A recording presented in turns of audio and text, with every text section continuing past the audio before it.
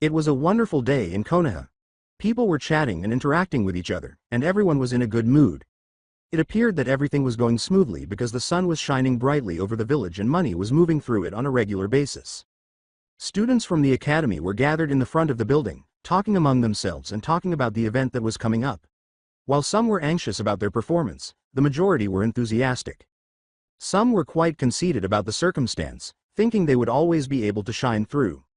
These individuals included a boy with black hair and black eyes who was dressed in a blue-collared shirt and white shorts, a red-haired boy with gray eyes and whisker marks on his face who was wearing the ugliest orange jumpsuit, and a red-haired girl with pigtail hair, blue eyes, and whiskers. This group's last member was a girl with black hair and black eyes, dressed in black shorts and sandals and the same blue-collar shirt with the red and white fan on the back. In the entire village, these four were regarded as the most important members of the potential genin. Even though each of them had unique talents, the red-haired boy was the class's runt in height because he was the shortest.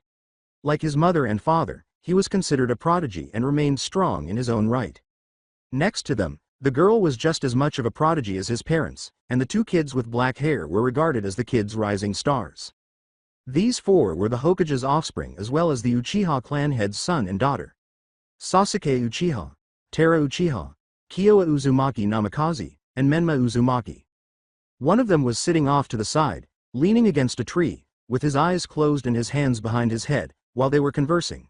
He is dressed in a basic pair of slip-on shoes, a black long-sleeve shirt, and long-sleeved pants. Although most people couldn't see his eyes, they could tell they were blue because of his long, gold hair that reached his back and was tied up in a ponytail. Naruto Uzumaki Namikaze was this. The runt, the disgrace, the problem child, the discarded one, the black sheep, and so on. Growing up, Naruto was aware that his treatment was abnormal, but he paid little attention to it. After going through this mess for a few years, he didn't give a damn about what people thought of him. He was told by his parents that they didn't want him and that their hopes for the future lay with his siblings. His godmother Tsunade and father Jiraiya also seemed to prefer spending time with his siblings over him. Like the rest of his family, Kakashi was also his godbrother. They received all of the instruction, affection, love, care, and general attention. Naruto was initially hurt, but as he grew older, he began to distance himself from his family and found it to be somewhat numbing. He simply couldn't bring himself to give a shit because he was so numb to the pain that it didn't hurt anymore. However, that changed when his parents declared his siblings to be his heirs. Although he was devastated, he became even more irate. That they were using his laziness and refusal to train as justifications for their choice, arguing that it was preferable for his siblings to hold future authority. Naruto was aware that his siblings would immediately disown him and exile him from the family if they had the chance, considering him to be a further stain on their family's reputation. They treated him like trash and told him this because they thought he was just a mistake. They would argue with him, taunt him, and hold him accountable for their mistakes and failures whenever they could. It got so bad that nobody took him seriously, and all he did was get punished or publicly mocked. The public and other clans eventually came to share this opinion of him, and although some did not actively participate in his abuse, they did not assist him and instead left him on his own when they could have. Naruto believed that his life was meaningless and that he was merely floating aimlessly, but on his 8th birthday, everything changed. Alright students. When Naruto noticed a brown-haired teacher with a scar over his nose standing there grinning, his focus was drawn back to the present. Please everyone gather around. The students did, but Naruto refused, staying under the tree, which caused Iruka to sigh and frown. Alright, as you know, your parents are coming to watch our taijutsu tournament, so everyone do your best and I'm sure you'll find praise for your efforts even if you don't make it far. Naruto gave an eye roll. I want to train. I wonder if the hag will show up. This is so pointless. As the teacher went over the tournament's rules and let the parents and clans enter the room, Naruto stayed beneath the tree. The current heads and some of their direct subordinates, including other children, made up the majority of them. Naruto observed Kushina, a red-haired woman, engaging in animated conversation with a black-haired woman who was grinning and giggling about something, while his parents sat off to the side, watching his siblings with smiles on their faces. Naruto was happy to be able to go and find the old hag after this, so he didn't pay much attention to them. When the first fight was announced, Naruto heard a girl with pink hair yelling about true love at a blonde girl. Naruto could only sigh and nod off as soon as the battle began. He thought there was nothing worth seeing. Menma was glaring at his brother off to the side for being so foolish and lethargic. How was he unable to listen? It brought to mind one of the reasons his parents had always told him they would achieve great things. Naruto was merely an error that he hoped to rectify by being cut off from their family one day. Like her brother, Kyoa was merely glaring at Naruto and the girls for not demonstrating what women could accomplish in their line of work. Sasuke sneered at Naruto, and his sister followed suit, not even recognizing him. But among the adults, Minato sighed and scowled at his son. Why are you unable to take this more seriously, Naruto? This is a crucial day to assess your areas for improvement. You're just sleeping, though. I wonder where our parenting of you went wrong. Kushina scowled. It appeared that her son had not taken her lessons seriously, and now she would have to discipline him once more for his indolence. Tsunade, Jiraiya, and Kakashi weren't paying attention. Instead, they were gambling on which child would win and getting scowls from everyone around them. After Sakura narrowly defeated Ino and was reprimanded by her parents, the fights went on. Kiba triumphed over his civilian opponent. Menma, Kyoa, and Sasuke's sister all easily defeated their opponents. Except for the Haruno girl, all of the clan children were still competing in the tournament as the fight went on, which was a predictable outcome, but they dismissed that as more luck. The last fight was set to start. Naruto, wake up!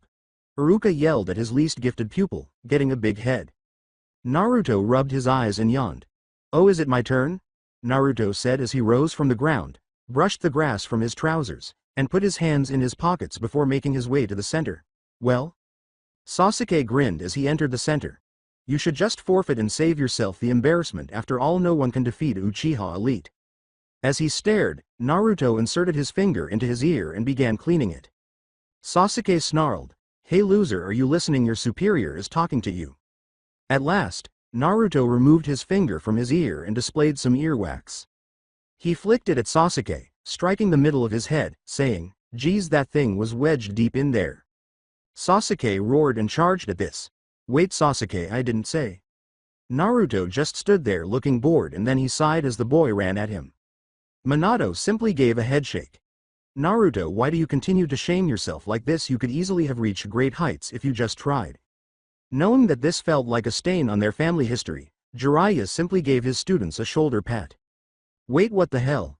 Everyone exclaimed as they turned to watch the battle and noticed Naruto standing distantly, Sasuke face down in the ground. Seems like you tripped. Naruto shrugged his shoulders and said, Well, whatever, I forfeit. He turned to leave Sasuke, who was staring at his back, saying, This is such a waste of energy, I could be training. He yawned and said, Our napping both sound pretty good. Sasuke heard his sister chuckle. It would seem the dead last got the better of you, brother. Pretty shameful to act in such a manner in front of our parents and sibling, no? She noticed that Sasuke was reaching into his pouch and that his face was red as he turned to glare at her. Her eyes grew wide. Sasuke, stop. He drew a kunai and lunged towards Naruto's bare back. He lifted the blade, aimed it at the teenager's neck, and smirked ominously just before he struck. His head began to rise straight up shortly after. Huh? I was certain of what had just occurred. Before he knew anything more, his vision darkened and he felt a thump on the back of his head. Glancing at the blood streaming from Sasuke's knuckles, Naruto withdrew his fist from his face. Huh? I guess I need to hold back even more. That could have killed him, Naruto murmured. Swiping the blood from his knuckle, Naruto turned away from him and sighed. Everyone gaped in disbelief, but Minato and Kushina were the most taken aback by their son's abrupt behavior. They ran to him and grabbed him as soon as they saw him leaving. Naruto looked at them with a bored expression as he turned his head slightly. Yes. Naruto, you could have killed Sasuke with what you just did, Minato scowled. Naruto kept gazing. Well, I did say I tried to hold back, or are you saying I should have allowed him to hit me with the kunai, leading to being possibly paralyzed or even killed by his actions? When Minato realized he was correct, he blushed in shame. But Kushina was not going to let him off the hook. Regardless, you need to show more restraint. That could have been a different situation if you have actually killed him. Naruto gave a shoulder shrug. If he died, then he died. That's all there is to it. Everyone who heard him froze in disbelief, with Mikoto being the most afraid of the predicament her son was in. Naruto. How could you say that about a friend? What friend? Naruto completely focused on her. I think you are under the impression that I care for him in some manner that is familiar. I'm sorry to say I don't. To me, he is just like everyone around me. Just people I know, but nothing beyond that. If my strike had killed him, then so be it. He was weak enough to die from that blow, then he was not meant for a long life. After turning away from his mother and escaping her hold, Naruto found himself facing his father, who was glaring at him, as he had just materialized in front of him. Naruto. He grumbled with dissatisfaction. This is exactly why your mother and I are so embarrassed when you were here. You act as if this is nothing, sleep all the time, and barely train. Naruto's eyebrow went up. Naruto shrugged his shoulders and said, really, since when did you care about my training? You haven't taught me a single thing. As far as I could remember, it has always been about the younger ones. Not that it bothers me, I just stopped caring. Naruto pushed past Minato, but Minato grabbed his shoulder and gave him a dark glare, causing some of the people nearby to back away in fear. There is another reason we need to talk. I need to know where you learned to fight like that. Naruto gave him a quick glance before turning away. Not really your business, really. I mean, what I learned is what I learned, nothing special. Naruto, this could be instrumental in helping your peers in improving. Don't you want to help them? Not really. Everyone was shocked once more. If my peers believe they're such hot shit and better than me, then there is nothing that I could help with them. That was purely speed and precision, nothing more. Anything beyond that, well, I don't really feel sharing. Jiraiya interrupted Minato as she became increasingly agitated. Brat, look, if you were learning from someone, we need to know who. I mean, for all you know, they could be using you to get to the twins, and if so, then we can invite them to train the twins. You do realize they're not really twins, right? Jiraiya gave a snort. They were born at the same time, so they're twins. Shows what you know, brat. He was puffing his chest out, not as worldly as myself. Naruto gave a shrug. Suit yourself. Naruto started to turn to leave, but Jiraiya caught him this time. Naruto let out a frustrated breath. All he wanted was to get out and join the hag for training. Brat, who are you training under? None of your business. Damn it, brat, this is an order. Naruto looked around. So does that mean you'll tell everyone here what the twins trained in? Why is that relevant? Because if I'm sharing what I know, they should do the same. No. Tsunade, fed up with the brat's attitude, grabbed him by the front of his top and raised him to face her as Jiraiya continued to glare. Listen up, you little shit, I have had it with your attitude. Either answer the questions or I'll pry them out of your head, or we can have Inoichi do it. She laughed, your choice. Boredom gripped Naruto's gaze. She snarled, suit yourself, you little shitstain. Everyone was shocked when she raised her fist back, but nobody offered assistance. She was shocked to see that she was unable to move her arm when her fist stopped just short of his face. Who the hell is? That would be me, brat. An older woman was holding her arm as she turned her head and went pale. Though not significantly, she was shorter than Tsunade.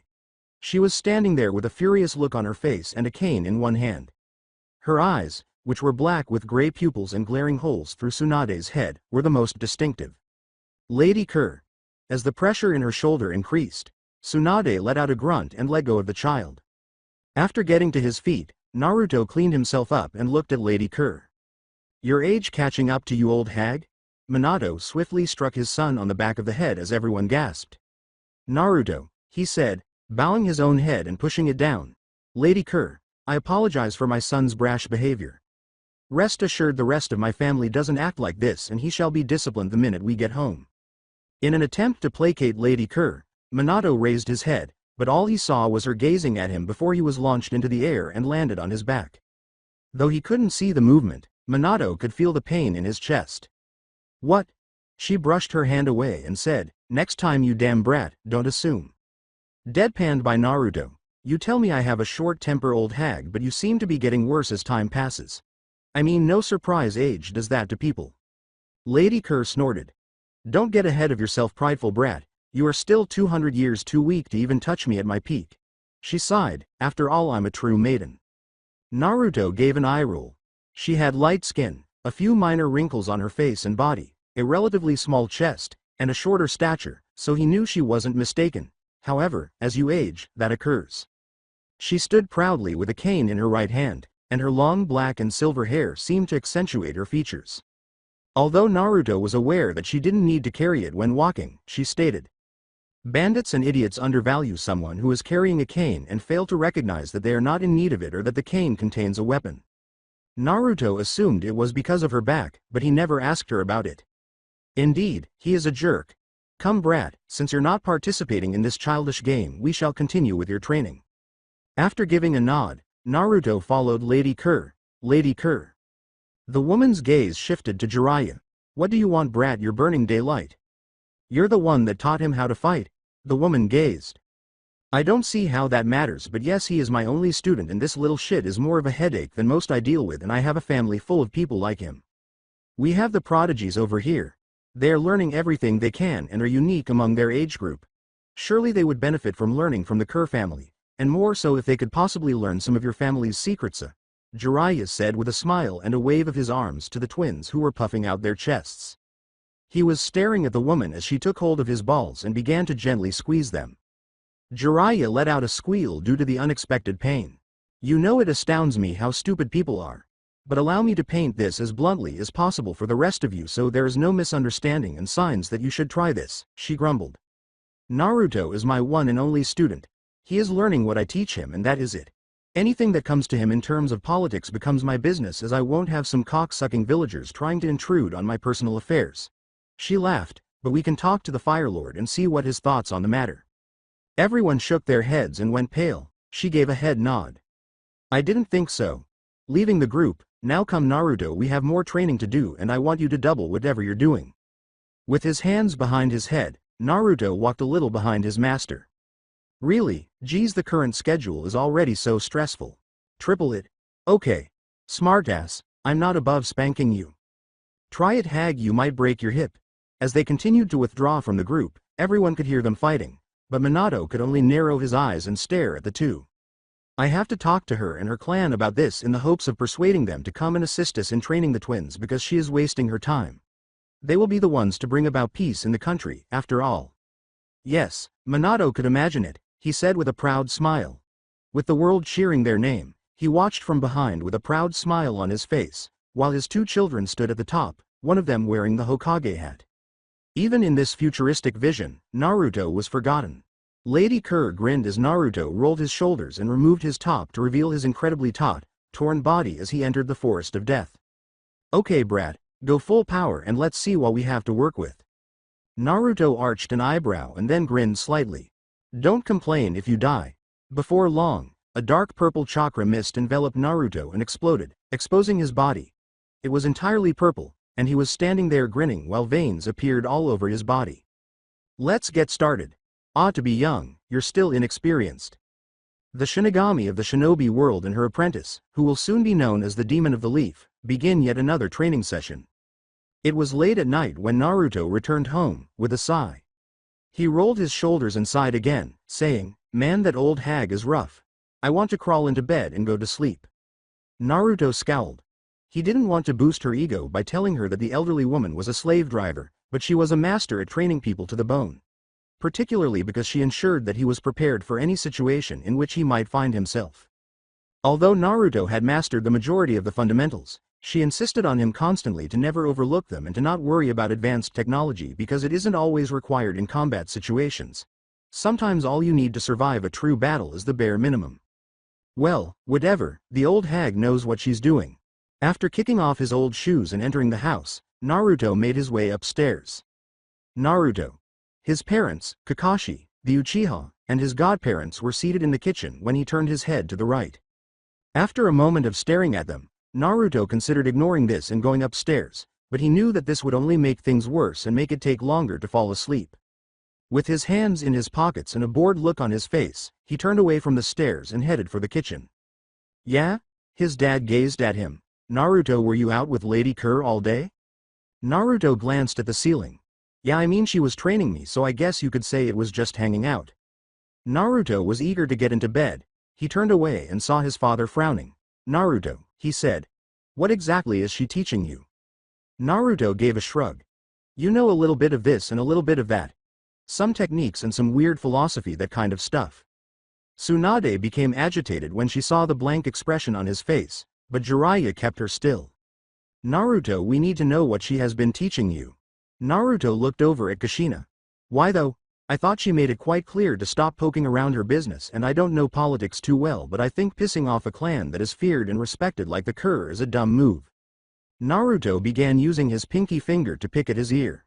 Besides, what she teaches me holds no relevance to anything here, so can we move on? Fugaku cleared his throat. Very well, he said, glaring at Naruto while his wife followed suit and their eldest child, Itachi, looked blank. What you did to Sasuke today was unacceptable. He was seriously injured in your fight and now has to get hospital treatment because of it. Naruto's eyebrow went up. I promise I held back more. It was the purpose of this conversation, but he didn't care. Okay, so? Fugaku tensed up. What you did today was humiliating to our family and it was in poor sport. Naruto's eyebrow went up. So him drawing a kunai was all in good sport? Makoto squinted as Fugaku snarled. Regardless of what he did, you didn't have to go that far, which is why you were going to apologize to Sasuke on your hands and knees and pay for his medical bill.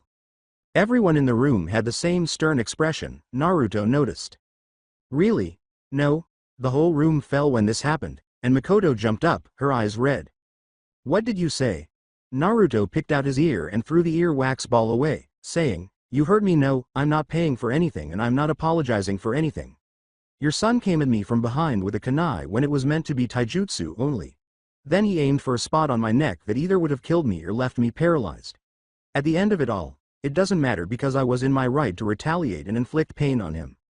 Makoto snarled, You damn brat. You are letting your actions and your standing with Lady Kerr go to your head. What if she heard about what you did today to a prodigy of the Uchiha clan? Ignoring the shocked looks, Naruto picked out his ear and said, She knew about that as she was watching. In her words, if he was stupid enough to let his ego be jilted that much, then he got what he deserved. Everyone turned to Minato when he slammed his hand on the table and Makoto continued to growl. Regardless, you will pay for his medical bills and you will apologize. With what money? You'll have to work in the village. He turned to see Makoto and Fugaku grinning cruelly, while Itachi turned his back on him but grinned a little. Hypocrites, everybody. Again, my answer is no. Everyone in the room simply became agitated. Naruto, this is an order from your clan head. Still no. The room was shocked. He was prepared to disobey his clan chief. Naruto, he exclaimed as he turned to see Kushina strike him across the face, sending him hurtling with a loud thud against the wall. Blood trickled down Naruto's face as he slid to the ground. Fuck, that's as annoying as it gets. The hag strikes more forcefully, though I suppose I now understand. Naruto, this isn't a debate or a question, you will do this, understood? Naruto felt blood in his mouth and wondered why people said it tasted like copper as he looked up at his mother, who was intimidating and towering over him. He tasted something liquid, perhaps ramen. After swishing around some blood, Naruto sat up, got to his feet, and swallowed, confusing the room and infuriating Kushina even more. I said, do you understand? Naruto looked at her and said, yeah, I heard you. But the answer is the same no matter what you do. With a sigh, Kushina, Naruto, if you keep this up we will have no choice but to punish you further. I got punched into a wall by you and everyone is just screaming and yelling at me. What more can you guys actually do? Tsunade grinned at this. Well, they can expel you from this house? What do you think about that? She became enraged as Naruto stared at her and was only able to stick his tongue out at her. You little shit. Naruto merely sighed, but Tsunade roared to life and hurried to him. Whatever, Naruto said as he sidestepped her grasp and moved past them. Go ahead. Expel me from the house. Not like I don't have somewhere else I could go anyway. Naruto went upstairs, entered his room without waiting for anyone, and packed a few items of his own, including clothes and some scrolls that Lady Kerr had given him. Everyone was still standing when he returned downstairs after this. At last, Jiraiya got to her feet. Come on kid, you really going to try and call this? You do know the minute you leave everything you are ceases to exist, right? You'll never be able to return. Sorry, but you're just making me want to walk out that door faster. The house was startled by this, and Kushina eventually hesitated. Wait, are you that unhappy here you would rather live out there instead of here with your family? Naruto sighed, wanting this to be over with because he was exhausted, sore, and likely nursing a cracked skull right now. Fine, you want to know the truth? I don't care. I don't care about a single person in this room. If you all died in a fire I wouldn't cry or even bother visiting your graves. To me this ceased to be a home to me years ago. This ceased to be a family years ago, and this village has ceased to mean more than just a place I live in until I'm old enough to leave. Outside of that, what do I really owe anyone anymore? With a sigh, Naruto walked out the door after turning away from them and saying, Go ahead, disown me. Ignore me, and do whatever you want, but at the end of the day I'm no one's pet and I don't bend to a single person. Not to the hag and surely not to any of you. Fuck this day. Naruto left the manor, and as he turned to look behind him again, he felt at ease. He would no longer have to put up with his siblings, be compelled to return, or live up to the notion that the Namikaze family was this ideal family. He felt at last free. At last, Naruto the orphan was leaving the location of his nightmares. He was searching for something to help him during his stay in the village when he noticed that the majority of the vendors and other stations were closing. "Brat, I thought I told you to go home." He turned his head and gave the hag a small smile. "Well, I'm officially an orphan starting today, so I don't really have a home to go back to." She raised an eyebrow at this. What did that stupid cuck of a cage do now? Naruto gave a shoulder shrug. "Mostly wanted me to apologize to Sasuke on my hands and knees, pay for his medical bills somehow, and give them all the secrets and techniques you have shown me." She was gritting her teeth a little, and Naruto failed to notice the dark glare in her eyes. "Well then, if you have nowhere to go, you're more than welcome to stay at my home. I don't really use it much other than to eat and sleep when I'm not kicking the shit out of you. Keep talking, grandma, and I'll be the one sending you to the grave." "Ha." She rolled her shoulder and led him through the village with a faint smile, saying, "That'll be the day, you little shit."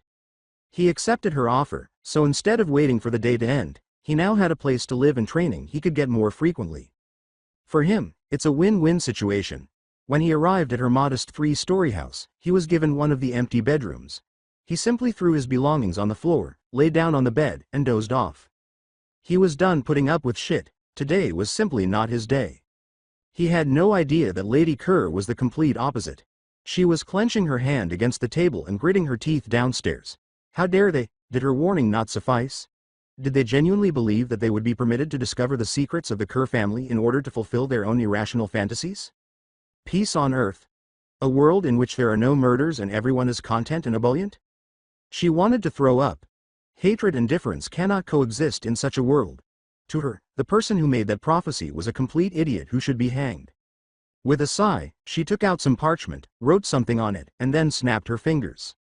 A small brown fox with a black scarf around its neck and a small crossbow on its back emerged from a puff of smoke, standing on its back paws. "Please take this letter." She gave it to the creature.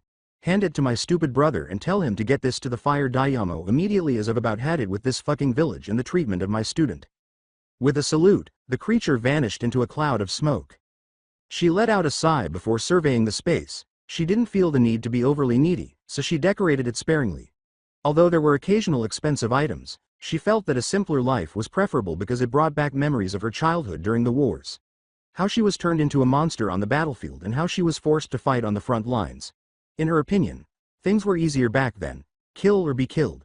She personally wished for those times. The Kerr people lived their lives in that manner. She was aware that her clan had adapted to their new roles in the capital, but he was aware that they had maintained their competitiveness. In contrast to some of these other villages in Konoha. It's sad, but you should enjoy the peace and prepare for conflict. Instead of spoiling spoiled kids and jerks, teach them that their lives could be in jeopardy on the next battlefield and you might not be there to defend them. When she saw her student unconscious on the bed, she sighed and went upstairs, grinning and thinking. After he showed me my original plan, perhaps it's time I carried it out for him. She went back to her room and dozed off while contemplating the terrible suffering she would subject her pupil to beginning tomorrow. Oh, it will be fun to hear people scream in agony. He was still a brat, even though she loved her student. The following day when Naruto arrived for class, he simply sat at his back desk and put his head in his arms. The hag told him to rest more before they trained later because he wasn't going to waste any more energy today. He can't complain because he owed her now, even though it was annoying. Sarcastically, he would not turn her away, but he would say yes. Despite sensing that he was being watched, Naruto chose not to look up. He was aware of who it was, and if he made eye contact with them, they would. Mother's upset. With a sigh, Naruto. Yeah, so. Although his voice was muffled, he could still hear someone moan. She wants to see you after school to talk about your shameful behavior. She also wants to talk about how you're going to pay back the Uchiha clan. This shit, Naruto sighed. Really? He believed he was at last free of the bothersome things. Not happening, he murmured, neither the money or the apology. At last, he felt her grasp his ponytail at the back of his head, raising it. He couldn't bring himself to care that his sister was glaring at him. How could you be related to us? I swear I don't understand how you can act like this when you're the weakest in our family. Naruto was bored and just stared. Can you let go of my hair? It is annoying. Shut up, asshole. You are going to listen to your heir and listen well, or otherwise something might happen to that little master of yours. She smiled darkly. Naruto let out a sigh. You know, I figured they would teach you, but I guess they didn't, so allow to explain this to you. You threatened a cur, do you even know what that means for everyone? He saw his sister scoff as the room gazed at them. Just some nobody clan, they are the highest ranking clan in the land and are heralded as the demons on the battlefield. They are one of the reasons that the Fire Lord doesn't bother to use us anymore for security, as most of the clan does his security detail. They are stronger, faster, smarter, and more dangerous than even some cages. It is one of the reasons that the nations don't dare to attack his palace or send assassins, as they have eliminated all threats like that in the past and murdered people left and right to find out who did it or sent them. Naruto sighed. Also, you should know that the cur woman that I know, she is the most dangerous of them, as even Hiruzen Sarutobi didn't fuck with her. Reaching up, Naruto took his sister's hand away from his hair. After that, he pulled it in front of them and glared at her. Do you understand the ramifications of threatening her? She could murder all of you and the Lord would just sweep it under the rug. It is that simple. When Naruto tightened his grip on his sister's wrist, she began to flinch. If she wanted to, no one would openly defy her. It is one of the reasons you see the villagers backing away from her even in her advanced age. Because she is terrifying, and at the same time, she won't hesitate to murder people that dare to get in her way. You should really think about that before you go making such threats. But for now I'll chalk this up to you being naïve and frustrated with clan issues. Now leave me alone. After letting go of her hand, he closed his eyes and buried his head in his desk. Even though she was muttering something as she walked away from him, he didn't care. All he wanted was to go to sleep. The class began to buzz once more, and then they heard a door open. He sighed, realizing that it must have been either Iruka or Mizuki entering. He couldn't decide which of the jerks was worse because they were both contemptuous and either spoiled or partially messed up their schedules and training of the students who needed it the most. Naruto Uzumaki. Without bothering to correct him, Naruto lifted his head. Iruka looked at him. The Hokage is demanding your presence. Immediately report to the tower. With a sigh, Naruto fucking figured he can't drop anything. Makes me wonder if he is really a man or a child. The class gasped at this, and some of his classmates and even his teachers gave him glares. However, he disregarded it and continued to walk into the village while keeping his hands behind his head and gazing up at the sky after leaving the classroom. What a beautiful day, sad I'm wasting it indoors. After avoiding the secretary and making his way to the tower, Naruto sighed as he entered the main office. Really, is all this fanfare really necessary? Behind his desk, his father was in the room with the Uchiha clan, Jiraiya and Tsunade, Kushina, and Kakashi. Let me ask, is this about last night or, Naruto, I have been lenient with your attitude and behavior, but if you don't remain silent and understand what is going on you will be in bigger trouble. Naruto rolled his eyes. Look, I should probably get a third party in here because I feel this is a bullying situation. Minato scowled and he simply sighed. Naruto, what? Listen carefully. First you are going to apologize to the Uchiha family, then you are going to make money necessary to pay for Sasuke's hospital bills, and then you are going to apologize to us for walking out of the house. Okay, then here is the simple answer. No, no, and hell no. Makoto had to be restrained by Kushina after Minato slammed his hands on the desk. Naruto, this isn't a negotiation or choice, this is an order. By who? From the sounds of it this seems like you're just trying to make me do something I have no intention to do and cover up Sasuke's misconduct. Quite the cage there. Jiraiya scowled. You should watch your mouth, brat, he could kill you in a flash. Did I say he couldn't? He is a shinobi, so that is to be understandable, but that doesn't mean I can't call him out on bullshit stuff. Naruto murmured, besides I don't really live there anymore and don't intend on returning to that house that marks me as an orphan, no? With a sigh, Minato took a seat.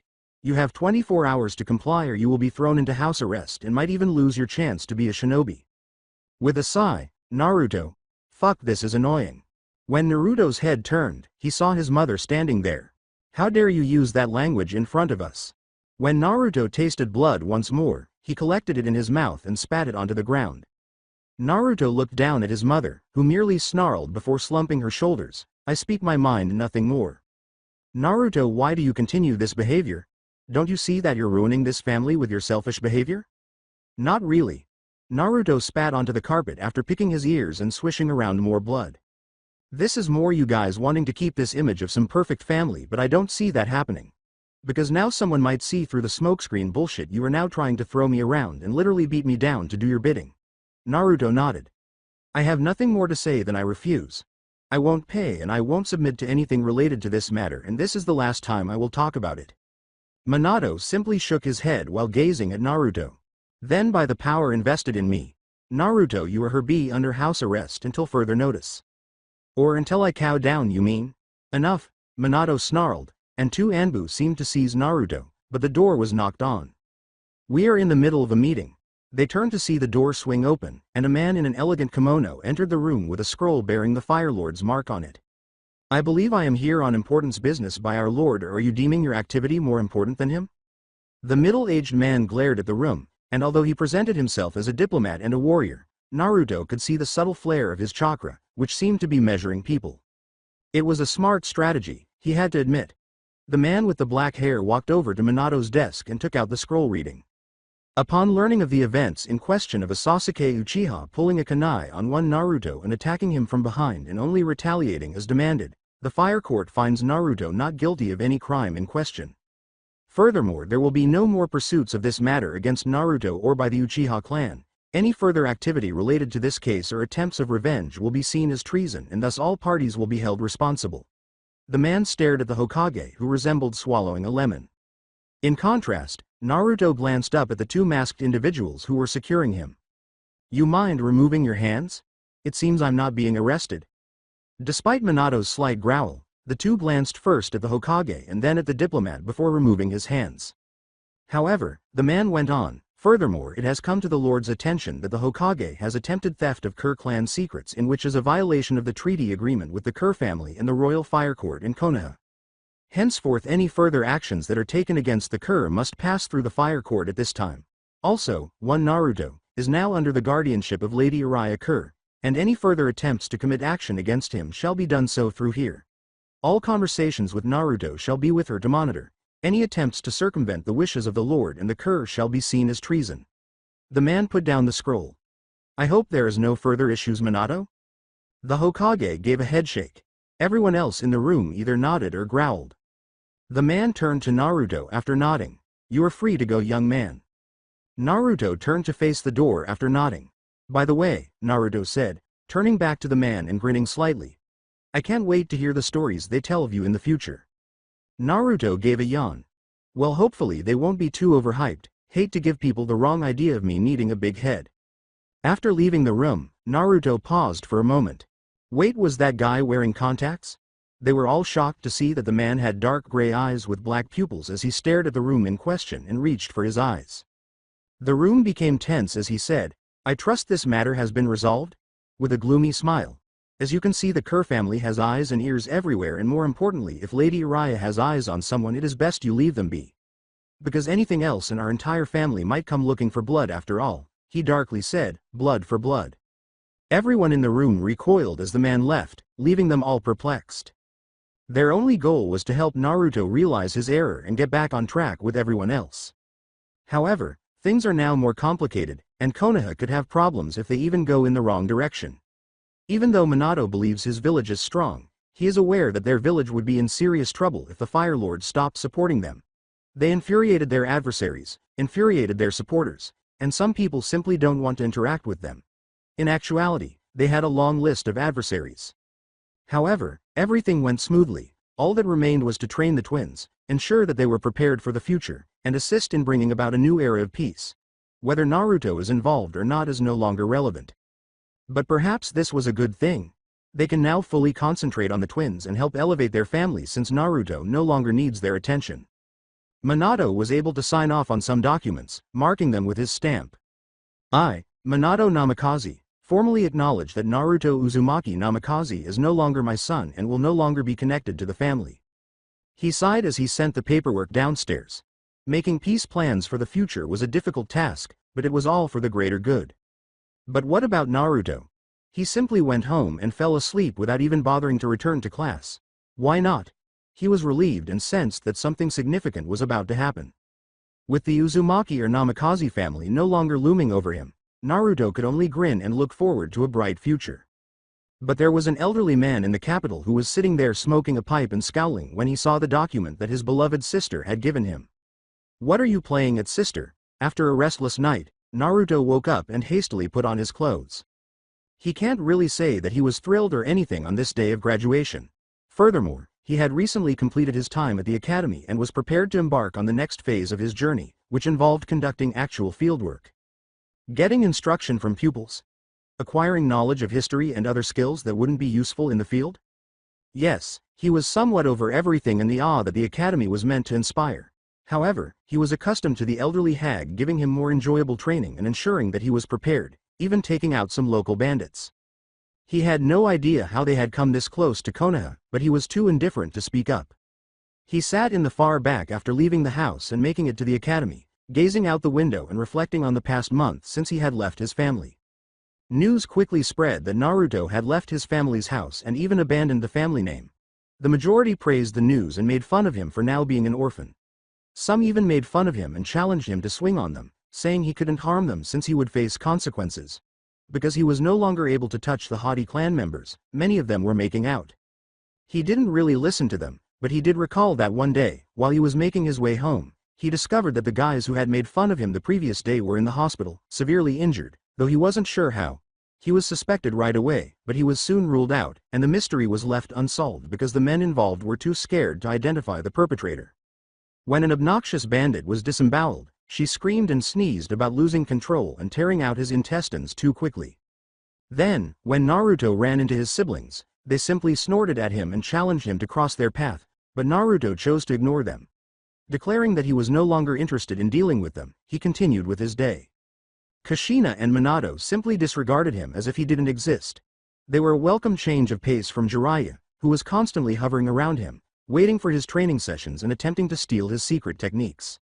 Since they weren't his family or those who cared about him, Naruto didn't really care when people talked about him and made remarks about him. When Iruka and Mizuki entered the room, they began going over the exam and distributing the worksheet. Naruto noticed that his questions were more difficult than those in a typical classroom and simply sighed. It's not worth the effort. After finishing his test in a flash and writing a note at the bottom of his paper, Naruto turned it over and went to sleep. Iruka was upset because he was behaving as though the test was already over, even though it had only been 5 minutes.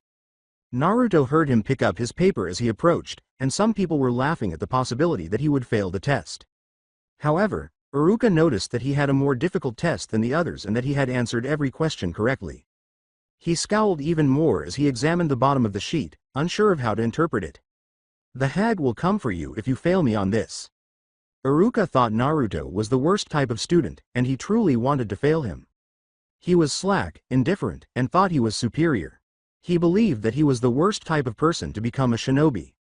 There was a part of him that wanted to test it and just fail him, but he knew that if he did, the Hokage would come to talk to him about it. If not, this old hag would. And he could see that she was just as dangerous as the rumors suggested. As Naruto slept, he swiftly graded the test and gave him full credit for his responses after bringing it to his desk. Everyone was given 5 kunai and shurikens to toss at the target range as soon as they were finished. Sakura Haruno was among the majority of civilians who barely passed, while the children of the clan either performed mediocrely or better. On both, Sasuke and his sister received an 8 out of 10, while the Uzumaki kids received a 9 out of 10. When Naruto's turn finally arrived, he approached the weapons and scowled at their design. Because they were dull and blunted, it would take more work to make them work and they wouldn't adhere to a target as readily. This made him frown. Clearly, someone was trying to make him fail. However, he misjudged him, which was a foolish move. Naruto grabbed the kunai and threw it across without looking at the target. After hearing a splintering sound, everyone turned to see that his kunai had penetrated the target's chest a good inch or two deep. Taking the other kunai, Naruto performed the same action, striking the face and both arms with deadly accuracy to the extent that they would have destroyed a real moving person's joints. Using the shuriken, Naruto performed the same action, but he had 2 of them embedded in his target's legs, where their knees would have rendered them immobile. With a yawn, Naruto returned to the group. So easy, moving targets are better. Everyone laughed, and the students were either yelling about him cheating or defending their idols, Uchiha and Uzumaki. Iruka, on the other hand, was taken aback by Naruto's ability to deliver deadly blows without missing a single one.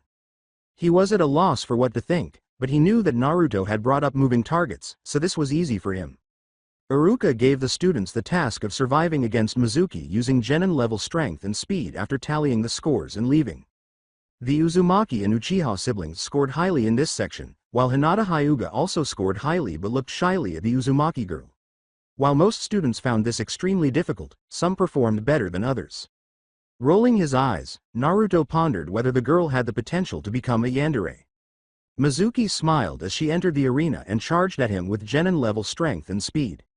However, as soon as he was within striking distance, Naruto swept his leg out from under him, causing him to float in midair and slam his swinging leg into his neck.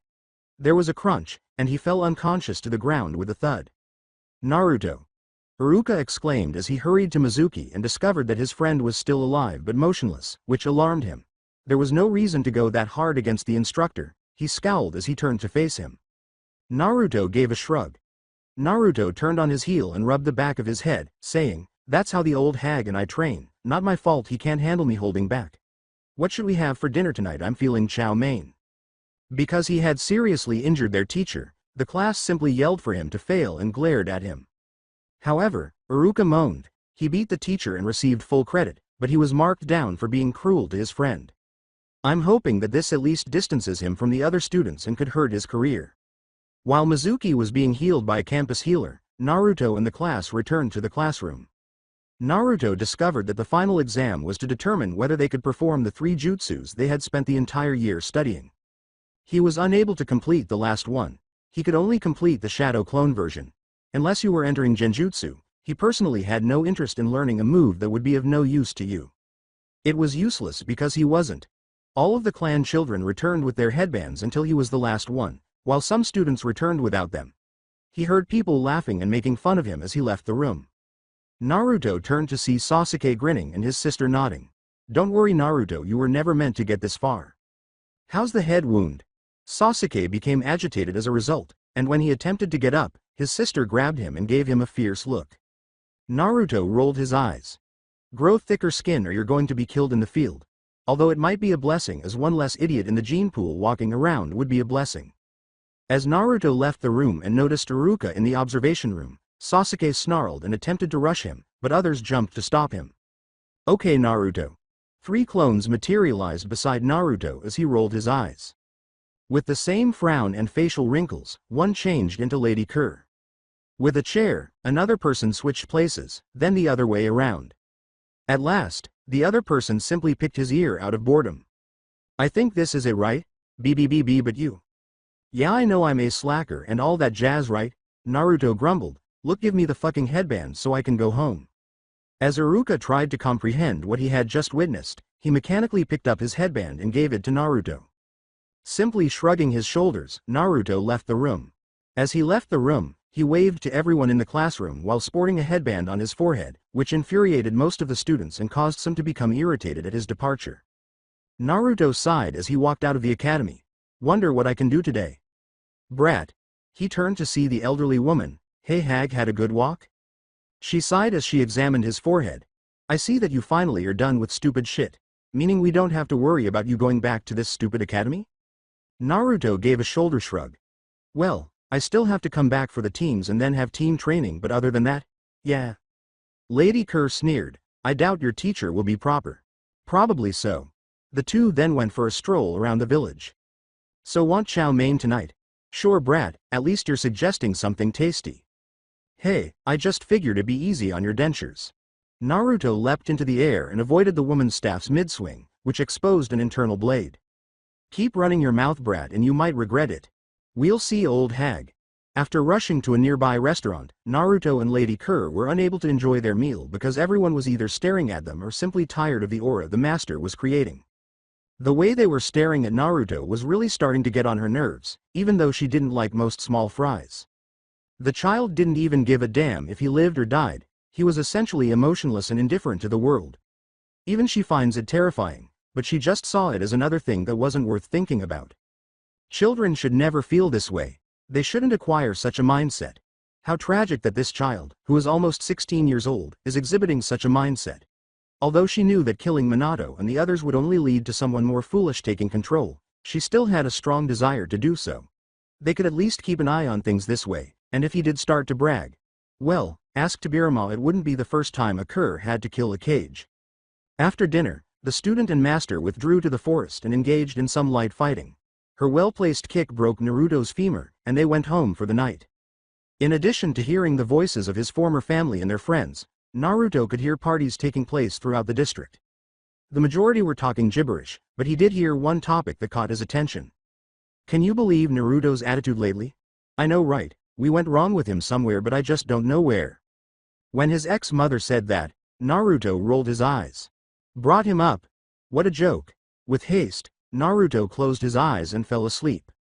Mizuki was sprinting outside the village, carrying a large scroll on his back.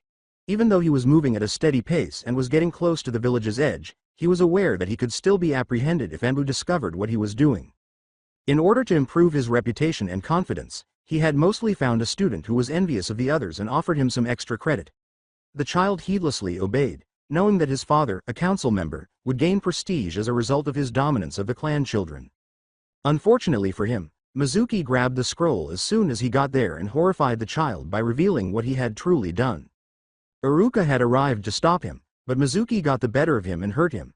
The other student, however, he killed the student instantly by throwing a kunai into the back of his head as he fled for the village. Knowing that if he left Iruka alive, someone might discover them before he could vanish across the border, he took the scroll next to him and killed him. He sensed something behind him just as he was ready to leave the tree line. He turned to see a black blur racing toward him with black eyes. He scowled as he hurried into the open field in an attempt to defeat his opponent. He grinned as he pulled out his enormous shuriken while standing there. Come on out. I know you're there. There is no point in hiding it, he puckered up. If you come out quickly, I'll make your death swift.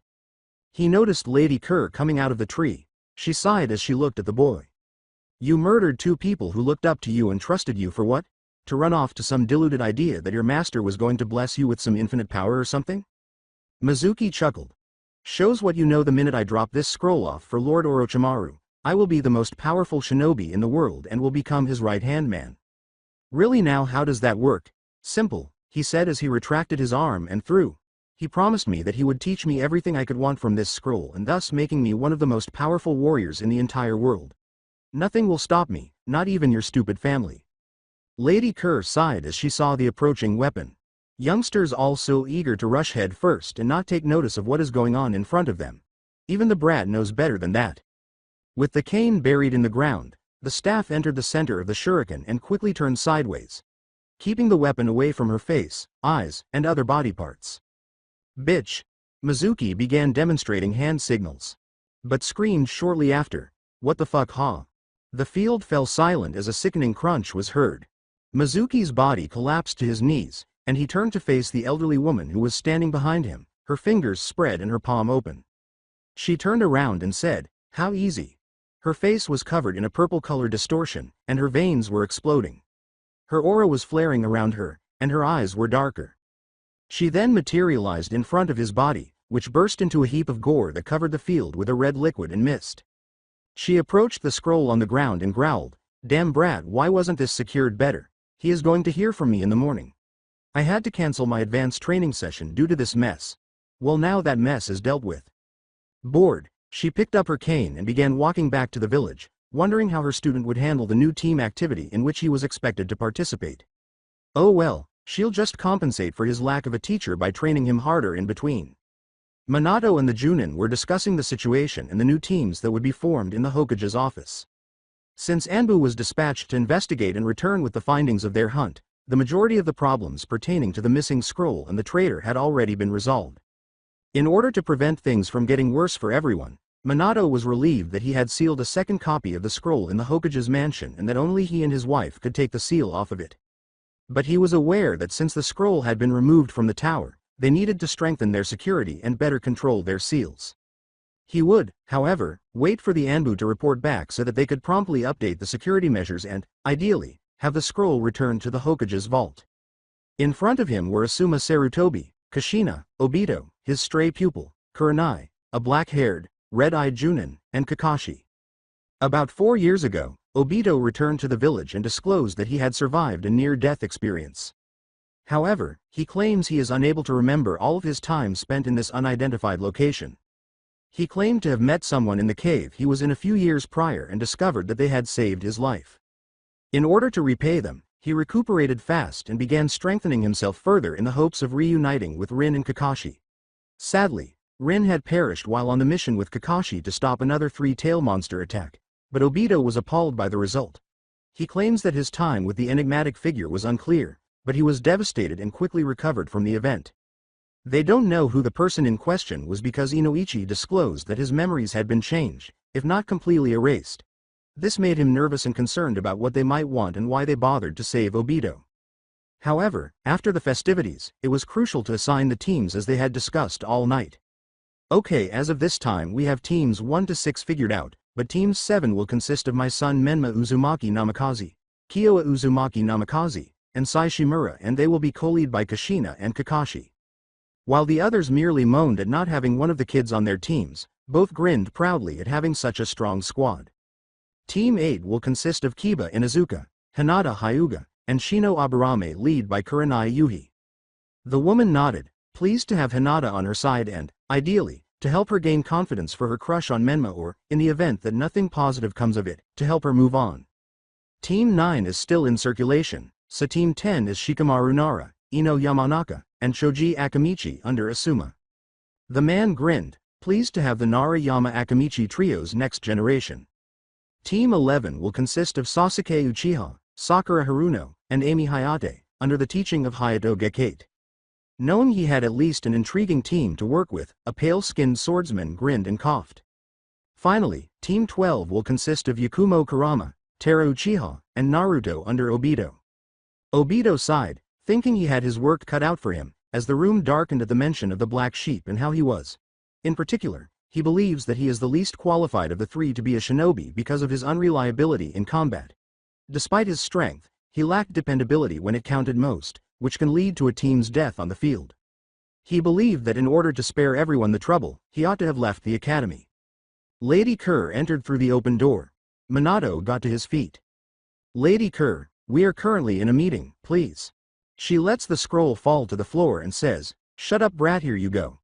The asshole that stole it is dead, his guts and organs spread all across the grass, and he left some poor sap lying against a tree dead while having killed a potential genin. She looked around, do better brat, you'll find that you're not irreplicable. Wait. You said, she said, slamming the door. This treatment shocked Minato, who scowled. He would need to remind her of her role in this village, but for the time being he would just sign off on the teams and attempt to identify the traitor, as she never provided a name. The Hokage would have another hectic evening, the following day. All Naruto wanted was for someone to kill him while he was seated with his possible team. Yakumo and Tara both expressed their dissatisfaction with him as a teammate by distancing themselves from him and even isolating him on the opposite side of the room. Even though Naruto didn't mind you, it was still bothersome. If they didn't at least attempt to set aside their pride, how were they going to function as a team? From the beginning, Naruto knew they were doomed. It didn't help that they waited for their teacher for over an hour without seeing him. Maybe I should just go see what the hag is doing. Perhaps she can help me master my lighting affinity so I don't take so long to draw it out. Soon after, the door creaked open, and a man with black hair, 2 black eyes, and a smile came into the room.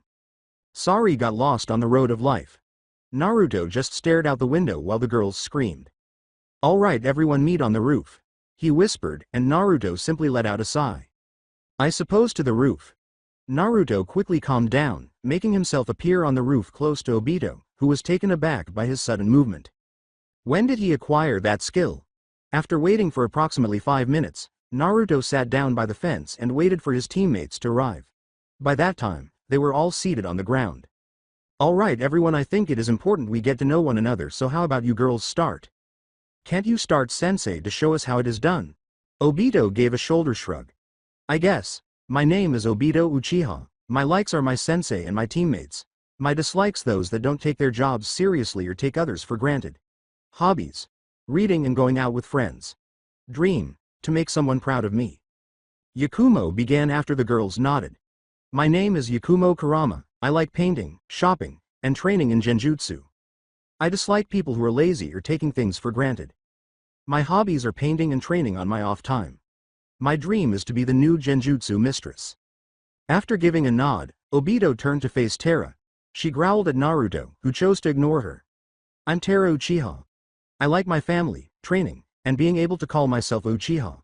I dislike losers, assholes, perverts, and those that dare to stand against me when they are in the wrong. That cloud is adorable. My hobbies are training and learning politics. My dream is to avenge the humiliation of my family and make someone pay for their sins against us.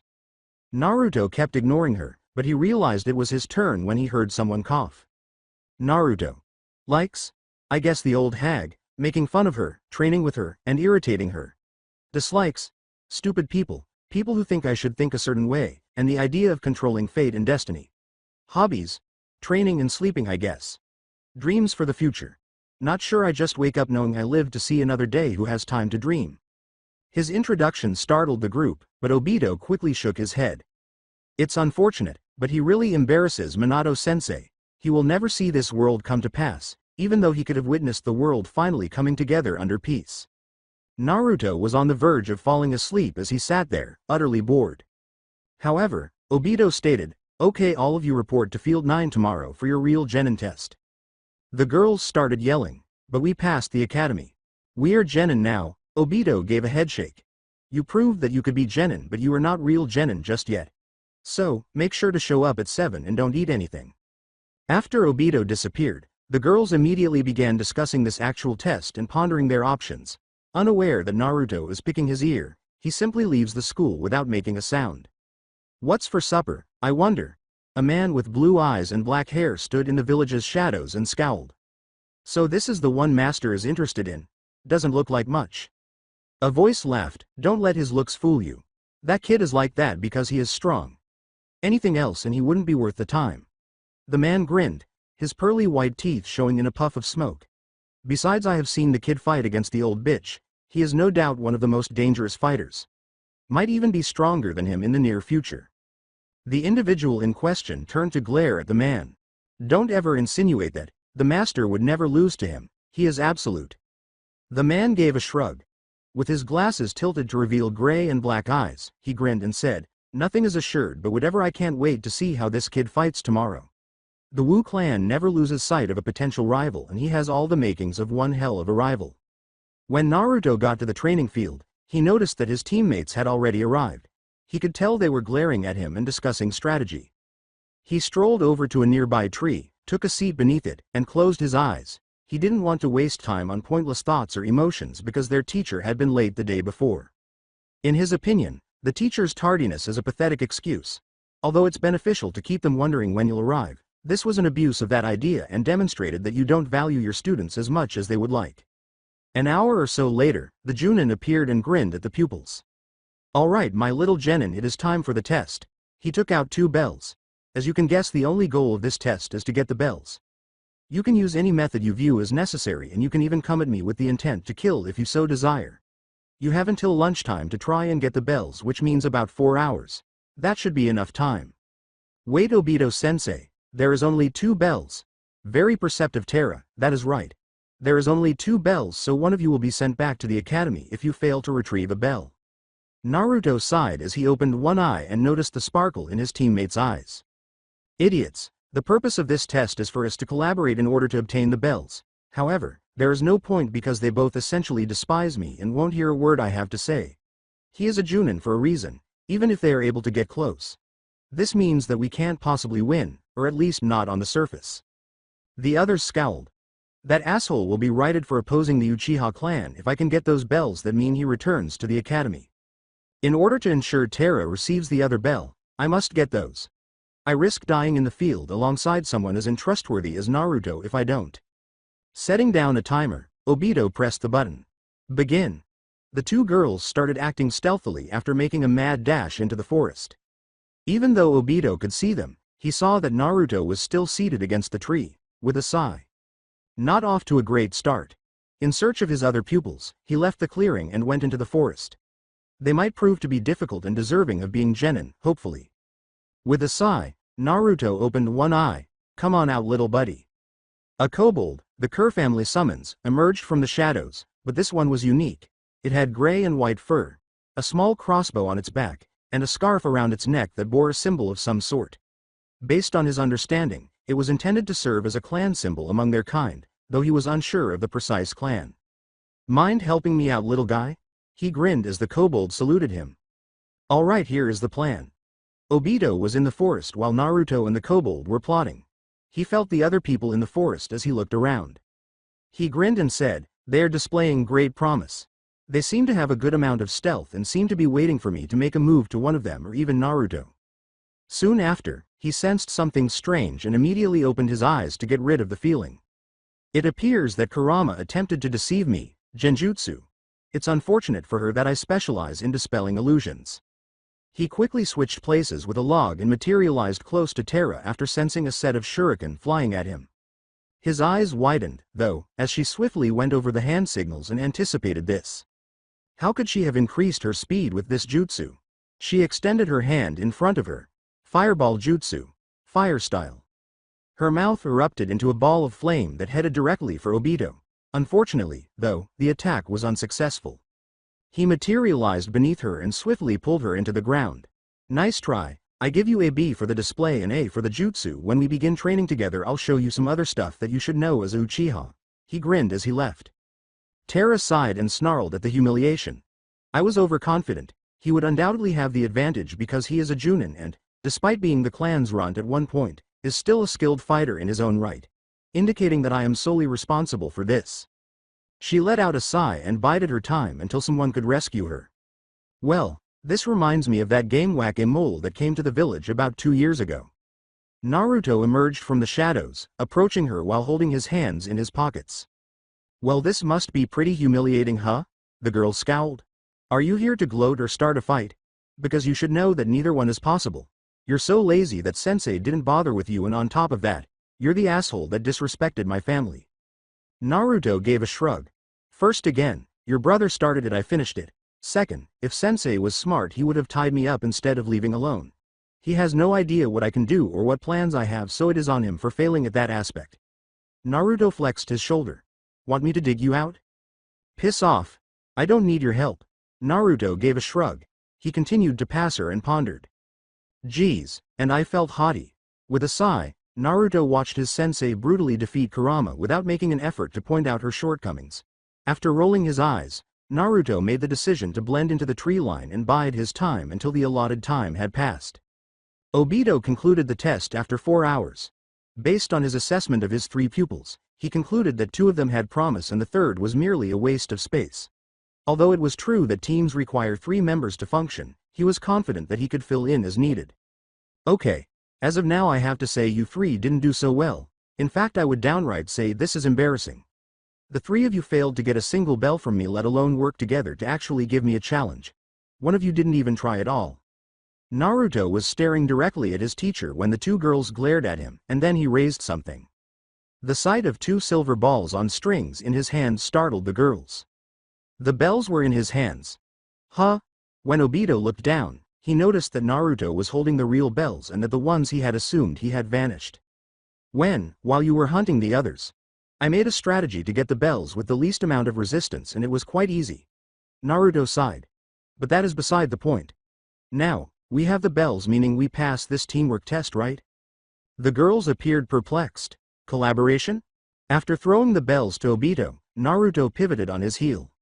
Naruto waved his hand and left 2 snarling girls and a distraught teacher behind, saying, yeah, we are supposed to work together to get the bells, but it looks like we all failed at that. He rubbed the back of his head and said, well, I guess you guys passed. We'll talk at 9 tomorrow. The girls immediately began discussing the situation, how much they detested Naruto, and how they needed to be prepared going forward after Obito hushed away. Obito was the last person to arrive in the Hokage's office. All right, everyone, tell me how the teams went. Team 1 failed. Team 2 passed. Team 3 passed. Team 4 failed. Team 5 failed. Team 6 was successful. Kushina and Kakashi expanded their chests.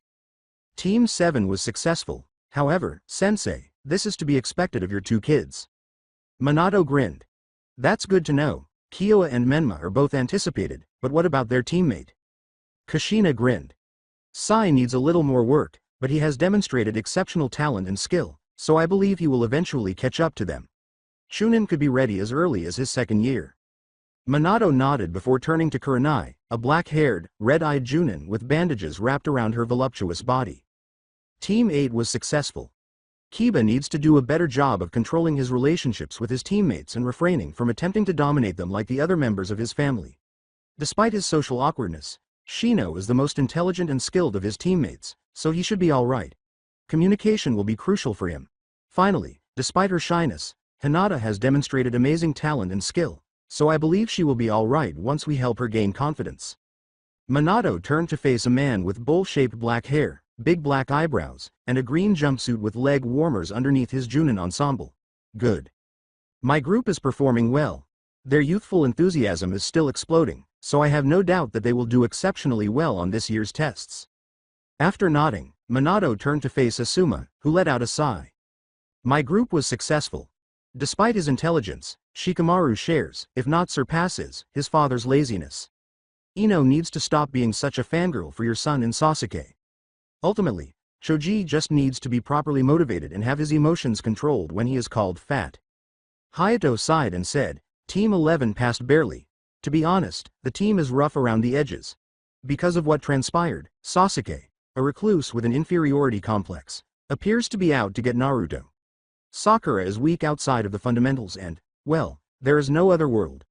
Ami's fundamentals are merely mediocre, and she requires the greatest effort to overcome her fangirl tendencies.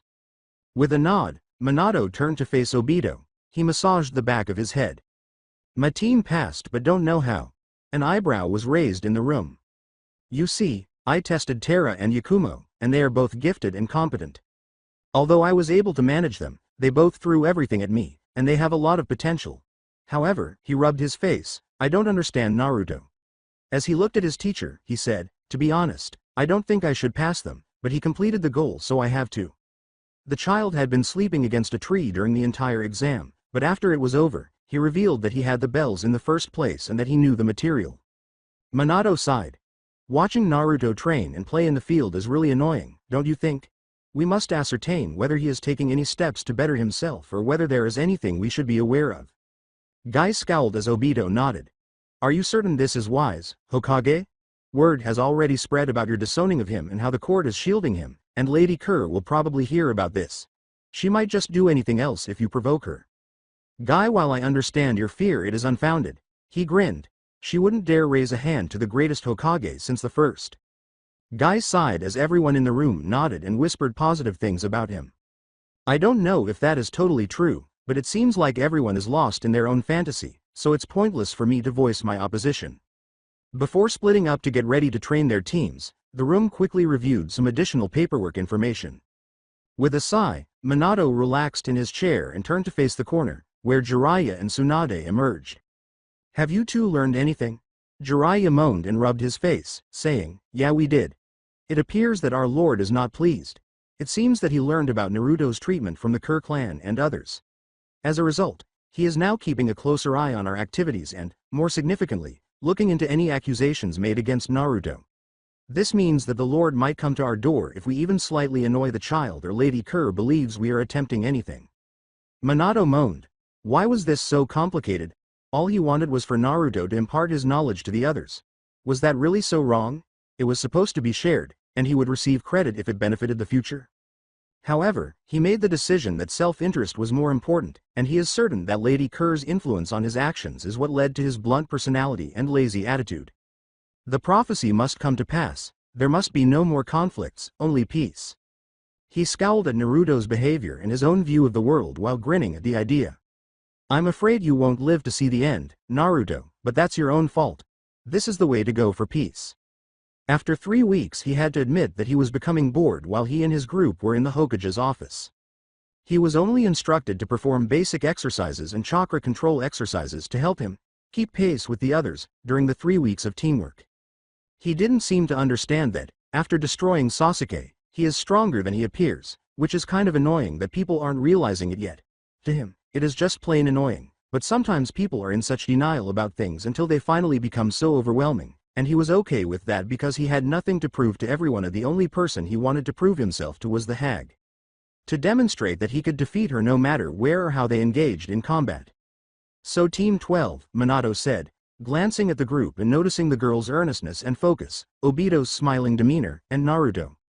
His expression was blank as he gazed off into space. Since Obito is vouching for you three, I think it is a good idea to give you 3 AC rank mission. Yes, Hokage-sama.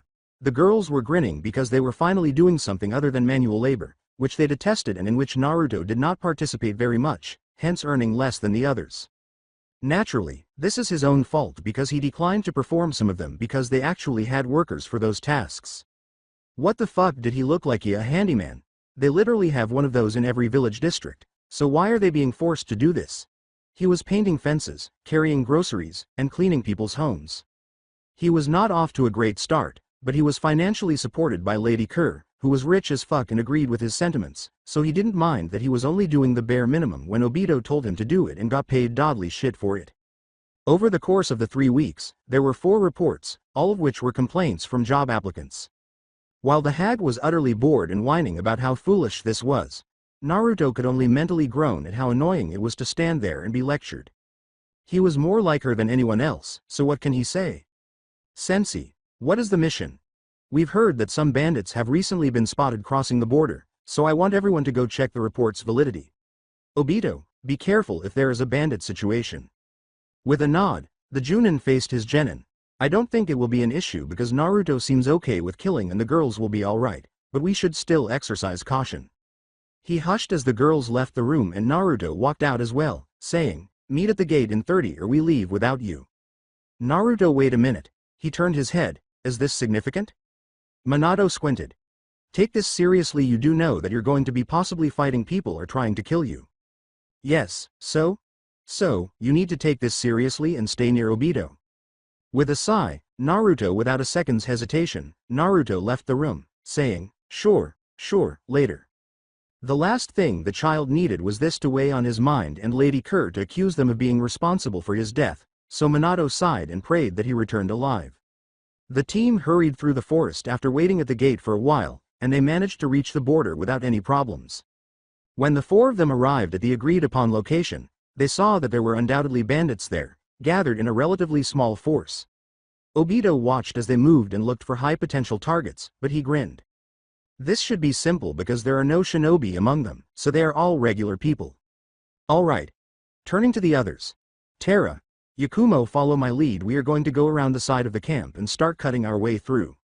Both girls nodded their heads, looking a little pale. What about me, then? Confused, Naruto gestured to himself. I think it's best if you skip this one, Naruto. Are you not prepared for this? Given that you don't even try to see what I'm capable of, how do you figure? When did you bother trying? Fair point, but still, this is stupid. You're leaving me all alone, wouldn't it? Naruto, you understand that I'm not disputing your decision to remain here? With a sigh, Naruto, whatever. With a sigh, Naruto leapt out of the tree and leaned against it as his team took off. So, will you go out or not? A figure appeared from the tree line to the right as Naruto turned his head slightly. Well, that's amazing. Even your foolish teacher failed to notice me. Naruto gave him a look. Sadly, he didn't make an effort to feel for someone nearer to him. In order to assess everyone in the camp, he was extending his senses. In the end, you were overlooked because you found the best spot when he began searching. You were suppressing your chakra to the extent that you might have been mistaken for an animal, though, so that also helps. The man chuckled. Good analysis, but then again I don't know why I should be surprised. He laughed. Anyone trained by that old Lady Kerr has to be talented since she is a monster. Naruto cracked his fingers, extended his arms and legs, and rubbed the back of his head. Yeah, I believe we can agree on that. Do you want to start this garbage show or what? The man grinned. Oh, this is going to be fun. Naruto looked at the man's body. He was slender, had long black hair, light olive skin, and black eyes. He was dressed in what he assumed was a business suit, though he was more perplexed by the attire. Why the suit, then? He had to inquire. Easier to blend in, and plus I don't look like some bandit who hasn't seen a shower in months and smells like urine and shit. Naruto narrows his eyes. He is not with those bandits, so he is out here on his own accord, Naruto said, shaking his head. But why? Was he waiting for someone or someone in particular? He mentioned the hag, so maybe he was just waiting for me. It doesn't matter, we need to settle this quickly. The man dodged the straight punch that Naruto hurled forward, causing a hole in the tree to break. You have amazing strength there. You have to hold back because of this, correct? Naruto squinted, rerouting his blow to the back of his head with a downward elbow strike. Naruto turned to the man and scowled as he rolled out of the way of the elbow and saw that he had hit nothing but air. How are you aware that I'm holding back? You're not from our country. Oh, I know a lot about you, and so do others. He grinned, but that isn't important right now. It's time for me to demonstrate my abilities. The man assumed a formal fighting stance, and Naruto narrowed his eyes. He is flat-footed, which means he prefers power and speed over footwork and maneuverability. His power hand is his right hand. Naruto rolled his head to the side as the man charged and threw his right fist at his head. Only to witness the punch never materialize. He sent his head backwards after taking a vicious elbow to the jaw. Faint, damn it. Before long, Naruto discovered a vicious straight side kick to his sternum that sent him hurtling backward. Naruto planted his feet in the ground, causing the ground to skid from the strike. I got careless, made the wrong call on the feint, and now I'm paying for it. Fuck, he's got a lot of power. The man grinned. Well, I guess you're still a runt after all. Why they think so highly of you just because of the hag I'll never know. Who are you referring to? He grinned gloomily. No one you need to know, as I'm going to kill you now. This time, he hurried towards Naruto and bent one of his legs before launching it through the air in a crescent-shaped move that was directed at his head. This time, Naruto was prepared when he saw the kick. He closed the distance on the man by pushing off his back heel and slamming his fist into his chest, causing him to cough. Then he brought the same fist upward into an uppercut in one fluid motion. Naruto swiftly shifted it slightly, landing an upward elbow strike to his jaw, but he leaned back and avoided the blow. Naruto swept his foot, grabbed the man by the neck with his opposite arm, rolled him over his shoulder, and threw him to the ground as the man's chin flew up and he lost his balance. Naruto swiftly positioned himself to deliver a downward blow, but as soon as he saw that the man was already swinging his legs in an upward double straight kick to his jaw, he pushed away, leaving the man standing on his hands with his feet raised straight. The man's feet abruptly dropped, enabling him to stand up and turn to face Naruto, who was grinning and spitting blood onto the ground. Amazing, I guess I was wrong in my initial assessment. You're stronger than I thought. He cracked a grin, but this is where the kid gloves come off. He began running frantically at Naruto, who had his arms folded across his chest, but the man had lifted him off the ground. Because of the momentum and the raw power he was displaying, he threw his entire body into him instead of punching or kicking him, sending him flying backwards. Coughing up blood, Naruto crashed through a tree. He grunted, then hopped back up to see him smiling. Shit, that was like getting hit by a boulder. He then charged at him, and when Naruto delivered a straight blow, he swiftly grabbed his wrist and rolled it to send him flying. He slammed his fist into his chest, sending him flying again, but Naruto saw himself flying and quickly redirected himself to land on his feet, only to find himself in front of him once more. Damn it, this guy is tougher than I expected, but I don't understand how he can't be any bigger than me and yet he hits harder than anyone so far. No, not harder, but more condensed at a fine point, Naruto scowled. That's it. He is using the tightening of his muscles at the exact moment of impact and thus doubling up on the damage the minute he hits rather than keeping his muscles tightened throughout the strike. Naruto felt numbness in his arms and chest as he landed on his feet. Naruto grinned. Naruto spat, nice trick, now it's my turn. Sure it is, kid. Naruto watched for the blow to approach as he rushed him once more and delivered another punch. Wait, hold on to this moment. He saw the punch just inches from his chest. Bingo. In order to strike the man's wrist, Naruto turned around the punch, stood beside his outstretched arm, and lowered his elbow. The man jumped back when he heard a crack. However, Naruto continued to pursue him, and after simply pushing against his face, he was propelled through the air by his own momentum. Naruto gritted his teeth and said, "Damn it, I forgot about this one. This is more about controlling the flow and riding out your opponent's momentum. In a sense, you can send larger enemies flying thanks to this move even if you are not physically stronger than them, but there is a limit from the look of the movement. If it is someone that much bigger than you or in certain parameters it won't work." With two hand signals, Naruto slammed his hands on the ground as he swiftly landed on his feet. The man saw earth spikes in front of him. To avoid being impaled, he leapt back. However, Naruto sprinted past the spikes, caught up to him in the middle of his backstep, and delivered a straight kick to his back, targeting a specific area of his backbone. That should put a stop to this. However, when he noticed that the man was standing motionless but breathing heavily, his eyes widened. He narrowed his eyes and said, "What the hell?" That was directly on the central line of his spine, meaning he can't stop me from breaking that. Unless he used the same principle that he did for his strikes but for hardening his body to the point that it stopped the blow of my strike, not entirely but just enough to prevent me from shattering his spine. Looks like it is physical so chakra-based moves can still get through. Even though Naruto might not like them, He didn't want anyone to think that he would let his teammates die out of annoyance or because he was a dick. Naruto growled, even though he was in pain at the moment, knowing that if his teammates saw him, he might just run or use them against him. He simply didn't want them to die, even though he didn't care about them. His eyes glowed as he turned to face him and said, "Little shit, don't get full of yourself." After that, he was covered in dust from an explosion, and Naruto noticed that he was glaring at him and that his body was now red with veins popping everywhere. Perish. Naruto scowled. This guy is using something similar to the release, shit. His opponent's roundhouse sent his head hurtling backward, shattering his jaw with a vicious kick. He didn't have time to think as he grabbed him with his one good hand and brought him flying back to him. Then, grinning darkly, he threw a downward strike at his stomach, sending him crashing into the ground. After gasping, Naruto swiftly raised his hands in an attempt to halt the assault. Long enough that he pushed off with his right hand and heels and ran away when he was aiming for a raised axe kick to his chest. However, he suddenly materialized in front of him and violently kneed him in the face, causing his head to fall back. Fuck, he's stronger now, but how? I didn't think anyone outside of the clans and myself could accomplish this. With a vicious stomp on his face and chest, Naruto felt him grab his wrist, flip him through the air, and slam him to the ground. His body was beginning to ache, and blood was dripping from his mouth. He's really trying to kill me. This is getting bad. Naruto mentally sighed, fuck, I have to do this quickly. A purple burst of smoke engulfed Naruto's body as he raised his foot once more, knocking the man back. He scowled, nice try brat you can't. When he looked down, he saw that he was bleeding heavily from an open wound on his side that had been created by something that appeared to have just torn through him with a sharp edge.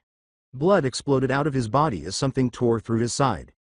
He felt a strong kick strike his arm at the elbow as he looked down and held onto the wound with his one remaining arm. He stared down at the limply hanging arm at his side in disbelief. He turned his head and saw that the adolescent in question had purple skin, glowing eyes, and visible veins.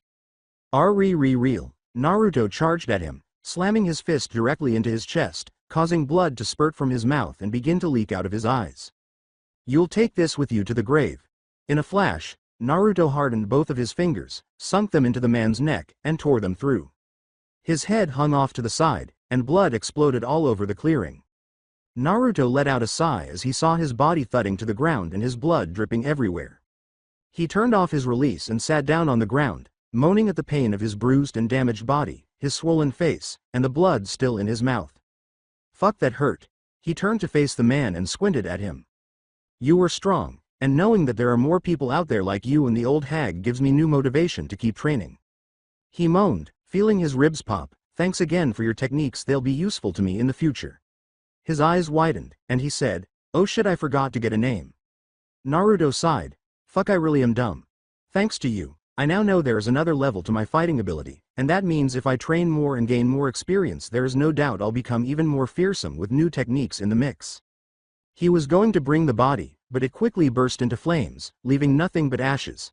Knowing that no one would believe him or his story, he decided to keep this to himself until he saw the old woman and asked her what he saw. In addition, he was intrigued by the tattoo the man had on his right hand, which resembled a centipede. After about an hour, he recovered from his wounds and used a seal to speed up the healing process, thanks to the hag.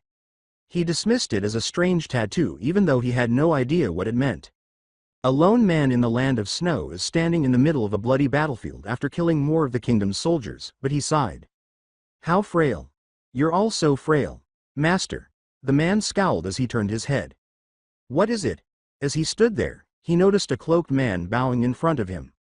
I'm afraid to report that Suzu was killed. Is that all? Really, nothing lost, he said, turning his head. Suzu could only ever master iron and wind, and he was always weak. He never mastered the rest with those. He looked at one of the bodies and spat on it, saying, worse, he only learned 2 specific moves from both styles. When he ran off, I was glad, one less failure to monitor. That is not completely true, sir. The man turned to face the cloaked individual. What? I've heard that our leader is to blame for his abrupt departure and disappearance. It seems that he was being used as some sort of measuring device and to begin eliminating the weak. However, it appears that he encountered the person the Wu clan was keeping an eye on. You mean the Konoha person who was able to use the release? Yes.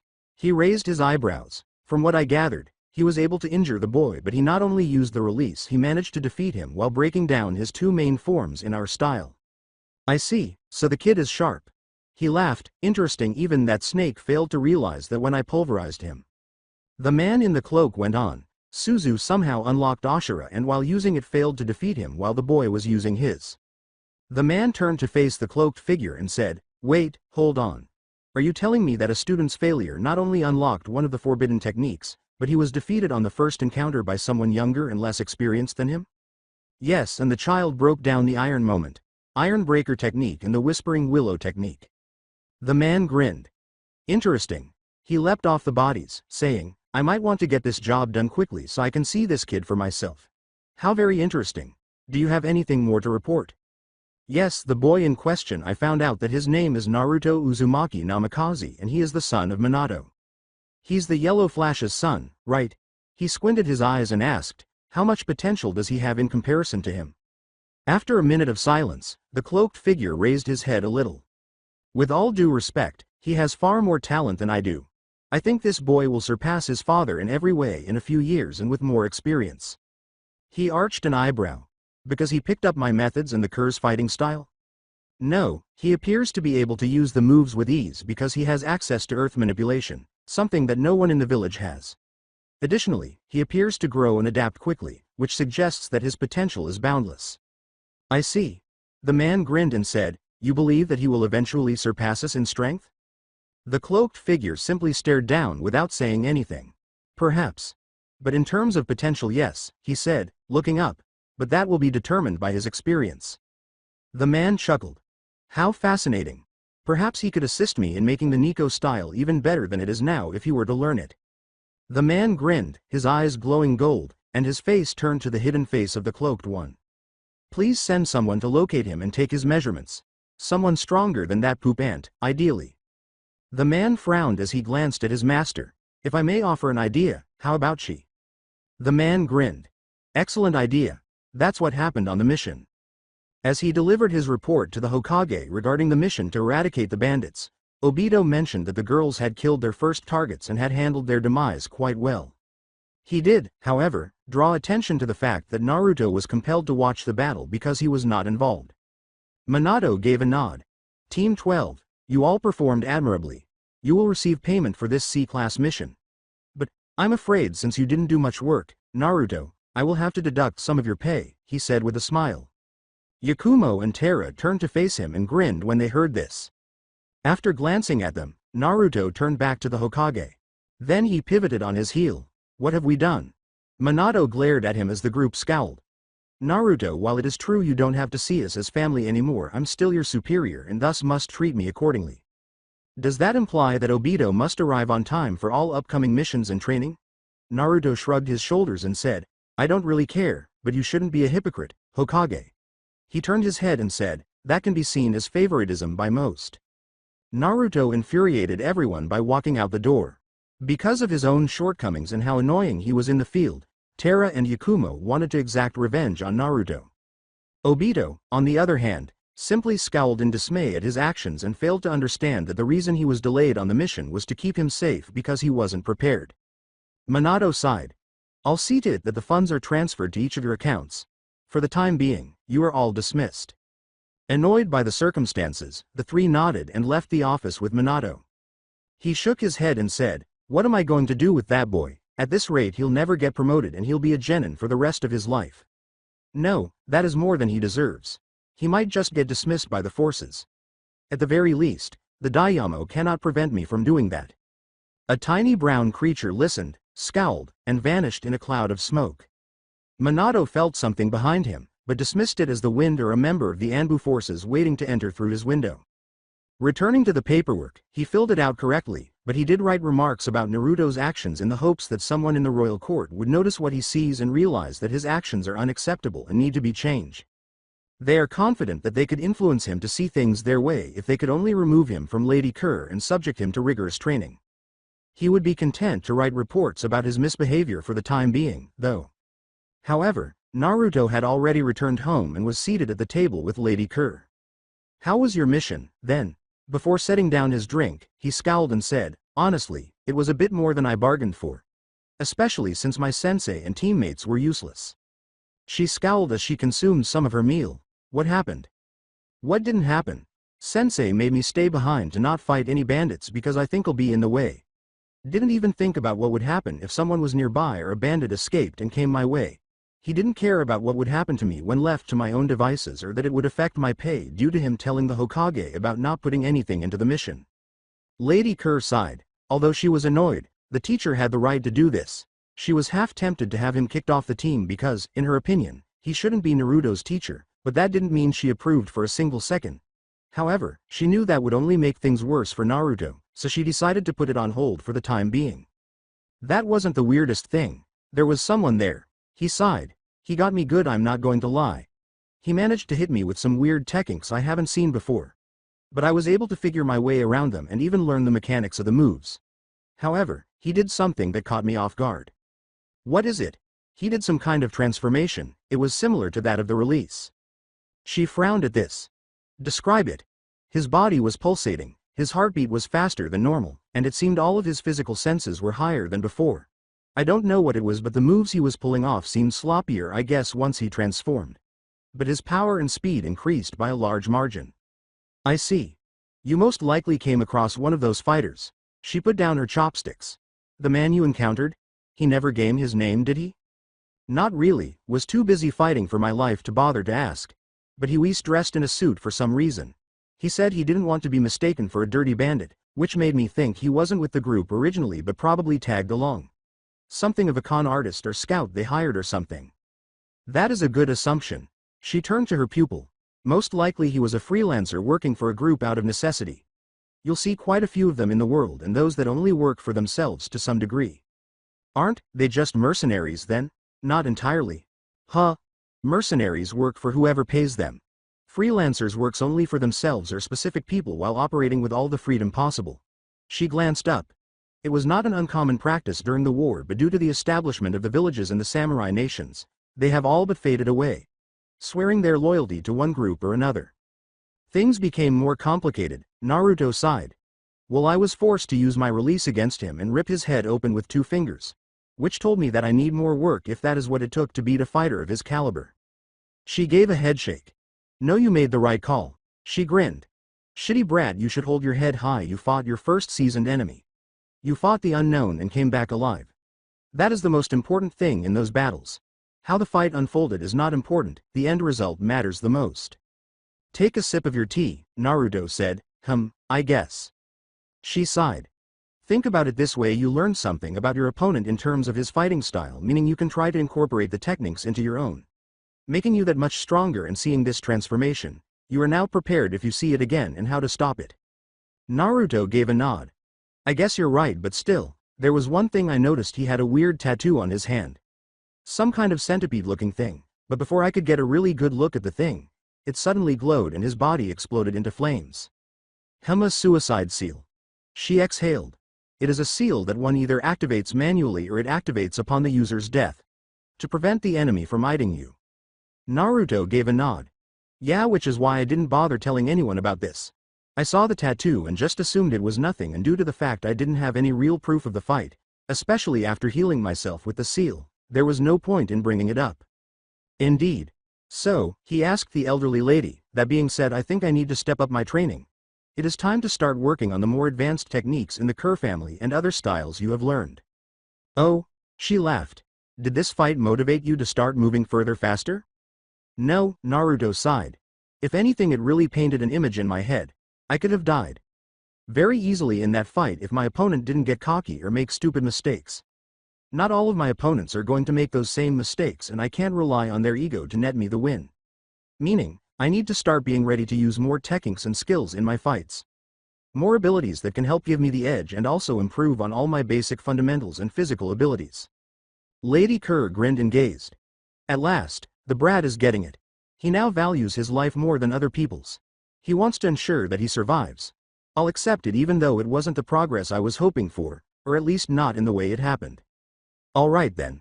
Starting tomorrow we are going to work more on your elements and we are going to improve your physical abilities, but be warned, this training is going to be more intrusive than ever before. She sighed and said, if you fail, you could die. With a sigh, Naruto, I understand. Good, now get some food in you and get some rest, we'll start tomorrow morning at 7.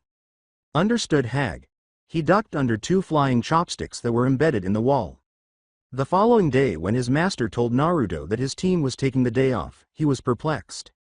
Why would they act in that way? They had just completed their first significant mission and had some things to think about. Why would they simply agree to take a day off? Additionally, there was training to complete. This village would be incomprehensible to him. However, the approach he was being taught was more perplexing. Master, what are these supposed to do? As he looked down, he could not feel the enormous weights that were wrapped around his hands and legs, engulfing his wrists and ankles. Furthermore, he could sense the enormous weight of these objects. He was barely able to move his arms, much less his legs. He wasn't sure he could lift his hands to protect himself because they were so heavy. Those, brat, are the weights you are going to start wearing for the next month.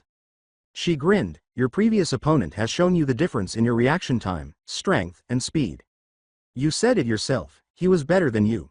You won due to the release and him not expecting it to come out in a moment's notice.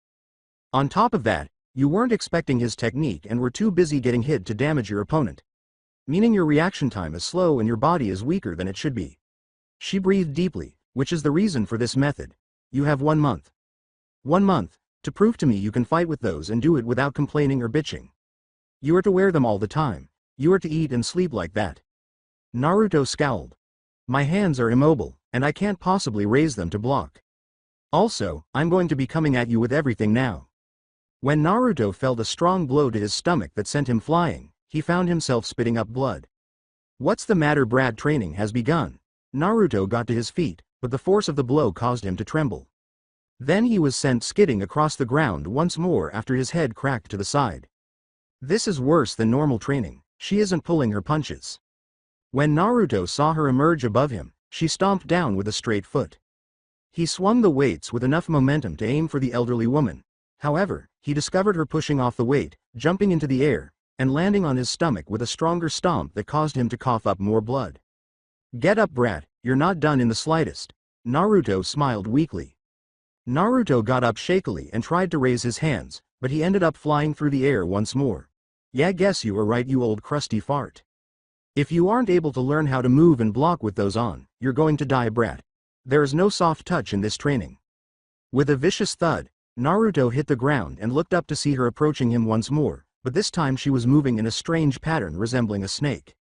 I know it has to do with her footwork, but I've never seen anything like this in the Kerr family. What on earth is it? Stop thinking, brat. Naruto was sent hurtling through the air again after he was viciously kicked across the jaw. If you have time to think, you have time to fight. With a groan, Naruto stood up again, but blood was still streaming down his face. Well, this will undoubtedly hurt, but at least the hag is treating me seriously. Naruto saw her reappear in front of him, but he used the weights on his arm to deflect her blow. Even so, he flew, and when he hit the ground, the weights on his arm crushed him. Don't think blocking with those will help, she said as she approached him deliberately. I can use that idea against you, and trust me when I say it is a greater mistake if you think that I didn't account for those in this training session. Naruto was thrown by the weights on his ankle after being kicked in the chest. This is all you going to be going through, brat? Start working harder or I promise you going to wish you died in that fight earlier. When he hit the ground, Naruto grinned. I see, so that's how the madness works. All right, let's get going. Naruto stood up again, but he was unsteady and saw that she was hurrying him once more. He was ready this time. Using the weights on his ankle, he pushed quickly, avoiding her blow at the last second. However, he felt something break after being kicked in the chest. She made a counter to my counter. The shit. Got to think 4 steps ahead, brat.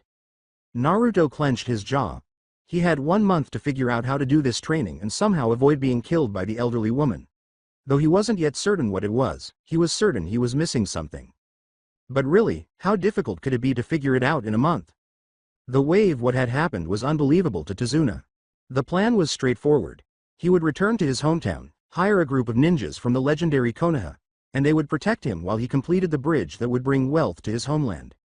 This would work, he was sure.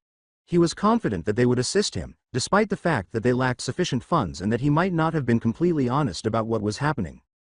However, as soon as the red-haired woman realized the true nature of the mission and what was actually happening, she simply declared that it was time to withdraw. declaring that there was no more justification for aiding him and that he had lied. That silver hair prick and the brats both agreed with her. With nothing to show for his efforts, he was compelled to walk home and return to the village. He did, in fact, offer them a trade agreement and a treaty, but it was insufficient.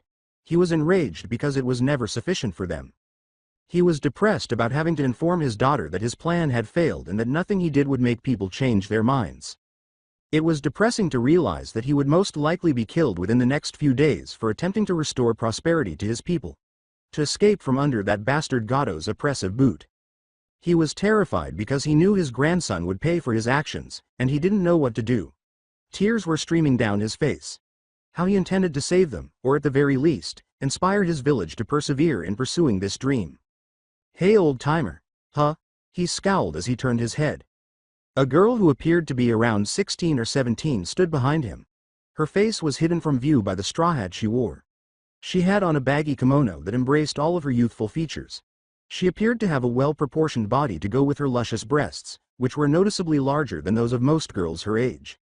Indeed, he had to acknowledge that he wished he were 40 years younger. "What's go you down?" With a sigh, the man, "Well, I'm the great bridge builder Tazuna and I'm honestly heading to my death." "Heading to your death, huh? Why not walk in the opposite direction then? I mean, it would make sense if you wanted to avoid it." "Yeah, I would, but sadly my family is here and I have no choice due to my failures and the greedy nature of shinobi." The girl frowned as she cocked her head. "What happened to the shinobi? What did they do to piss you off so much?" "What didn't they do? I hired out some shinobi to help my village in my time of need. When they found out that it was higher ranking than they thought possible and that I didn't have the money for going higher on the mission, they just up and abandoned me." He tightened his grip. "I get it, if you're not qualified or too inexperienced it would be a danger to you and a mistake to just rush in." He sighed. "I understand that, but they didn't really have that excuse. After they turned down the trade agreement I offered and all the money they could want along with an alliance with some deals on trade, they still said no. They stated it wasn't enough." His eyes welled up. "It is never enough." "I'm sorry to hear that, but who were they?" He gave a snort. "The supposed Red Death of Konoha, the master of 1,000 moves idiot, and their so-called prodigies for this generation of shinobi." The girl furrowed her brow. "Sounds like they were just too greedy." "Yeah, but I don't know what else to do. I mean, without them we can't possibly fight back against Gado and we don't have the means to hire out another village or the time to do so. Ultimately, what am I going to do? My daughter and her son are going to be punished and I'm going to be killed. I just..." The girl let out a sigh. "Sounds rough, however, you're actually in luck." When the man looked up, he noticed that she was smiling and tilting her hat upward. "I actually have some business with Gado to settle myself, so don't worry, by tomorrow your worries will cease to exist." "I'll believe that when I see it, kid," she chuckled. The girl smiled as she passed him, and he shivered. "I like you, old-timer. Don't worry, I won't charge you immediately for this job. But I will ask for compensation down the road, got it?" she said. "There's something about that girl," he said, glancing at her retreating back. "I'm unable to pinpoint it. It's similar to seeing a tiger pursue its victim. Simply creeping up on their target and then suddenly striking out and killing them." He couldn't resist shaking his head. She'll probably be bought off and come after him. For now, he was drinking all the way home and getting ready for the inevitable. The following day Tazuna moaned as there was a knock on his door. "Go away. Tazuna is Rashi. Get out here, you need to see this. If it is Gado's forces just let them kill me but leave my..." "Gado's dead." He leapt to his feet at this. "Impossible. What kind of sick joke is this? I'm not kidding, please come outside, you need to see this." As soon as Tazuna opened his door, he saw that his neighbor was as pale as a ghost. All Tazuna could do was gasp as he turned around and gestured. His bottle shattered into millions of pieces as it struck the grass. It didn't seem real, and he simply couldn't believe it.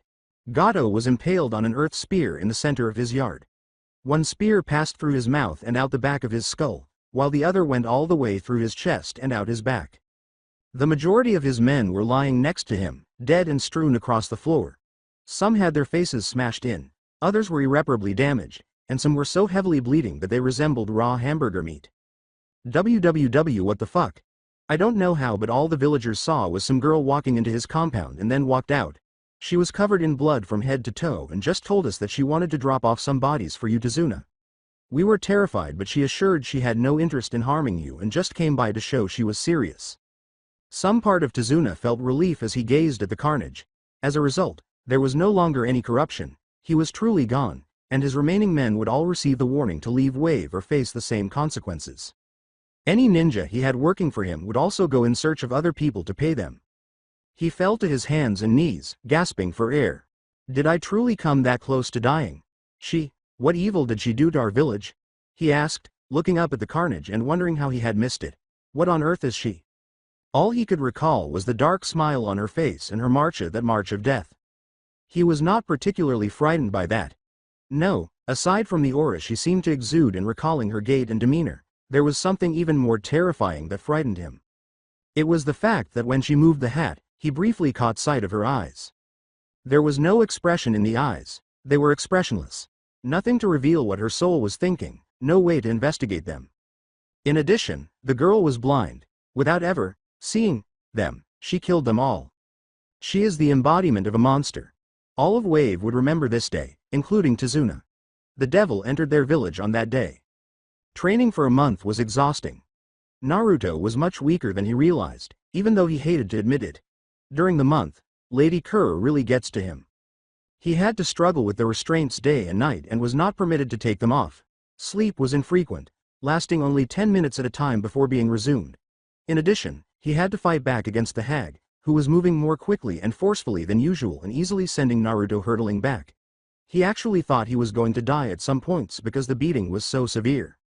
Fortunately, though, he finally understood the purpose of the exercise, which was to push him to the limit. To use this process of dismantling and rebuilding him in order to teach his body to learn, adapt, and grow stronger. He was certain that there were moments when his heart did stop, and it was painful and draining. With his teacher's help, he felt like he had finally reached a new level of fighting, so the training was worthwhile. As a result, he was able to reduce the need for hand signals for specific moves and techniques and learn how to use his chakra more quickly. So much so that he could perform some moves with just a single hand sign. Although there are still some limitations, he wasn't a fan of ostentatious methods because they occasionally caused more problems than they were worth. Why expend so much chakra on a move that you're not positive will kill someone in the hit? However, it makes no difference if your opponent has a power move in their back pocket if you can use moves that are quicker and require less wind-up. You'll deliver the final blow before they can even approach, so it's all the same. Or, more accurately, before they are able to complete their hand signals. Although it was true that the academy taught them to perform the signs as quickly as possible, he believed that if he could focus on the move, visualize it, and use fewer hand signs for the move, it would still be effective. Even though it might not produce the same flash as all those hand signs, it still functions, so why fix it? He stretched his arms above his head as he left the house. He was eager to return to his dull genin life. Lady Kerr wrote to the Hokage to let him know that she didn't want any interruptions during the month-long training that Naruto would be doing with her. He was aware that his team was probably not pleased and that his former father probably didn't take that well. However, they didn't go above and beyond for him either, so why should he put in all the effort if there is nothing to gain? He arched an eyebrow as he entered the training grounds. Obito was standing there, smiling, supporting the girls with a cheer. A third person was watching as Tara and Yakumo sparred, both of them heavily perspiring from the fierce battle. His eyes were blue, his long blonde hair was pulled back in a ponytail, and his complexion appeared lighter than his own. Huh? Obito scowled as he turned his head. Naruto, glad you could finally join us. He breathed deeply, although I guess you can see things have changed. The man simply got up and rubbed the back of his head as the girls halted and scowled. He appeared to be around Naruto's age. So, am I going to get an explanation? With a sigh, Obito. Yes. He looked at him. After you disappeared for a month, I went to the Hokage about wanting to do missions, but without a third person we couldn't. So he made the suggestion we pick up a new genin that has been solo for the last year. It turns out our team was moving smoothly with him and seemed to have a better dynamic. He smiled with regret, which is why I pushed for him to take your spot on the team. Tara approached and scowled. What did you expect? You took off without telling anyone. Actually, the Hokage knew where I went. Yeah, but you didn't tell us. Would you have cared? Yakumo placed a hand on Tara's shoulder after she snarled. Regardless, she grumbled, since you are not part of this team anymore, there is no point in your remaining and this is considered trespassing on our team training, so leave. Naruto cocked his head. You know, you got quite cocky since graduation. I wonder why that is? Can you even beat anyone in our class in pure taijutsu? With a sigh, Yakumo. I said leave, you're already disgracing yourself by being such an asshole. You want to sully your name and the name of that master of yours further by acting like a child? Naruto jerked. You know, you should be careful with that mouth of yours, Yakumo. He smiled broadly. You never know who is listening. Naruto raised his arms in an upward raise, but if I don't have to be here then that is fine too. That just means me and the hag can train even more together. Hopefully she can show me that one move she has been using. Want to see how it works. Waving back, Naruto pivoted on his heel and continued walking. See you all later. It was fun while it lasted, that is what I want to say, but that would be a lie. Yakumo snarled. Asshole, with a sigh, Terra. Ignore him, he is gone and now he won't be able to participate in the exam. So we can get promoted and lord it over him soon. Yeah, you're right. With a smile, the other blonde. Yep, so let's get back to this practice and hopefully we can progress. Unaware that someone was observing them with a narrowed eye, the team resumed their practice. Coup. Before going outside to tell someone what it had seen, it vanished into the trees. Naruto was incredibly bored as he strolled through the village. When he returned to the house, he discovered that the hag had vanished, possibly due to something in the fire capital. He was unaware of what was going on, but it didn't bother him. He was thus left on his own, which was rather dull. He scowled as his stomach rumbled. Guess I could go and get something to eat. Naruto observed the numerous stands in the village as he strolled through the town's marketplace. He thought about going to the ramen stand that his family used to frequent, but he shook his head because the likelihood of running into his mother or siblings was too great. He checked half a dozen places, but even when there were tables available, they were either booked or refused to serve him. Though he knew he would eventually get some food, Naruto assumed this was the case. Here. Naruto turned around and saw a man standing there looking bored, and his eyes widened. You look hungry and I saw the previous stall turn you away for some reason. So, I bought some while getting a discount for how rude they were being. Naruto arched an eyebrow. This Guya, who the fuck was he? Thanks. After grabbing the meat kebab, Naruto turned to face the stall he was referring to and was taken aback by the owner's tense smile. For example, not when you're upset, but rather when you're afraid of something. He had no idea what this guy had done, but he wasn't going to refuse free food, and besides, that jerk was a jerk, so screw him. Naruto's eyes brightened as he took a bite of the meat. Nice. I know, right? He murmured. I wish more people could learn to enjoy the smaller things in life. Right? Naruto could only ask himself as he chewed his next morsel. Everyone is so dramatic these days that it is kinda irritating. I mean, fighting for peace, fight for supremacy, fighting for love, fighting for something, or doing something for something or someone.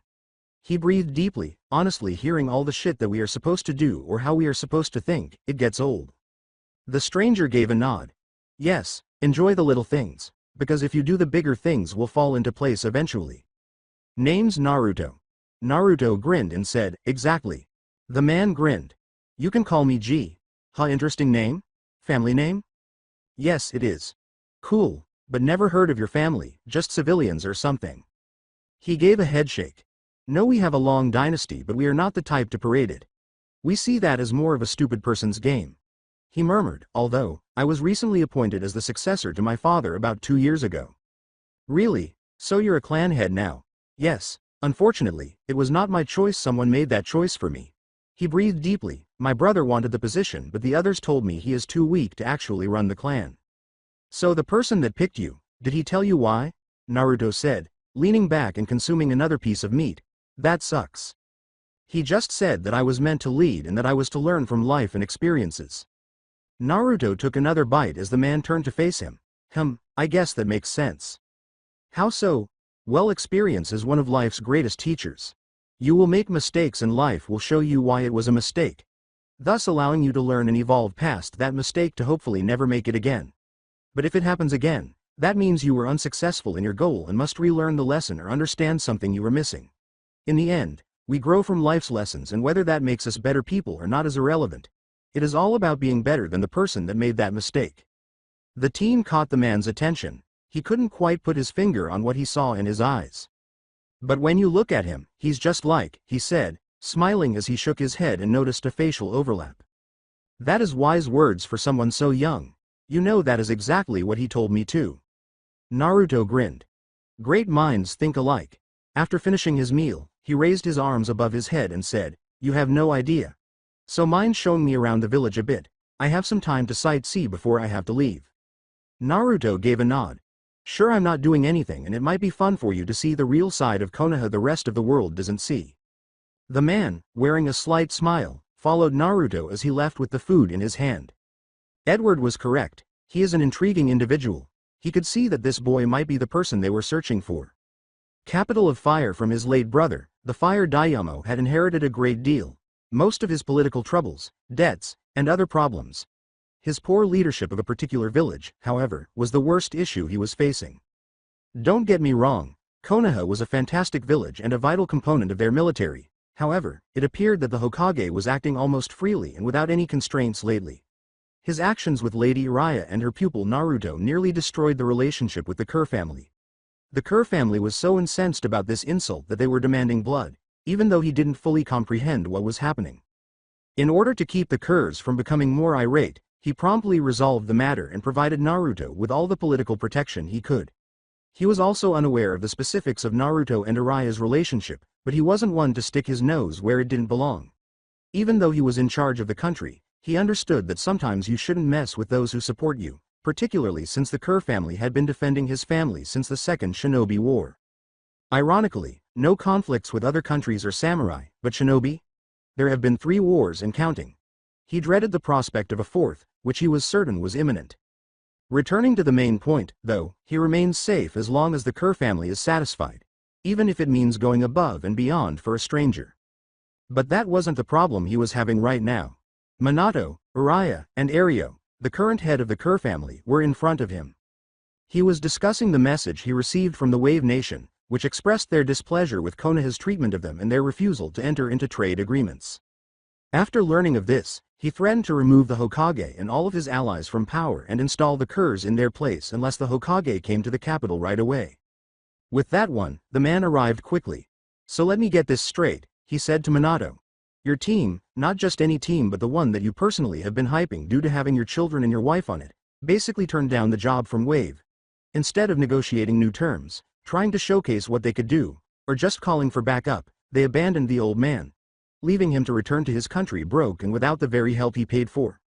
Minato winced. Well, we were hoping that he would offer a better trade agreement for the land in the whole if we held out for a bit.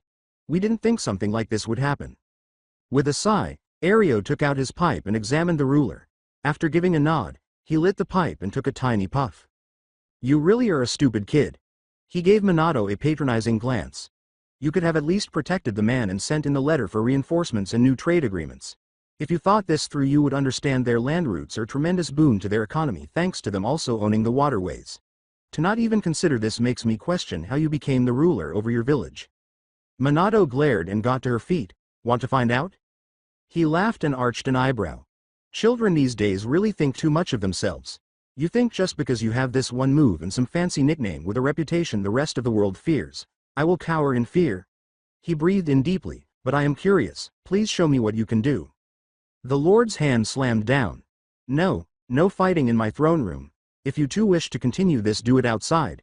We are in the middle of this issue and I will have order. Lord Kerr let out a sigh. Very well, he fired up his pipe. I think the point stands. You failed in securing a powerful trade agreement that could have helped the country grow. On top of that, you happened to leave their rescue to someone that didn't ask for anything and now has grown their own reputation while smearing our country's reputation. A nation that always prided in helping those in need with few demands and being open-minded to all. He grinned. You smeared then name of our Lord and the Kerr family for your shameful behavior. Have you learned nothing since the departure of your child? Minato scowled. Naruto's behavior is not the talk of this meeting. No, but it does raise questions why you should continue to run things. The Lord gave a nod.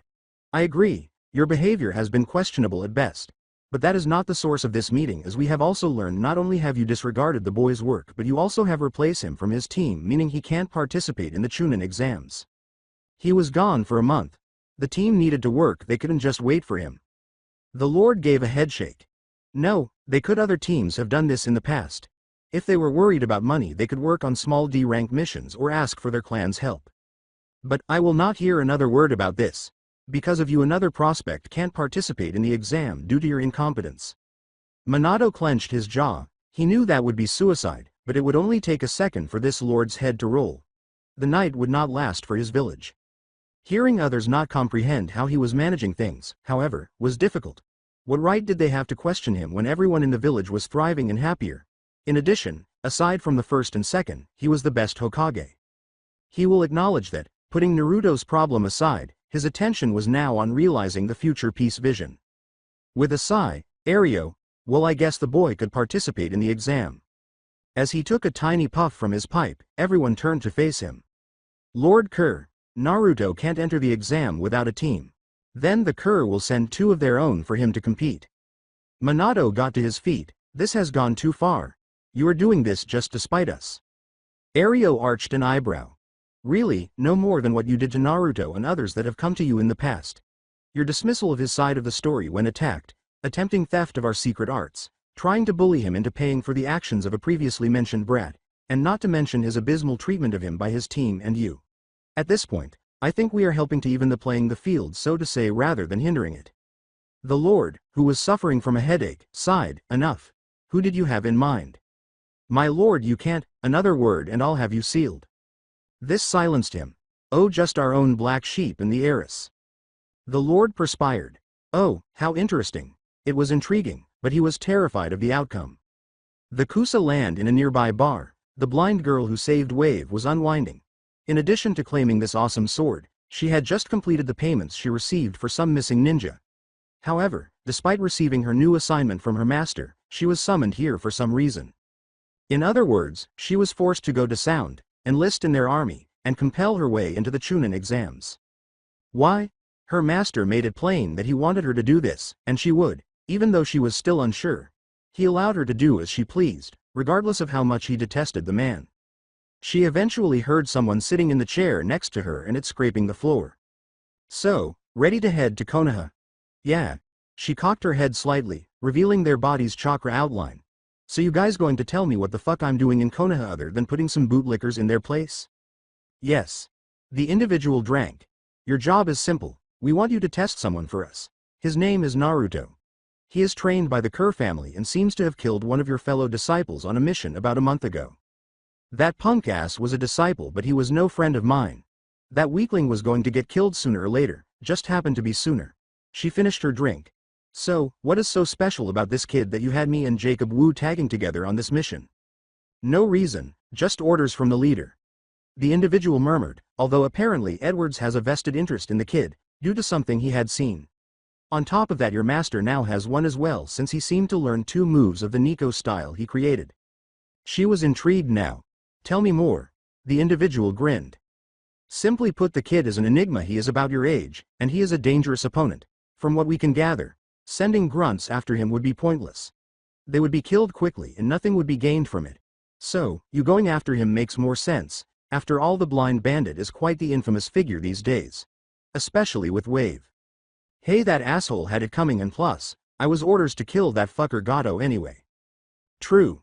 He exclaimed, but either way, test the kid out. If he dies fighting you, then so be it. But we need to know what he can truly do when pushed against a wall. The young lady snorted, you'll know soon. After all, some of us had to do some horrible things when that happened, and if he hasn't done that yet. She smiled with a thirsty grin, then he isn't ready for me. The man got up from his chair and placed something by her hand, saying, we shall see. She turned to face the person after feeling coins on it. Your expenses, don't spend it all in one place. I won't. See you later, blind bandit. She could feel eyes on her and said, stop calling me that. Right, sorry, see you, Toph. The girl let out a sigh. She could only roll her eyes as she sensed people staring at the bag beside her. Okay, thanks for the money and the workout. Let's get this party started, she said with a sly smile. An hour later, Toph is leaving the bar she was in and heading out of town with a small bag of coins in her sleeve. Everybody was so severely disfigured that they could hardly be identified, and some were reduced to mincemeat. Some simply crushed beneath earth slabs, while others impaled on earth spikes. Toph Baifeng, the blind bandit, has yet another tale to tell. The start of the tests in the village, Naruto was unwinding. He had been a little bored ever since the visitor had left, but he didn't mind because he knew the hag would return soon. There was no team training, so he didn't have to rush anywhere, and waiting was enjoyable in its own right. He turned to see Lady Kerr standing there after sensing a presence. So how was the meeting? Terrible that idiot Minato screwed up a potential trade deal and right now we are in fierce negotiations with the Land of Waves. But weren't they freed a while ago? Yes, but we haven't been in contact until recently and thanks to their ports and their land routes, we're out a huge deficit. She murmured, plus with you being kicked off your team we have been dealing with the backlash of this mess. I see. Naruto sighed. I guess that is understandable, but what is going to happen? Simple. She grinned. You're going to be in the Chunin exams still, but instead of team from this village you are going to work with 2 of my clan members. Naruto was intrigued. Who are they? One is Rayan. He is kinda the black sheep of the family. From what I heard he is probably one of the strongest in our family right now due to his advancement in fighting arts. Sadly, due to his bloodthirsty nature, it is something that hinders him. So he is all for killing people without having a way to restrain himself. Pretty much. Naruto got to his feet and rolled his eyes. Sounds like a normal cur if you ask me. True, but that is also on jobs. Naruto scowled. He could now see how that might be problematic. It could be problematic if he was simply going out of his way to slaughter on even jobs. People will assume that the Kerr family is okay with this, and if they are, they may not be hired again. That sucks. Who's the other one? Oh, my brother and I's grandchild. Ah, so the heiress I heard so much about. Yes. She murmured. Unlike Rayan, she at least can control her impulses when she fights, but at the same time, the little minx isn't half as strong as she needs to be. Oh right, you did say that most of the Kerr can't pull off a full release. Yes, depending on their intent and their skills, some can't use it, or if they can it is just a very small fraction. Naruto gave a nod. I'm guessing Rayan can use the full release? Yes, like my brother, and you he can use the full release. But sadly, due to his lack of control and refinement he is still making stupid mistakes. Plus, he can't maintain it as long as you have and do some of the stuff you do with it. Naruto grinned. That is definitely interesting. So when are they going to get here? The day before the exam. Okay, so I have a few more days of training to get in. So what are we going to work on? Your elemental releases. Cool. Unidentified area. A blond man sighed, his face expressionless. Entering the village was simple enough, but his quest to the leaf proved more difficult than he had anticipated. They were simply letting everyone in and acting however they pleased. He was certain that, at the very least, their agents would be keeping an eye on them from the shadows to make sure they didn't do anything. However, that was not the case. Instead, it appeared that they were merely letting him roam the area alone. Then he came across the interesting individual in the village. When he first looked at him, he saw the same thing he had seen with the master, but his presence was a little different, which was odd. He surmised that it was because of the events leading up to his birth and upbringing. The strangest thing, though, was that he became upset when he wasn't given food, acting as though he wasn't deserving of it. For some reason, he felt compelled to make sure he was fed. Well, if it isn't a head, the blond man scowled as he turned. Gee, what are you doing here? A man who resembled the other blonde emerged from the darkness. He was wearing a tight black top with loose-fitting sleeves on his arms, and his hair was longer, reaching down his lower back. In addition, he had on some comfortable long pants and slippers. He had a mischievous air about him, and his eyes were narrow and thin. Oh, he giggled, can't I come and see you after all this time? I just finished up my job of hunting down some of the loose ends that we were talking about. Plus, I heard from the grapevine that you were using my name while you were in Konoha. I see your spy network is as efficient as ever. The man scowled. What is your point? He asked, turning to leave. Oh, I was just wondering what the leader was up to because you know I'm a worried brother after all. The brow furrowed. Yeah, right. You just want to know who I was looking into like the rest of the organization is. You're lucky you're indispensable or I would have gotten rid of you years ago. G scowled, but then his smile came back. He walked over to a nearby tree-lined area and took out a scroll, saying, besides I have to get changed before I head out. He made a single hand sign there, and the scroll unrolled to reveal a range of garments. He said, I hate wearing civilian clothes, taking off his sandals and hikima. They're so uncomfortable. Says the man that is about to be dressed up as a belly dancer. What do you want, G? The head turned. I wanted to know if there is anything I can do right now, because until the finals of the Chunin exams happen there is nothing going on. He darkly smiled, but then again I could track down our rogue members. With a sigh, the head put on his headband, slipper shoes, a tight sleeveless black shirt, a silk scarf around his neck, a piece of cloth over his face, and his 2 patterned pants. In addition to wrist and armbands, he wore a cloak around his waist. At this time do what you like. Hunt down the traitors, but don't you dare go wasting our resources in your schemes. G chuckled and said, schemes? Oh, please, you give me too much. G. He looked around and saw the icy, dark glare. I don't want to repeat myself, so don't you dare defy my orders. G turned on his heels and bit his lip in exasperation, growling before bowing and saying, of course, I won't forget head. He did everything he was supposed to do, so it wasn't fair. His father had recognized their abilities and considered them to be prodigies because of his exceptional intelligence and skill from birth. Although he was better at planning, scheming, and manipulation, his brother was better at fighting. He was passed over even though he had far more than him. It was unbearable to him. Why him? He was better. He is the older sibling. He was older. As his brother crept off, the head watched. He shook his head and continued through the forest and up a hill. As he passed the forest clearing and arrived at the highest point, he noticed a figure standing there facing away from him. He was a big man with features and a muscular back. He exuded a sense of peace and tranquility and had his hair pulled back in a ponytail. Connector. I have returned with a report from my time in Konoha. Ah, Yan, he said, turning around. What did you learn? Yan exhaled. Honestly, the village is underwhelming. The security is very loose and they don't seem to be monitoring unknown individuals that walk through their gate. It is possible they thought you were there for the Chunin exams. But I didn't visit anyone and there was no questions for it at the gate. I see. Also, I ran into someone quite interesting. The connector continued to face out. His blonde hair was blowing in the wind. The boy that Edward mentioned. The one that is being trained by the matriarch of the Kerr family, I met him. It was strange, he had the same feeling of calm that you do. He turned slightly and said, I see, you used a cover name? Yes, I used my idiot brother's name. Never told him my last name, but he seemed to be receptive to me. Welcoming me to the village and even showing me around. However, the most interesting thing happened while we were conversing.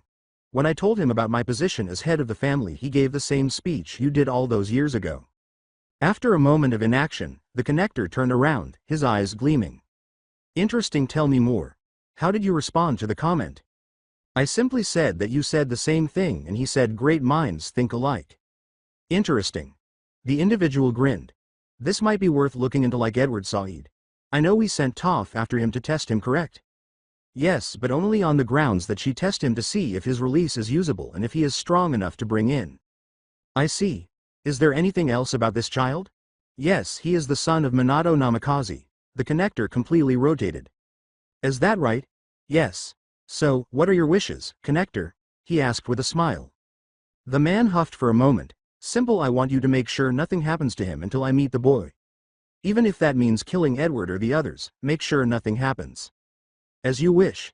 But what are we doing about the invasion? Deal with it as you please, but we must make sure the snake knows nothing. If he doesn't know about anything, then let him live, as he doesn't hold any value to me. But if he does know something, then eliminate him. Make it a test for G. A test? Yeah, he said, lifting his arms in a soft, flowing motion. Your brother has been a problem lately and I know everything he has done up to this point. He then walked around on his feet, balancing on the tips of his toes and moving them gently through the air. Plus we both know that while your brother is talented in managing the likes of spies, he is not useful outside of that. The connector was right, Yan sighed. A rat should have been born instead of a dragon. To him, his brother was just that. However, his personality keeps him from being stronger even though he was a better fighter than him. Very well, sir, I'll send out the orders. Turning to the horizon, the man said, good. It is coming soon, we must prepare for the aftermath. Yan gave a nod and moved out of the connector's line of sight. This test will be fascinating. The Konoha the day before the test. Waiting, Naruto stood at the gate. He detested waiting, but his teammates and a few clan members were coming today. The head of the clan opposed sending his nephew and granddaughter to the village unattended. Something more about their recent conflict with the Hokage. Naruto was more concerned with the exam ahead of him than he was with the outcome. He was aware that everyone who was close to his year was competing and wanted to win. However, the exam's actual purpose was to determine who was more prepared for additional field work than the others, and there was a genuine chance of death. Naruto understood something, but he wasn't certain that people around him did too. Naruto finally noticed two individuals coming with a group of 5 other clan members, and he sighed. He noticed a teenage girl in the front who was extremely beautiful, had long black hair, dark gray and black eyes, and a very muscular body. Naruto noticed that she was dressed in shorts and dark black boots, as well as a hoodie with fur along the lines. The teen next to her was larger than Naruto, but he shared Naruto's eyes, had short, spiky white hair, and was very muscular. However, in contrast to his counterpart, he only wears a basic shirt, dark pants, and sandals. The girl was blank, but he could see the man's ruthless smile. Pushing away from the wall, Naruto approached the group. Kurora, the heiress, sensed something in the air, but the majority of the group dismissed the blonde teen when they saw him approaching. She sensed his strength even though he appeared distant.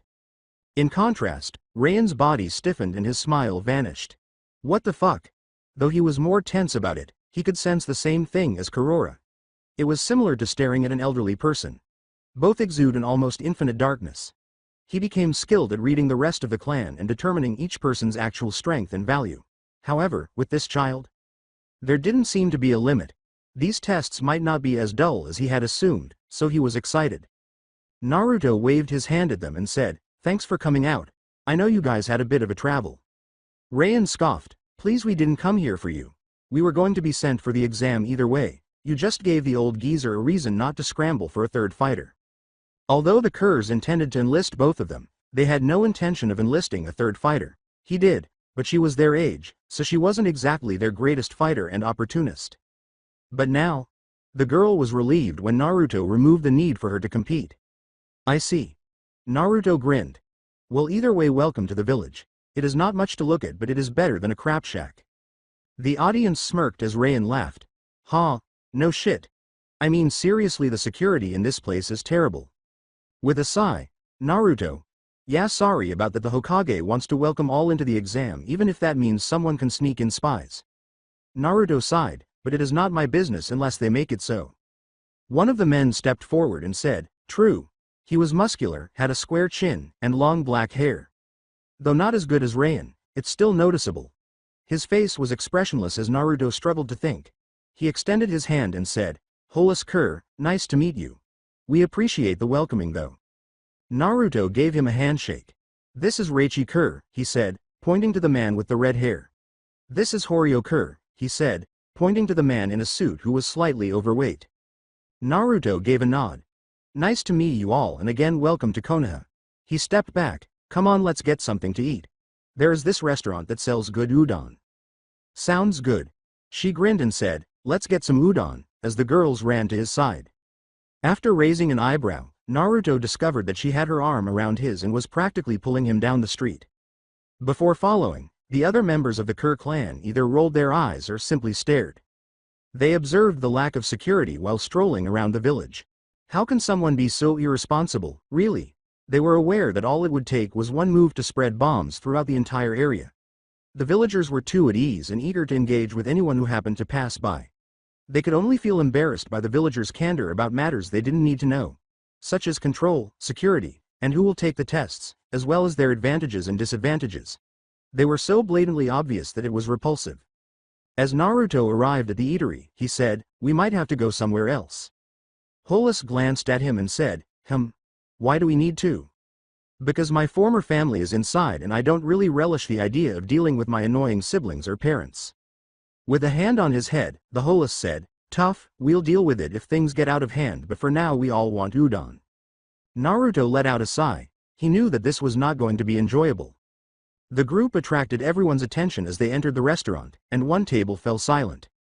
He assumed that his mother and father had already given up on him because they were staring at him blankly, and that was okay. He expected his siblings to glare at him. Even more annoying, though, was the presence of the Hyuga family, the Uchiha clan, and even the team's sensei and teammates. Almost all of the rookies in this generation were present at the large celebration. Naruto had a gut feeling that trouble was ahead. Seat for 6. The family was led to their table by a waitress who nodded.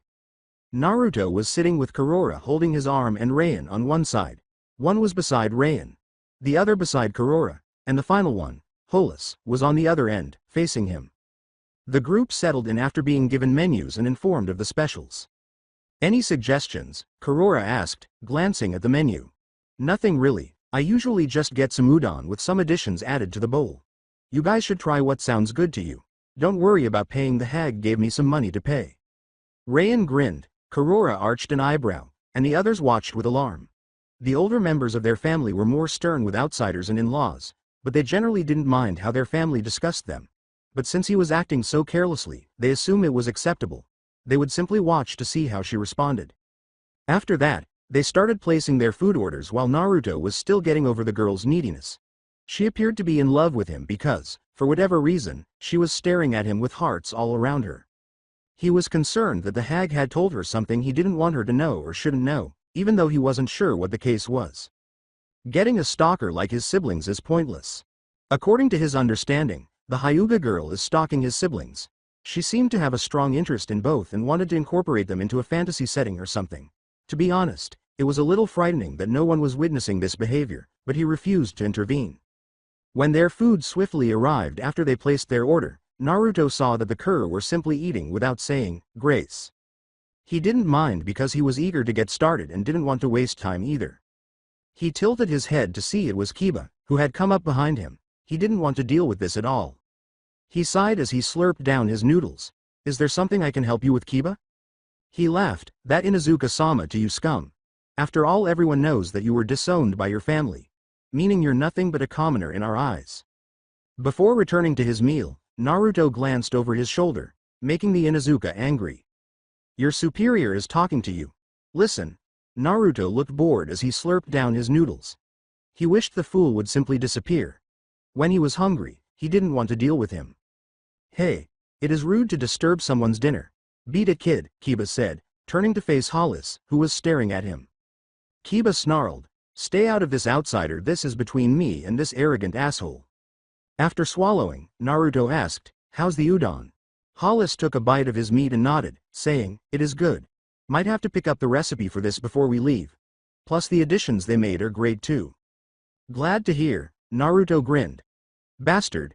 Kiba yanked him from his chair and dropped his bowl on the ground, grabbing him by the front of his shirt. Everyone in the restaurant stared in horror and shock as soon as the bowl broke. "You don't fucking get to ignore me. When I'm talking to you, you better listen." Naruto gazed. Reichi got up and said, "Hey brat, I think you should put him down. Fucking outsiders, stay out of this." The air began to thicken as Reichi narrowed his eyes and said, "Want to say that again?" The air around the man caused Kiba's instincts to go haywire. It was heavier than before, it had changed, and it was almost making him sick. They were merely challenging him to respond to him further, as he could see the darkness in his eyes. "Kiba." He turned to see Naruto staring at him, but his eyes were glowing rather than lifeless. "You really can't understand when you should back down?" Naruto took hold of his wrist and began to squeeze. With a grunt, Kiba felt his fingers come loose from the front of Naruto's shirt. A thick aura surrounded Naruto, and Kiba felt his hand break more from his tightening grip. "You and the rest of the village are just trying to piss me off. You want to see me get angry? Is that what you are aiming for? To see me lash out so you can go and cry to your mother because I hit you?" People in the restaurant became cautious as his aura darkened and the floor began to creak. "But I should warn you, keep pushing, keep prodding, and just generally keep annoying me. You won't get a chance to complain to anyone," he said. "I will kill you. Put simply, I'll rip out your throat and leave you bleeding all over the floor. So, I suggest that unless you want to agitate me further." His hand was released. "Fuck off and leave me alone." Kiba landed on his posterior. He saw something, but he couldn't be certain what it was. Behind Naruto, something formed. Dark red eyes and maw-sized fangs were added to the form. As though he were mere prey, the creature gazed down at him. Something to eat and then shit out. He had never experienced such fear before, and he doubted that he would ever feel it again. With the others making fun of him and making jokes about his running style, he scrambled to his feet and ran to the table. Naruto, on the other hand, merely gave the group a frustrated look.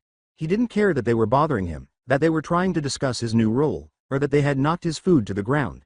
He didn't give a damn, but being left alone was important to him. He wished for their separation. After Naruto sat down, the restaurant was silent for the remainder of the evening. At least until Rayan and Kurora gazed at the table across from Naruto and Kur as they left the building. Kurora simply snorted before leaving the eatery. But Rayan? All he was wearing was a gloomy smile. "Hope we get to meet Dog Boy. Killing you will be fun." Naruto was standing outside the academy. He let out a deep yawn. Since he had to wait for his teammates to arrive, he was even more bored than normal. He didn't want to deal with his old team this early in the morning, so he was okay when they walked in without even glancing at him. His siblings scowled at him as Team 7 showed up, while one of their teammates flashed a spooky smile. Naruto was never able to figure out why he appeared and behaved so strangely. However, he had heard from the hag that Danzo was a man who took great pride in his soldiers. Perhaps it has to do with programming. Oh, why was he giving it so much thought? While Kiba remained silent and did nothing, Naruto watched Team 8 pass. It seems that the incident at the restaurant yesterday was sufficient to prevent him from commenting. After giving him a long look, his teammate Hinata sniffed the air. She pushed her way inside the building quickly. Yandere is moving. Shino could never read him, so he didn't even look at him, but he could tell he was just going along, making every move as exact as he could. They ignored him when Team 9, the team that had been there for a year, showed up next. Since he didn't communicate with them, he was okay with that. Next up was Team 10, and while the other two were either sighing or eating, Ino was griping about her teammates. With his fangirl glaring at him, Team 11's Sasuke glared at him before advancing into the building. Sakura followed suit and did the same. Those two will perish. Without a doubt, he finally ran into his former team. Yakumo was grinning, content, and even flashing Naruto a darker smile. He saw his replacement looking smug, but he didn't bother to answer her. He learned that the man belonged to the Yamanaka clan. He seemed to be training hard in every area, from the most valuable to the most useless, in contrast to Ino. He didn't give this much thought himself, but at least he knew he was serious. The man was clearly a top genin on the test, based on his intuition. But nothing that I can't handle. He finally turned to face the Uchiha heiress, who was grinning smugly and swiftly looping her arms around her teammates, as though to illustrate their intimate connection, which he never shared with them. Naruto believed that was more their fault than his. He could have tried, but there would have been no point because it takes two to make something happen. They would have dismissed him or humiliated him using it as a pretext. He was hoping they wouldn't bother him too much before the exam began, but he didn't see the point in investing. Naruto!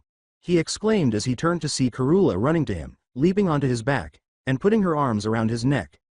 Sorry for the wait. Rayan wanted to get some extra reps in before the exam. The heiress glared back at Rayan, saying, "You mean you took your fucking sweet time to get dressed? Who the fuck cares what your underwear is?" Sighing, "Well, let's head inside. I have been eager to get this started as soon as possible." After reaching a consensus, the two entered the structure. Rayan was equally as bored as Naruto, who carried the girl carelessly on his back. Rayan scratched his neck and asked, "So, what kind of test are they going to do in a cramped building like this?" "Guess? Maybe a written exam of some kind? Maybe something akin to cheating without getting caught cheating?" With a shrug, Naruto said, "It doesn't matter. All we have to do is make it through the first part and then move on to the second part, which should be out in the open." He then turned to face the group of people arguing with the two men on the first floor.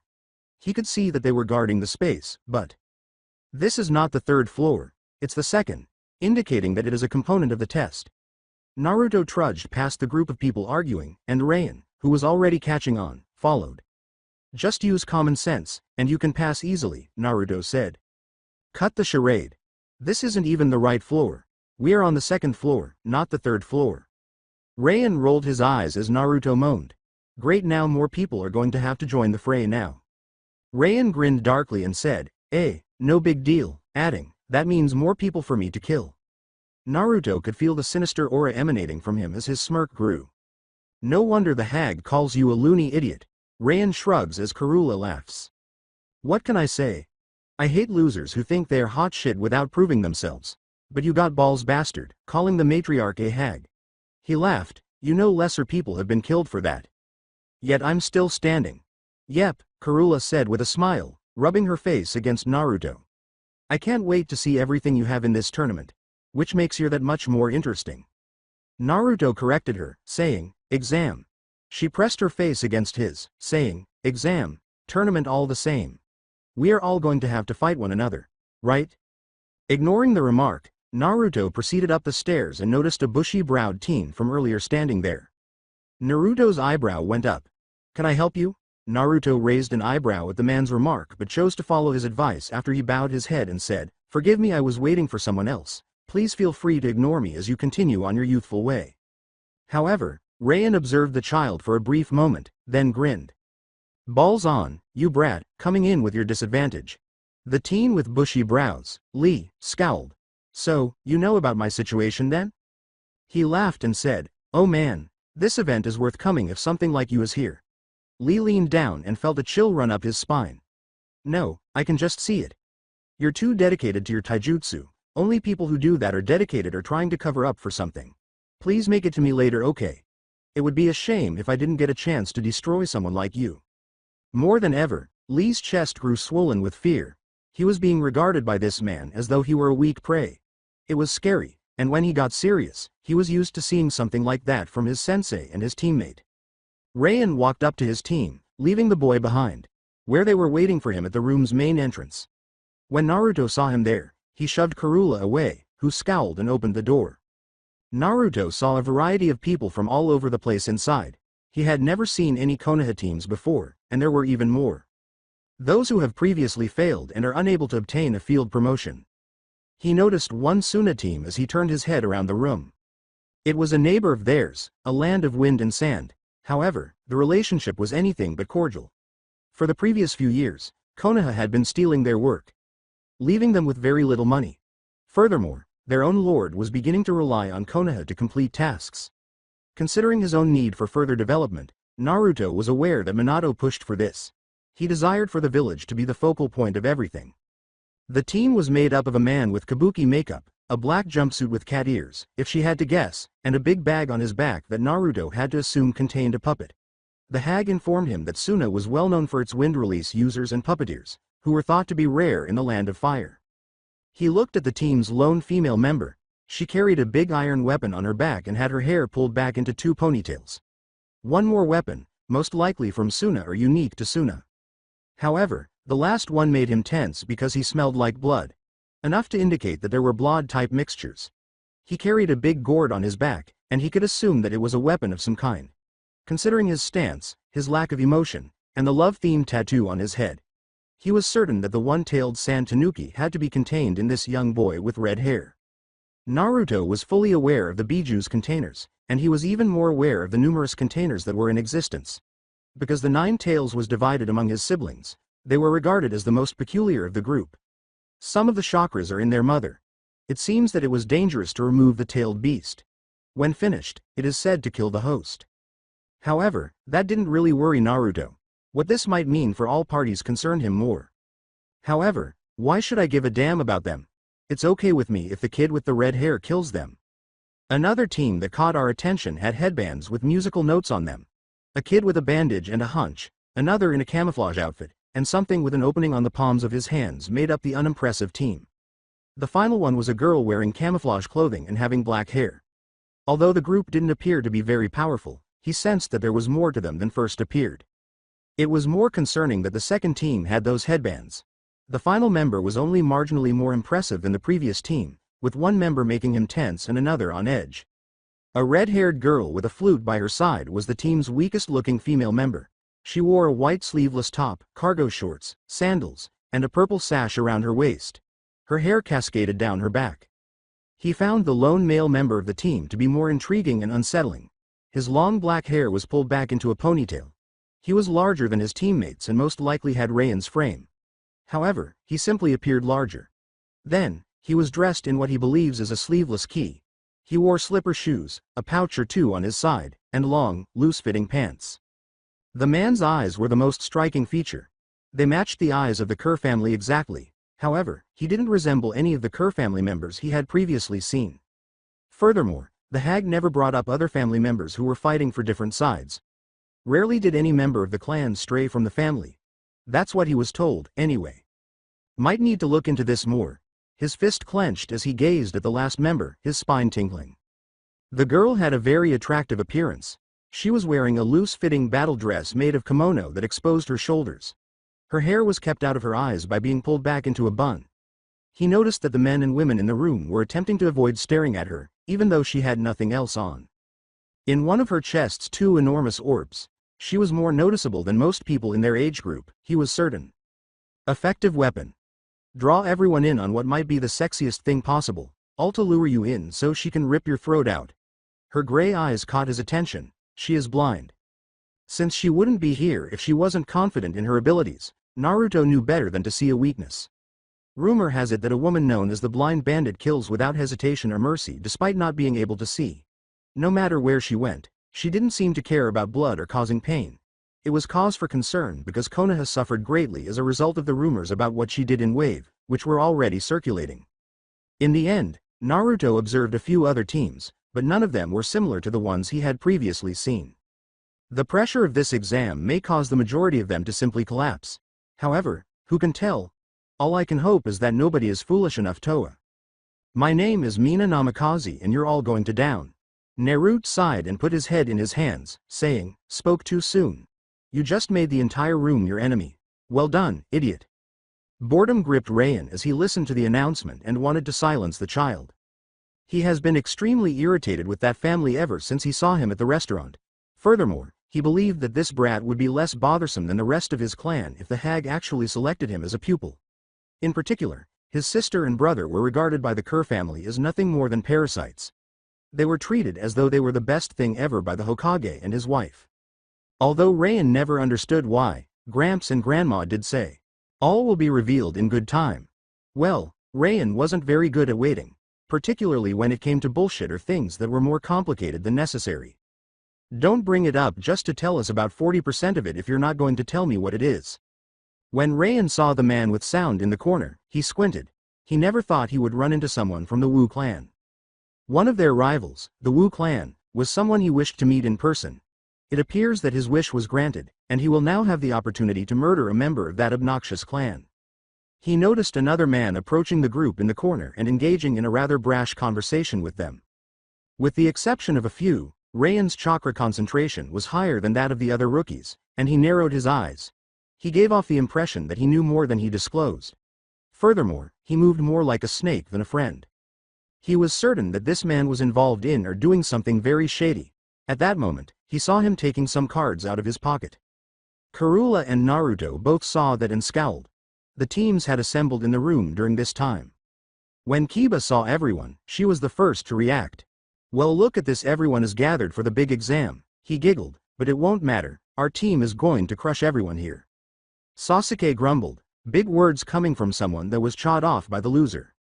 "How's the nose that the loser broke?" Kiba clapped back. Sasuke snarled. He was not going to put up with the chakraless loser who had humiliated him in the hallway. "Cool it, Sasuke, don't embarrass our family any more than you have. No more than the fact that you were sharing a team with said loser," he said sarcastically, turning to face his sister. His sister squinted. "Unlike you were able to get one over him with him now gone from our team. We have been improving big time, and honestly, compared to your abysmal teamwork, we have been thriving." She wrapped her arms around her male teammate. "Unlike Naruto, he pulls his weight and doesn't do anything to harm the team. Why wouldn't we be happier with a reliable teammate?" The man in question thanked his teammate with a smile. Yakumo's cheeks puffed. The two teammates glared as she grabbed his other arm and drew him near to her. Menma laughed. "Doesn't matter what you guys do or that loser does, everyone knows in the end our team is going to sweep the competition." Menma was bursting with confidence after his father explained the format of the tests and the phases that would be covered.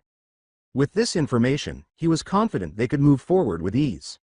His brother had found some random teammates, but it didn't matter because they didn't seem all that good. One was dressed very sensuously, and the other looked like a muscle idiot. She couldn't be good, though, because she was snooping around his brother. In addition, her attractive kuonichi outfit, which included a fishnet top that flaunted her developing chest, a short skirt that, when worn at the proper angle, would reveal everything, and a short sword on her back, didn't really showcase her assets. In general, he was certain that it was more for show, even though it was seductive and intimidating.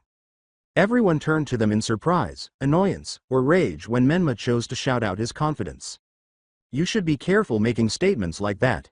The teams turned to see a man approaching them dressed in standard shinobi clothing, with white hair and glasses. His smile was endearing, innocent, and difficult to read. Sasuke glared at the adolescent, asking, "Who the hell are you?" Although he appeared older than them, he was not better than them. Therefore, there's no reason to respect the man. "My name is Kabuto, and I just wanted to warn you guys, you made quite the laundry list of enemies today." Looking around the room, he stated, "Most of the people here are first-time test takers like you, but there are some who have experience in taking this exam but just haven't been promoted yet. So, this is their chance to get that promotion." He breathed deeply, "Like me."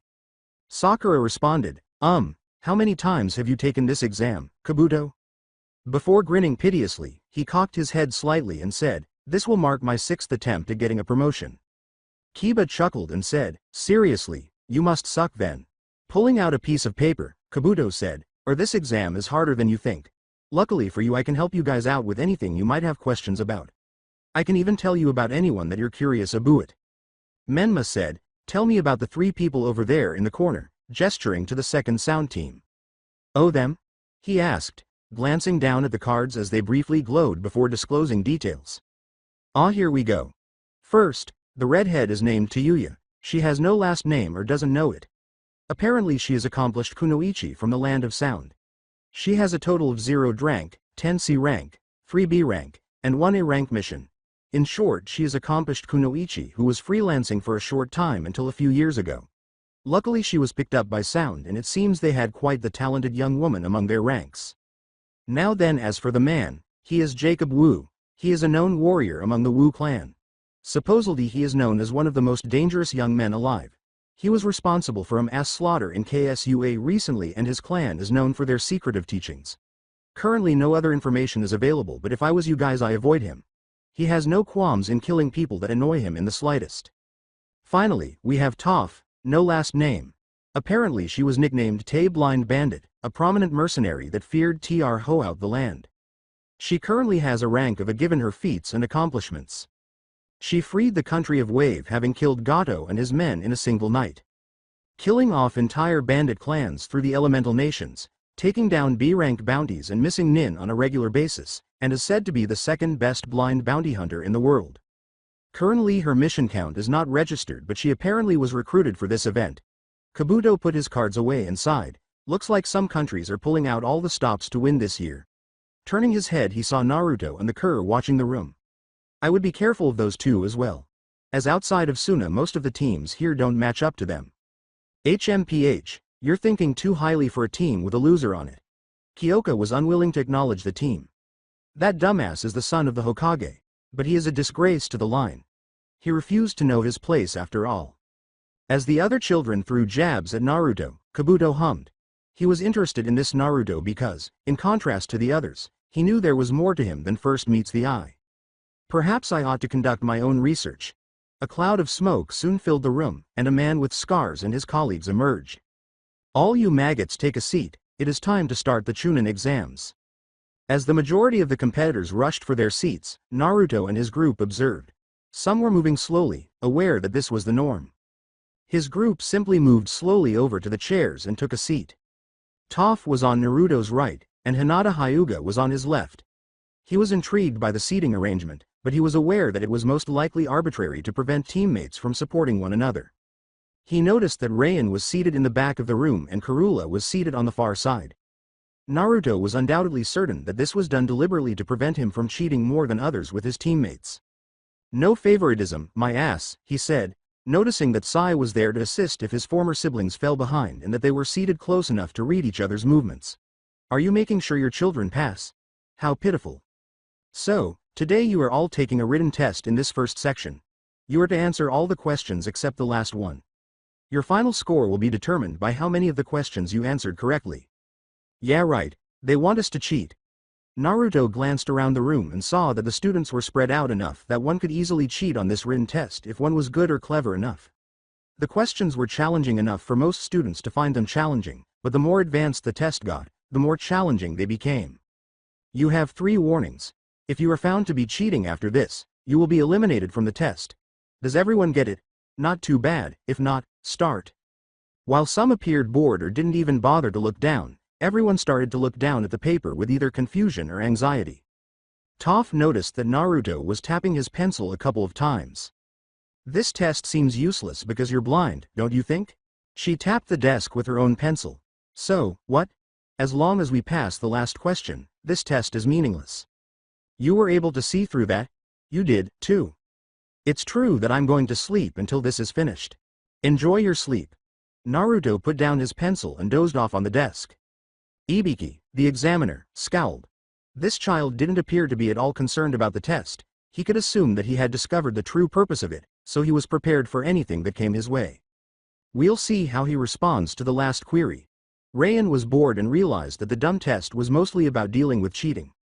The questions were simple and meaningless, so he could answer them, but he really didn't want to because if he did, he might have to kill the person who read his test or tried to con him. It was also annoying to kill someone for such a trivial reason. Since Karula specializes in observation and seduction missions, it was easy to distinguish between the real warriors who have tasted blood and know how to handle themselves and those who were merely pretenders or untainted. Karula was simply assessing the room. Everyone was mediocre in her opinion. Those Suna people are pretty good so far. Wu and that blind girl are pretty strong, probably on par with us, and maybe that guy in glasses. When she saw Naruto talking to the blind girl, she puffed her cheeks and said, "No fair, I had my eyes on that strong warrior first." That guy was a spy. It was obvious to those who train in that field. He had stated he took the test 6 times. Really, and no field promotion yet? That is a red flag. Plus, he seemed to have more information about the visitors that have never set forth in the country. This meant he either traveled a lot, which she highly doubted, or that someone was feeding him information. More than 25% of the room was now empty after the first phase, which went by quickly. This was primarily because of people giving up under exam pressure and making foolish attempts to cheat. All right, it's time for the last query. Naruto yawned in boredom as everyone stared at the protector. You can now choose whether or not to answer this last question. You will be eliminated from this exam and will have to retake it the following year. However, you won't be able to advance in the future if you take it and fail. Soon as Blonde got to his feet, how can you make such a claim? That's bullshit. Many people have already taken this test and given it another go. Those are the guidelines for this portion of the test, and you are free to stop if you don't like it. Naruto yawned once more, attracting everyone in the room. Oh, do you find me boring? How annoying that the room was now on him. Yes, can we start this process right away? This is a very exhausting act. Take action. Do you understand that you will never be promoted if you fail this part? There is always mercenary work, shrugged Naruto. It's not like this is the end of the road for me or anyone else. I just need to consider my options, and this seems like the simplest way to go about it. He intended to boost the morale of everyone present, which he believed was unnecessary and pointless. If they wanted to quit, they should, but if they wanted to participate, they should find the courage to do so. He has no skin off his back. While the majority of students stayed behind, some gave up due to the pressure. He didn't get rid of as many as he had hoped. Ibiki scowled. He sighed, oh well, the second part will reveal their true self. Looks like we got a good batch this year, or we just have some that are too stubborn. Is everyone prepared? The room looked on expectantly. For everyone in this room, you pass. While some students were passive, the majority of them displayed dumbfounded expressions. Naruto rubbed his neck and sighed. Yeah, saw that coming. Naruto noticed that his neighbor was yawning when he looked at her. Are you bored? Yeah, let's get to something more exciting already. Ibiki scowled at the two before he began to speak. As everyone is aware, the purpose of this exam is to determine whether you are prepared to move on to the next phase of your shinobi career. There will be times along this path when you need to uncover a secret, engage in dialogue, and solve problems when none appear to exist. He grinned and took off his headband, revealing the numerous scars that were layered underneath. In the end, this test was to see how well you could gather information without being caught. Naruto could only roll his eyes because the hag had treated him worse during their sparring. He sighed as he waited for the lengthy speech to conclude and noticed a black tarp emerge through the window. After the kunai were lodged in the wall, it unfolded and gave the following information. The Hot Anko Mitirashi, the second exam protector. The woman with the busty purple hair, wearing a short brown skirt and fishnet top, with her hair tied up in a small ponytail and wearing a brown trench coat, appeared from the fold, her eyes dark brown, and she appeared to be smiling mischievously. My little genin kids don't have time to unwind. The second portion of the test is about to begin. Go to the Forest of Death. If you don't arrive within 30 minutes, you will be eliminated. Ibiki could only sigh as she disappeared in an instant. Go to the Forest of Death. You heard her. Use your skills to locate it if you don't know how. They turned into people rushing to get to the exam location or those who knew where it was leaving the room slowly. In contrast, Naruto saw his team waiting for him as everyone else left, but there was another person present. Toph was there, and she was grinning a little. Am I able to assist you? I do have a question for you, though. A friend mentioned this to me in passing, but I wanted to confirm that it was accurate. Is that correct? Is it accurate to say that you used possessed by a demon to kill a man using a martial arts style? Huh? I apologize. I assumed you wouldn't be familiar with the moves. It is when the heartbeat increases, she said, tilting her head in a cute way. Naruto squinted, wondering how she was aware of that. Well, your heart raced, so I suppose the rumors are accurate. What if they are? Toph shrugged and said, I don't know why. He was a prick, and I knew him. Unfortunately for him, the same master who trained us was a failure. Someone who was only ever able to learn a few simple moves. He was still remarkable, though, because he did bring that one technique with him. The only thing Naruto could do was stare at her. That guy had the same teacher as her, so whoever was instructing them was still alive. So, let's assume that I did it in theory. For you, what does this mean? She approached him and slowly cocked her head to look into his eyes. That means my new toy. Huh? You see, this shinobi exam doesn't really interest me. I'm only helping my master out with this. I would still be out there collecting bounties if I had the option. Or identifying and testing some of my other misbehaving pupils. Unfortunately, they aren't that impressive, and to be perfectly honest, that becomes monotonous after a while. However, she rubbed a finger up his chest and said, how did an outsider defeat a pupil who shared my teachings and get past their prohibited method? It's hot now, she said, leaning into his ear. With a sway of her hips, she withdrew and began to leave, saying, will you keep me entertained? I regret not being able to play with you. All of Naruto's instincts told him the same thing as he stared at the fleeing girl. She was dangerous. However, a grin spread across his face. This is getting interesting. The Forest of Death got its name because of its unusual environment, which includes larger than normal animals, hazardous plants and insects, and enough trees to make you wonder where you were and how you got there. It was quite an accomplishment to enter the forest and emerge with all of your limbs intact, but for some, this is a typical training ground used by the more seasoned ninja. It was designed to keep your senses keen and your head on a swivel. For this reason, some people found it shocking that the second exam would be held here. Upon arriving at the site, Naruto discovered that there were only 40 teams remaining, despite his knowledge that roughly 50 teams had passed the first section of the exam. He was surprised because it was difficult to miss the forest, but hey, the less competition, the better. Anko turned to face the teams in front of her after enjoying a few dangos. All right, you maggots, this is Training Ground 44, also called the Forest of Death. For obvious reasons, the majority of the village does not use this expert-level training field. But in this exam, she smiled bloodthirstily at them, this is the location for the second exam. You will spend a total of 5 days in this forest. The objective is straightforward. Your job is to find both scrolls while in the forest. She took a scroll out of her coat pocket, one of which contained the kanji for heaven and another for earth. Does that imply that in order to obtain the necessary scroll, we must fight one another? When Sasuke asked this question, he had a sinister smile on his face. Yes, you are all now enemies in this section, so anything is acceptable. How you obtain the second scroll is irrelevant, what matters is that you do so. But what are we supposed to do about food after 5 days in the forest, complained Shoji. It's a forest, so just forage for your own food, Anko shrugged. Gather berries, kill and cook the animals, or simply look for something edible. While in the forest, how about taking a shower and taking care of ourselves? Some of the other girls in the same group nodded, and Anko moaned when Ino asked the question. Hey, you filthy stains. It's a test of survival. Implying that you won't have any comforts while in the woods. We'll see who has to do whatever it takes to survive, to control their surroundings and take the necessary actions to succeed. This caused the audience to tremble, but Naruto was unfazed. So, Karula said, holding up her hand, does this imply that we can murder competition in order to obtain the scroll? Lastly, a clever query. In order to obtain your scroll, you can indeed kill your opponents. That does not, however, guarantee that you will receive the necessary scroll. Continue searching if the group you eliminated doesn't have it. However, you should never open the scrolls before entering the tower's interior. Why? Now why would I ruin the surprise? Anko asked, grinning at the random brat. Can we get started already?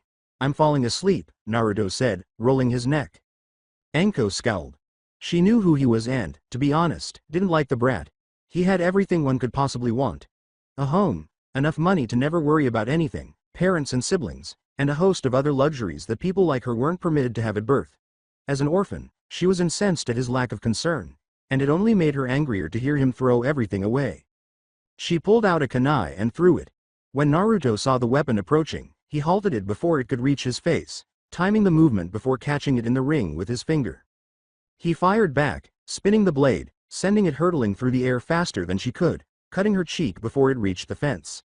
Naruto began to address her, saying, "No matter who you are, it's not nice to throw things at people." After snarling, Anko produced some documents and told the brats to sign them, stating that they would not be held accountable for them if they were killed or disabled. They obtained a heaven scroll and hastily signed the documents before approaching the people holding the scrolls. Walking to Entrance D, Naruto and his group prepared for the start of the exam. Toph is standing with her team during this time, completely bored. "Hi, Jacob?" "What?" the Wu asked, turning to face her. "Don't touch that Naruto guy." "Huh? You heard me, don't lay a finger on him." "Bitch. What are you talking about? Why ought I to pay attention to you?" Toph turned her head slowly in his direction and said, "Because I'll kill you later if you do. I dislike disclosing." "Huh?" Tayuya saw her teammates quarrel over that blonde fool from earlier. He wasn't particularly impressive, but he was kind of interesting. "He is my prey, so get in my way, and like the animal kingdom, I'll swat you down in an instance." Jacob gave a sneer. "It's going to be a long few days," Tayuya sighed. Thanks to the assistance of one of the examiners, Team 7 was prepared and ready to go along with the other teams from the Leaf. They already knew which teams had different scrolls than them, so it was simple for them to locate the closest team, grab their scroll, and take the most direct route to the tower. With Shino on the team, they could easily get the drop on the enemy, but Team 8 didn't have the same luxury, so they were determined to hunt down all the nearby teams to see which one might have what they were looking for. In order to avoid being together until the very end of the test, Team 9 had already decided to split up. Since they weren't the most combat-oriented of their peers, Team 10 made the strategic decision to target some of the weaker teams in the hopes of defeating them. With Sasuke moaning at his obnoxious fangirls, Team 11 was just getting ready. They weren't going to slow him down, but he was certain they wouldn't contribute much. His main objective was to pass, but he was going to kill Naruto if he found him. He couldn't stand the self-righteous jerk ever since he humiliated him, especially since his team had deserted him. He thought he had finally gotten one over him, but now he had a team, and it was made up of a supposedly elite family. This was absurd. He didn't believe these curs' claims. To him, they're nothing more than dirt. He didn't care about it. "You're going to die like the mangy dog you are, so get ready, loser." However, Team 12, Kyoka, I'm telling you that we should concentrate on locating and obtaining the scroll. Hunting down that loser is a waste of time and effort. My honor is on line here, Yakumo. He must pay for humiliating my family. Like her brother, Kyoka was determined to hold Naruto accountable for his crime, and ever since that day, her parents have been ridiculed by the clan, who believe that someone else should take over the role because her family doesn't have the right leader. Kyoka, her teammate said, giving her a shoulder pat, "I understand your feelings. However, there is a possibility that he won't survive this round. The Cur members are carrying him, but that won't be sufficient for long. They will consider him to be nothing, and he may not survive this forest." With a charming smile, he said, "So, let's just focus on getting the tower as quickly as possible. If that happens, then you have proven your point of being superior." Kyoka sighed, but agreed with them that it was better to concentrate on passing the test rather than getting even. In any case, she would succeed. If he failed and she passed, it would indicate that her family was superior and he had no right to criticize them. If he passed this portion of the test, she would make sure he paid for it when they got into a fight. "Asshole, I'm coming for you." Everyone patiently waited at their individual gates. Then Enko yelled, "All right, let's get started." The teams hurried into the forest as soon as the gates opened, and a scream was heard a few seconds later. With a smile, Enko said, "Ah, music to my ears." As they leapt through the trees, Naruto and his group did their best to block out the deadly aura behind them. "What will we do with our tailors, then?" Naruto sighed, and Rain smiled as he glanced over their shoulder. "Just a little bit more. The tower is pretty far away, so we have to get as close as possible." He wanted to finish this exam as quickly as possible in order to avoid any serious problems. Karula scowled and said, "Still, we should just take them out if they are going to be this persistent." This team was determined to kill them. Naruto rolled his eyes and said, "You two take off in different directions, so it is pointless for either of you to be concerned since their target is me. I will continue on my path. I can get to the neighboring clearing that way." Growling, Rayan said, "Don't give me fucking orders. Just do it." Karula interrupted the man as he was about to yell because he knew the old man would eat him alive if he didn't. The old man had to be nice because, for whatever reason, he had a stake in the brat. Naruto sensed that the people pursuing him were still pursuing him as he broke off. So, it's great that they are actually pursuing me. Though he hoped it wouldn't, he anticipated that this would occur. When he got to the clearing, he waited with his hands in his pockets. 3 people suddenly materialized, identifying themselves as individuals he has forgotten. Maybe they were in the group before us, because they have Konoha headbands. We now meet Namikaze, who has been disgraced. Although it wouldn't be appropriate, I would say it is an honor. Yes, and you are, too? It won't matter, we are going to be the ones that remove you from this world, the 3 men scoffed. Really? Then Naruto sighed, how will you manage that? Because I can't take you seriously because you're too weak. This is the reason no one wants you around, the 3 growled. You should be thankful, but instead you are rude and sarcastic all the time. What are you thankful for? I mean, you guys aren't important to me, probably not even to the village, Naruto said, cocking his head to the side. I assume that's the reason you guys went unnoticed. He smiled slightly and said, I really feel sorry for you. The 3 men launched their attack without hesitation because they were furious. Before taking a deep breath, the leader began reciting a few hand signals. Fireball jutsu in fire style. His mouth erupted in flames, and the other 2 followed suit, making similar hand signals and launching the same assault. Naruto simply ran out of range of the attack, avoiding the explosion by simply moving backwards as he watched the attacks close in on him. He shook his head and said, that was stupid. So instead of aiming for me, they were aiming for where I was. The 3, 1 with a kunai, 2 more with 2, and the leader without a weapon, charged at him out of the smoke. Naruto leapt over the leader's sweeping kick and sidestepped the single kunai user's swing, but the third one pulled his hands back and threw them, causing Naruto to sigh once more. How predictable. The 3 grinned as the kunai pierced his flesh. We've got him. That piece of shit is served correctly, he was not entitled to undervalue us. Indeed, we performed a public service, and I am confident that the Hokage will reward us for it. A log appeared in his place as a poof sound reverberated on the spot. What? How did he? The leader discovered something stuck in his stomach and realized it was a hand. He heard a cough and turned to see Naruto standing there with the same expressionless face. It's important that you keep your guard up, regardless of the opponent's identity, he said, yanking his arm out of his stomach and observing him drop to his knees while choking out some blood and extending his hand. No way. Naruto used a kunai through the top of his skull to silence him. Initially, they were cocky when facing an opponent they believed to be weak, but after witnessing their leader being cut down, the 2 remaining men were shivering. How about we carry on from here, monster? Naruto gave a headshake. Pot meat kettle. Fuck you. Naruto merely slapped the weapon to the ground after one of the men pulled out another kunai, but he did notice something attached to it. Then there was an explosion. Fucker, I got you now. The second man didn't appear to be paying attention, but the third man made the point that, but we can't pass this exam without our leader. How good you are now doesn't matter, huh? When you get to hell, keep this in mind. Scared, he looked down slowly and coughed more when he saw something coming out of his neck, and then he heard a tearing sound and choked. The weapon ripped through the side of his neck, decapitating him. You really should check for a body before you celebrate. The final man walked slowly past Naruto and fell to the ground, choking on his blood as Naruto slashed his throat behind him and his neck continued to leak blood. Naruto rolled his shoulders and threw the kunai into the back of his head. Naruto turned and said, well, that was a waste of time. You guys can come out now. The conflict has ended. Emerging from the forest, Rayan and Karula gazed at the carnage with differing expressions.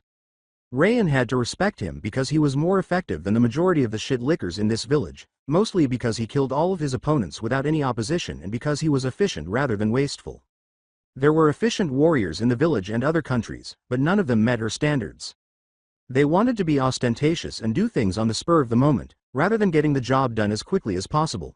She could understand that some missions take a while to complete, but there are cases where that isn't needed, so there was no reason for them to waste time on meaningless nonsense. Karula was grinning broadly and staring at him with hearts in his eyes and a big smile. Overall, she now has a more positive opinion of Naruto than she ever imagined because he was not only swift and vicious but also very attractive, and she was certain that he was learning a lot from her grandmother, which meant that he was practicing the most skilled arts in the Kur clan, which virtually assured her position. In any case, she was focused on him and wasn't going to let him go. Unaware of those two's thoughts, Naruto approached the bodies and discovered the scrolla which, as it turned out, was the one they required. At least it wasn't a waste of time. Let's go to the tower, please. Karula nodded, and Rayan shrugged his shoulders. They reached the tower's entrance and entered within a few minutes, where they saw the poem on the wall, or was it a riddle? Naruto didn't know, but he didn't care yet, and when they opened the scrolls, they noticed a puff of smoke and Holyoke emerged. Good, you guys made it, and pretty quickly too. It's easy when people think you're an easy mark. Assuming that was the case, Naruto chose to locate one of the rooms and resume his sleep and meditation training. The elder Kerr nodded. Well, you guys made it early, so you can relax. Holyo stopped Karula from following him, saying, sorry, we need to talk. Karula scowled but followed the older Kerr, while Rayan smirked while glancing at Naruto's back. Because I know you're hiding your cheeky shit, I hope we get to fight. Although it didn't require a genius, Rayan was certain that Naruto wasn't giving it his all. Group 11 Sasuke swore at his bad luck. He wanted to find Naruto today and punish him for the humiliation he endured. He would have found that bastard by now if they weren't slowing him down, but instead he had to put up with his fangirls complaining about the forest and how hot it was, and stopping every few minutes to catch their breath, which annoyed him. The worst part, though, was that someone had come out to see him. He didn't know who this person was, but they had evil intentions. From what he could tell, they were from Kusa, a country with which they had an alliance, but they were specifically targeting him for some reason. He was holding his own for a few minutes during the fair start of the fight, but as the attacks intensified, he found himself cornered. Before some of the skin began to peel, the woman gave me a sly smile and said, "My Sasuke, you seem flustered. Are you sure that you want to continue on this path?" she asked. "I mean, it's hilarious how weak you are." Sasuke let out a growl, made a few hand signals, and then unleashed a fireball. He discovered a foot in his stomach and the air left his lungs. How sluggish. In the time that elapsed, I could have composed a scroll. He tasted blood in his mouth, felt a hand on his face, and felt his head thud against the floor. He grinned menacingly and said, "At the rate you're going you won't be able to surpass your brother, let alone Naruto. Are you comfortable with that?" When the woman took her hand away, Sasuke snarled and spat blood at her, and the person merely smirked at the blood on their face and kicked him in the side before bouncing across the ground and thumping into a tree. It was terrifying for him, but he was able to keep from fainting. He detested the fact that he appeared helpless against this woman, and worse, that his teammates were useless because they were unconscious from the woman's pressure. Why did they get away with it? Tell me, Sasuke, the woman said as she approached him slowly. Do you want to have more power than everyone else? I can help you achieve this, Moreskin said. Sasuke scowled. He wasn't sure whether to listen to her or try to flee, but he was confident that his teammates would be all right. All he wanted was for the woman to leave the area and find someone else so that perhaps she would become their target. The woman's neck reached out and bit Sasuke before he could react, and he fell to the ground with a thud. "If you're interested then," she said. "If you want more power, come to me. Seek out Orochimaru." They disappeared, their yellow eyes glowing now, a sly smile emerging. Sasuke was unsure of what to do after they vanished because he could feel his body heating up and he had no idea how to stop it. The only sound he could hear was his teammates moving and calling his name.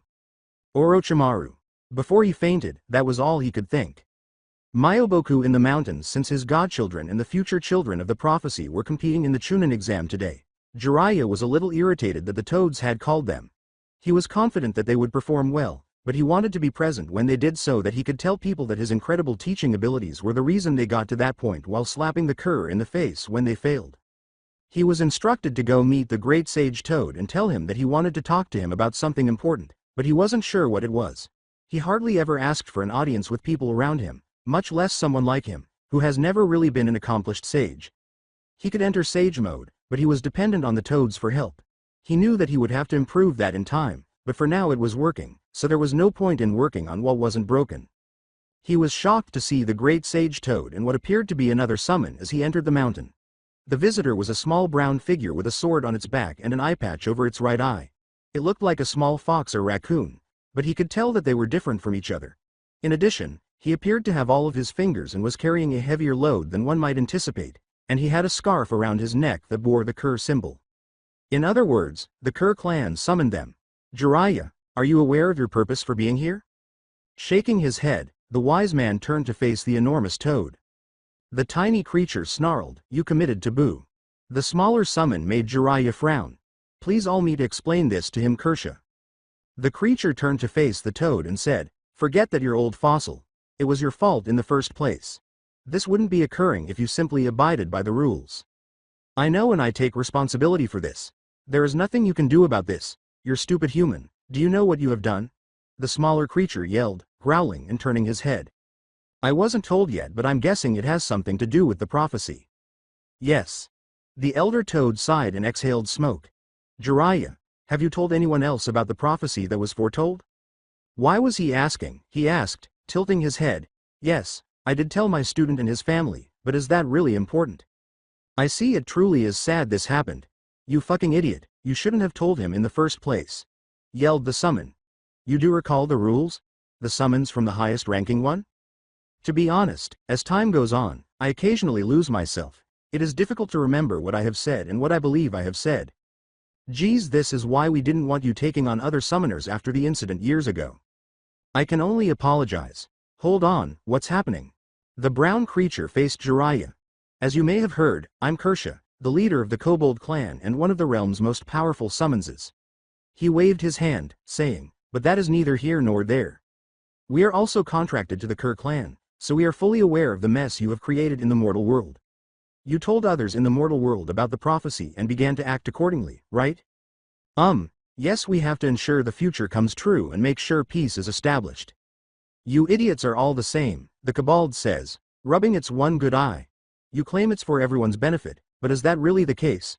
What this big saggy toad didn't tell you is that you're not supposed to know about the prophecy," he said, turning to face the toad. "This is more your egos and vanity in play." "Huh?" He sighed and turned to face the elder. "He's right, Jiraiya. I'm sorry, but I shouldn't have told you. We are all bearing the consequences of the rules being broken. What are you talking about? With your guidance we are preparing for the future." "There is no prophecy now." Jiraiya was taken aback. "What?" The toad inhaled from his pipe and then exhaled, saying, "Yes, there is no prophecy anymore, Jiraiya. Due to the meddling of humans, the prophecy that foretold the safety of the world and peace reigning over it no longer exists." "No, that is not possible. We live our lives in accordance with your—" "That's exactly it. You were interpreting the prophecy in a way that you thought was accurate. You are actively attempting to influence specific events, even though you are aware that the prophecy was not the problem. The world you were aiming for no longer exists in this timeline, and that is unacceptable." "What? That can't be true. You're merely saying this to discourage us from following our path. Because of your alliance with the Kerr, you are acting out of pure spite." Jiraiya found himself facing the blade's tip as the creature swung his sword. "Make that statement again and I'll have your head. Please lower your weapon." The great sage sighed. "I understand that you find the young man's bravado offensive, but he has good reason to be skeptical. Permit me to explain it in private, please." Since what they did was illegal, Kersha scowled and wasn't sure if he should trust the toad. Everyone knew what he did, and the clan itself was asked if he should even continue to be a summon. When the eldest summon realized that the toads were responsible for the future change, it became enraged. Kersha snorted at the toad sage and walked away, saying, "Make sure he knows that if he offends me again his clan won't survive this." "Jiraiya," the great sage toad said, grinning sadly at him, "let me explain this in more detail because you don't realize how serious this situation is. After that, you'll realize how much trouble we're all in." After the discussion, Jiraiya would make future decisions that nobody would anticipate. Orochimaru the snake was incredibly fortunate to have found a Uchiha that he could use.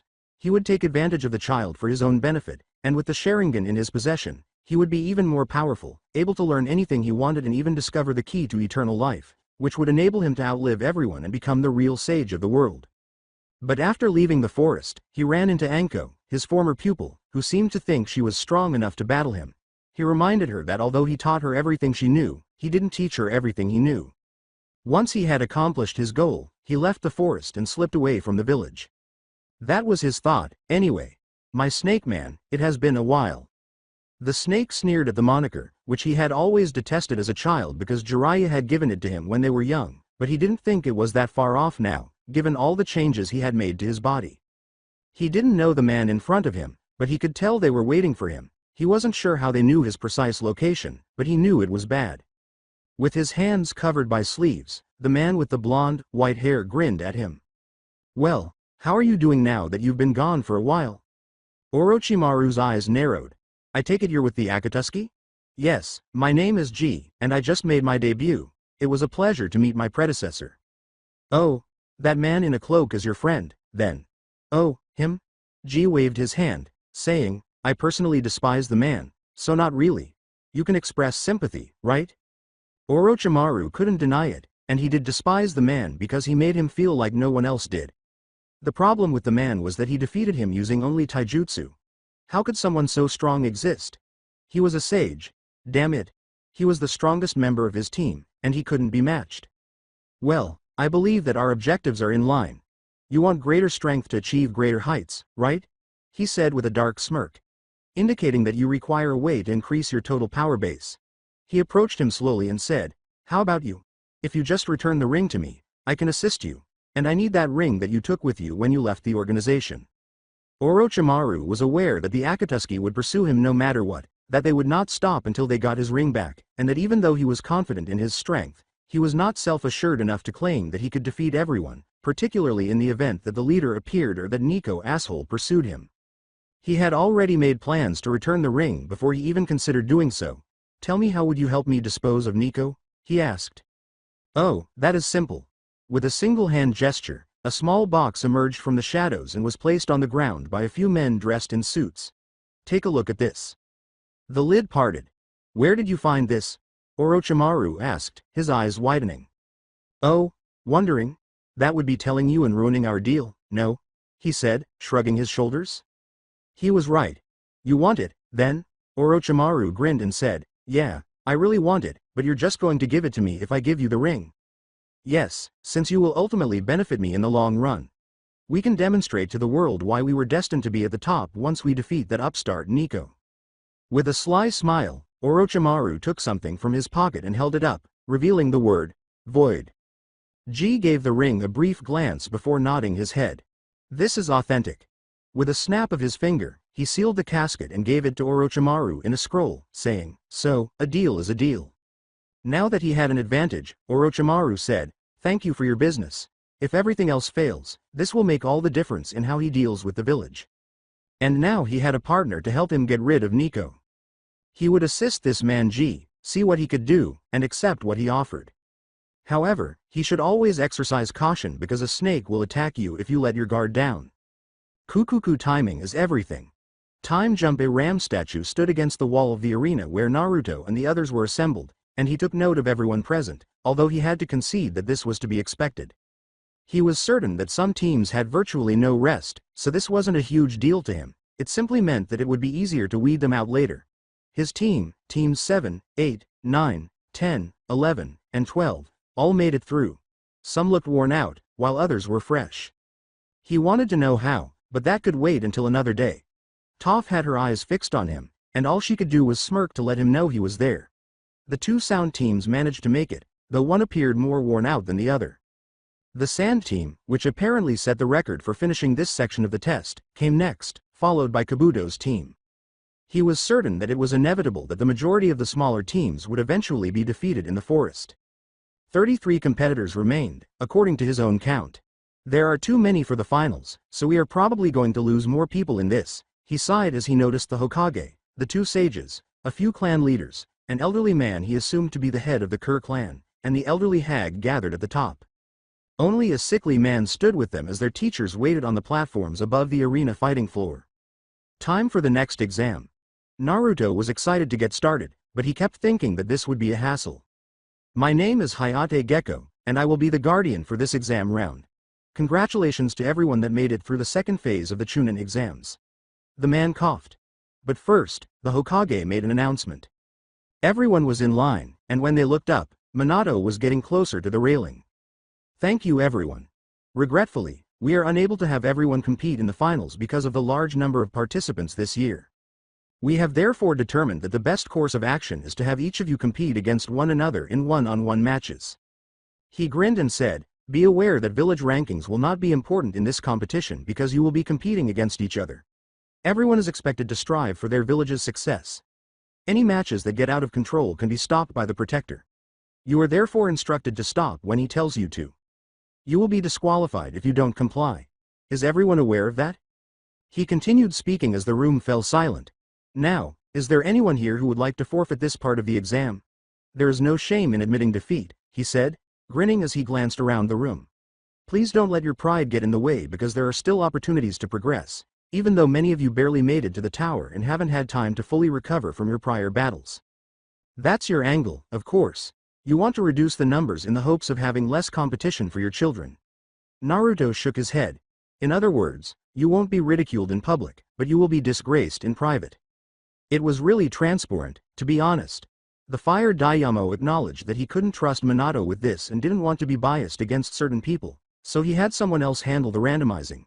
After a minute of silence, Minato noticed that no one was forfeiting, which was a little annoying but still worked out. That meant they just had to hope that his children got worn-out opponents or got specific matchups that would be in their favor. With everyone's focus back on him, Hayato coughed and said, "Let us begin the first fight." After a few seconds, people saw the names as the board quickly whirled around.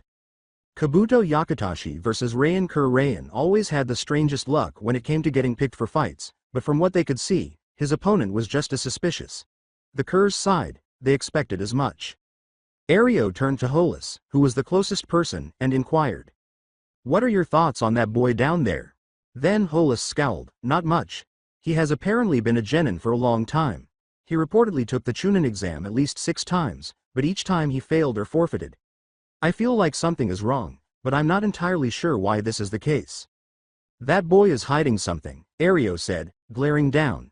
"Have a clan member keep an eye on him if he begins to move about the village." Hollis nodded. The patriarch was only exercising caution because the Kur family could not afford to look foolish, especially after the Hokage had neglected to take certain factors into consideration in recent months. Rayan was grinning broadly as he stood in front of Kabuto. "All right, I can now enjoy myself. All the good stuff has been going to that shithead up there. It's time for me to relax." "Please don't undervalue me," Kabuto smiled. "Before you know it, you could be on the losing side." Rayan's smile deepened. After glancing between the two men, Hayato held up his hand. "Start." Rayan suddenly landed on top of Kabuto and punched him squarely in the face. Kabuto pushed off to his right after dodging the blow. He had to dodge another blow that was headed for his head. It struck the ground, shattering it, and Rayan kicked him in the midsection. In addition to rapidly pushing back, Kabuto began to gather his chakra into his hands and form visible blue blades in order to create some distance between them. Kabuto was going to show off some of his abilities while attempting to extract as much information as possible from the Kur. "All right, then, time to show you my strength." But once he was within range, his instincts took over, and he trusted them, jumping backwards and avoiding a powerful burst of lightning hitting the ground despite the danger that was looming. "You saw that coming, didn't you? Well, it doesn't matter, because now we are going to see how well you can do with this." Rayan, who was blushing a little, held out his hand and displayed the lighting that was gathering in the palm of it. "Don't die too quickly." Ario and the rest of the clan sighed. This was one of the reasons they thought Rayan was a disgrace to the family. He became overly preoccupied with killing people and doing things his own way, which caused numerous issues. "I swear," the matriarch scowled, "that brat needs to learn more self-control. He will never succeed where his father once stood because of his actions." "That boy is gifted and could eventually be strong enough to lead the clan," Ario sighed. "However, given his current pace, that seems improbable." "But grandfather, isn't Rayan exhibiting restraint by not using his release?" scowled Hollis. "That is irrelevant because instead of swiftly ending them, he is playing with his opponent." All the relatives nod. "I know he can do that, and so can everyone else, but he prefers to play with his food instead." "He should just stop this already," said Naruto, rolling his eyes, "if neither side intends to engage in serious combat." Karula scowled as she held his arm. "They're not serious? Both of them?" The people in their immediate vicinity listened. "Indeed, Rayan has the upper hand and has demonstrated that he is capable of catching him if he so chooses. The first move could have ended this whole matter, but he wanted to get him moving instead," he said, pointing to the cracked floor. "Instead, he is just making him back off while just casually flinging around his attacks." The other Konoha members were scowling at this information, but none of them appeared to comprehend the more specific details. Neither Rayan nor Kabuto was going all out. The Kur swiftly lifted his hand once more and unleashed his lightning bolt, which flew at Kabuto after hovering in the air for a short while. He quickly switched to a log, which was destroyed by the bolt, leaving burnt splinters in its wake. Standing on the ram sign statue, Kabuto scowled and realized he was in trouble because Rayan was clearly trying to play with him, which meant he would not be able to get any useful information from him. He raised his hand and sighed. I anticipate. I see that I'm not up to his standards. Thus, it would be senseless and risky to carry on this battle. In addition, I believe that I would simply seek assistance and withdraw in a real-life scenario. The examiner turned to face the irate Ryan and yelled, "Winner of the match Ryan Kerr," as he coughed and stared at him. Kabuto grinned at his opponent after jumping off the statue, and the room watched as he said, "I apologize for not giving you the fight you wanted."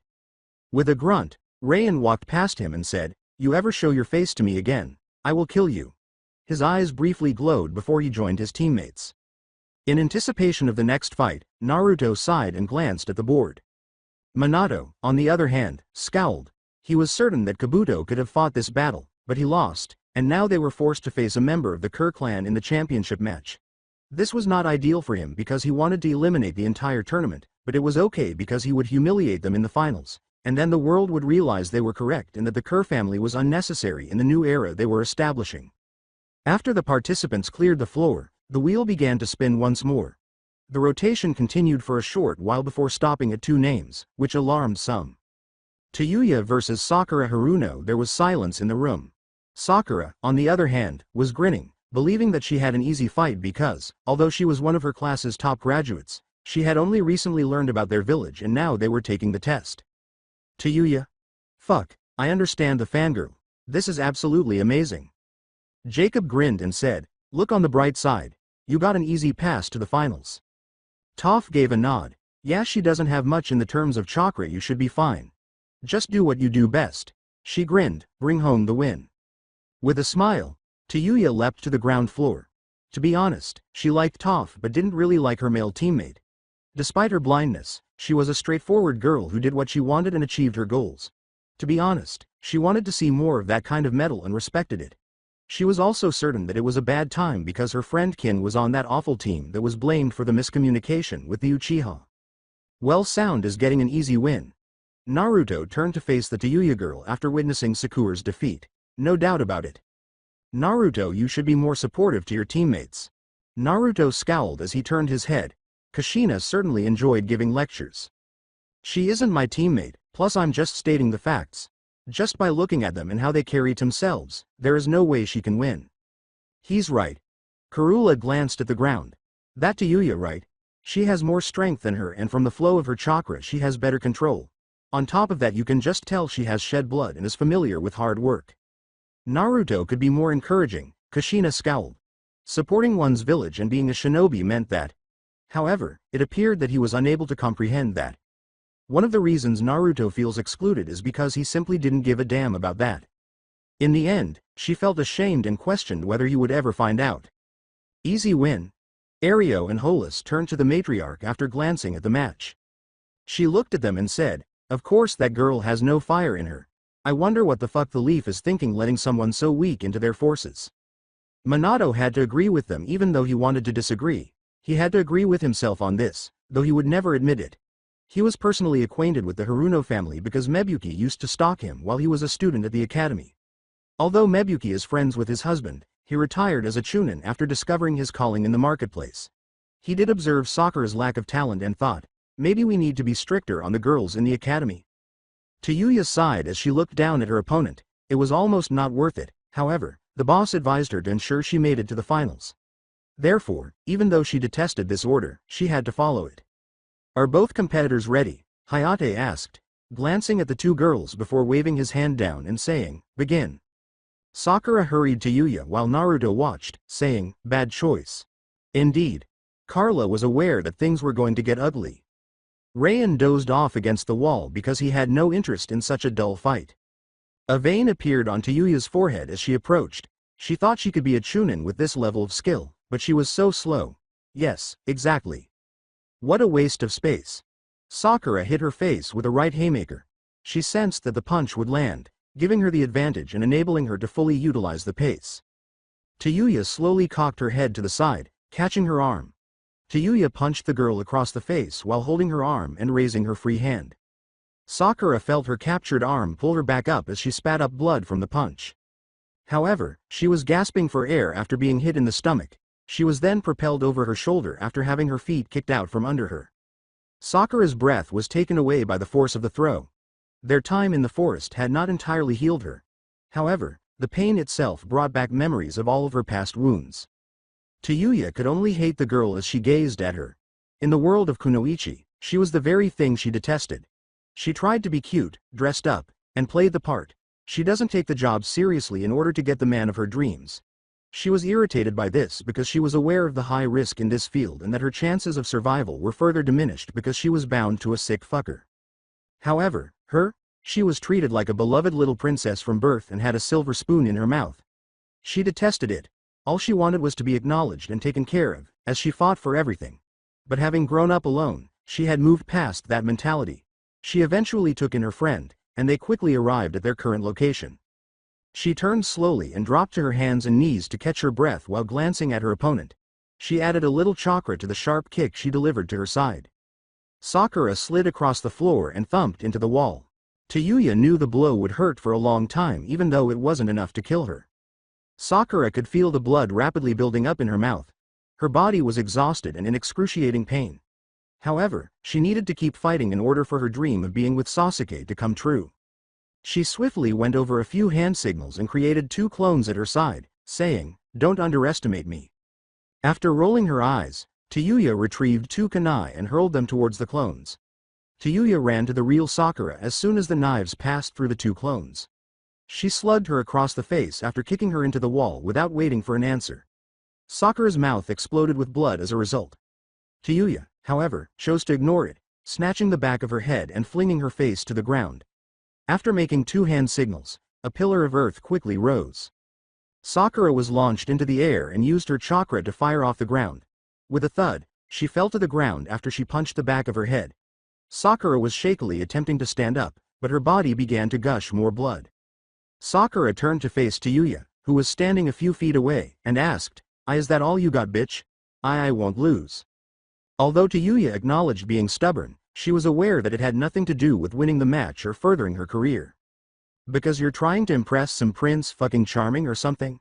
Sakura looked at him. "Sasuke is the greatest and I want to be there at his side helping him accomplish his goals." Carla simply rubbed her face while Naruto rolled his eyes. The Kerr clan and Ario felt bile in their mouths but did not react. That degree of devotion to someone was repulsive. Someone who appeared to be unconcerned about her. They were staring at Sasuke, and despite his friend's admission, he didn't even flinch. The partnership was one-sided. Tayuya rubbed her face and moaned, "Geez, another worthless whore." "I'm no whore." Tayuya grinned and pointed to her own breasts, which made her bristle even more. "Really could have fucking fooled me. Hate to break it you, but if you were looking to romance him, you'd have better luck seducing someone 20 years older than you. At least they might find you somewhat attractive." In comparison to Sakura, she had quite the pair, Naruto had to admit. However, that wasn't really difficult. Sakura was an A cup, but Tayuya was easily a C cup. In this sense, it wasn't even fair. "Sorry to break it to you, but you're the kind of people that get used as decoys later and are left to your fate. Trust me, there are worse fates of women who are useless than men who are useless. Just pray that you were killed rather than the alternative." Sakura went pale, but Tayuya didn't bother to keep verbally abusing her. She was eager for this match to end. She made a few hand signals before a ball of fire shot out of her mouth, scorching Sakura. Ino had yelled and she had screamed. Sakura. She did care about her childhood friend, even though they may not have been friends in school. Because the match was still ongoing, Amy was also being held back by the others. Tayuya did nothing but watch as the girl, her skin darkened by the flames, fell to the ground. Hayato held up a hand, winner Tayuya of sound. After passing the nearly lifeless girl, Tayuya gave her a single pitying glance before turning to her team. While the others simply told her she did a good job, Kin and Toph greeted her with congratulations. In contrast, the emergency medical team was examining Sakura. They were assessing the burn injuries she sustained. However, they were more concerned about the injuries she sustained in the forest. So they hurriedly carried her out of the room on a stretcher. Naruto broke the tense silence in the room, saw that coming. Concerned about the girl's well-being, Kakashi scowled and said, "Naruto, now is not the time for your sarcasm." "Oh, so if that was me down there, would you all give the same sympathy or would you come to mock me for my failure?" That is not imprudent. Kakashi was at his breaking point. He didn't understand why his sensei bothered to think about Naruto because he was so annoying.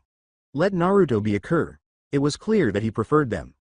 Besides, I said it before, Sakura couldn't win due to the gap. It was inevitable. Luckily she walked away with her life instead of having her life taken from her. He looked at the others and said, is that more sympathetic? Ino jerked. She grabbed her kunai and hurled it over her head as she ran towards Naruto.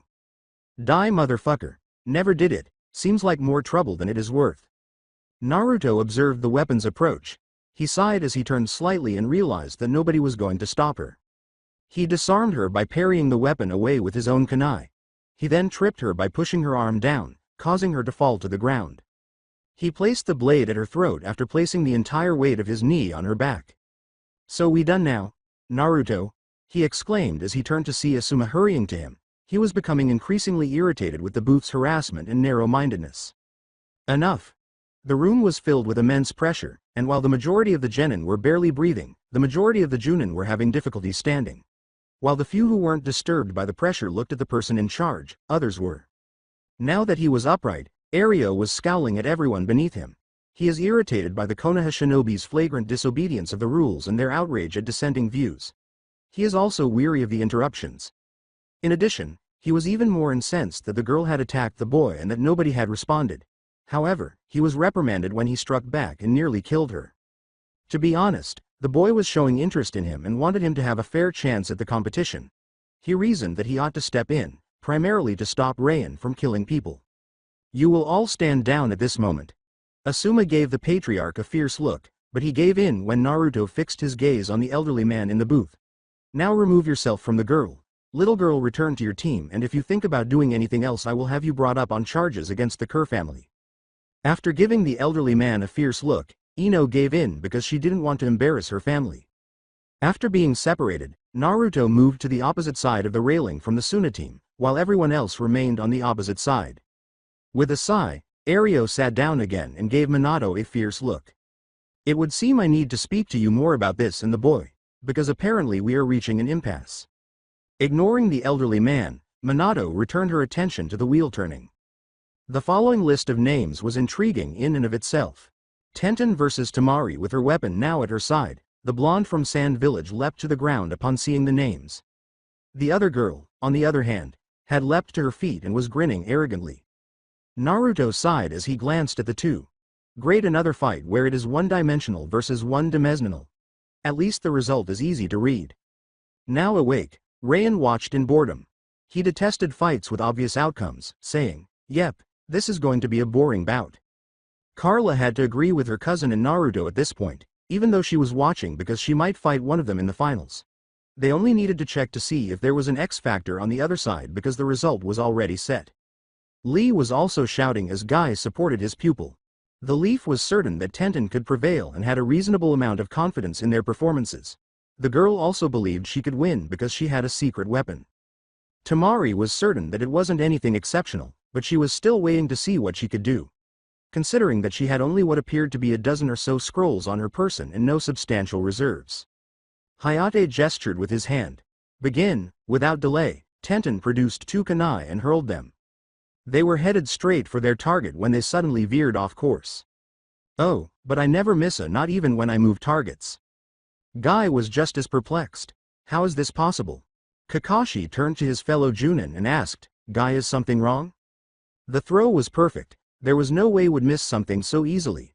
I have seen her throw that same throw 100 times and she always hits her mark. So what is different? Tenten appeared irritated as the group returned to the game. Knowing it would land, she pulled out another kunai and threw it at an angle, saying, okay, that was a fluke. There is no chance for it to miss because I know the trajectory. Temari sighed as she watched, then slightly opened her weapon, exposing it as a massive fan. The kunai veered off course and struck the wall when the fan opened. No way, Tenten exclaimed in shock. How could she have missed every throw? Naruto said, wind release. This was heard by everyone on the walkway, and Baki, the disguised Junin of Sand, grinned. Lucky guess. No, I know it is wind because I can see how she manipulates the wind to cause the weapon to veer off course. Naruto sighed. Meaning that Tenten doesn't have an answer for this particular trick. The match is good as over.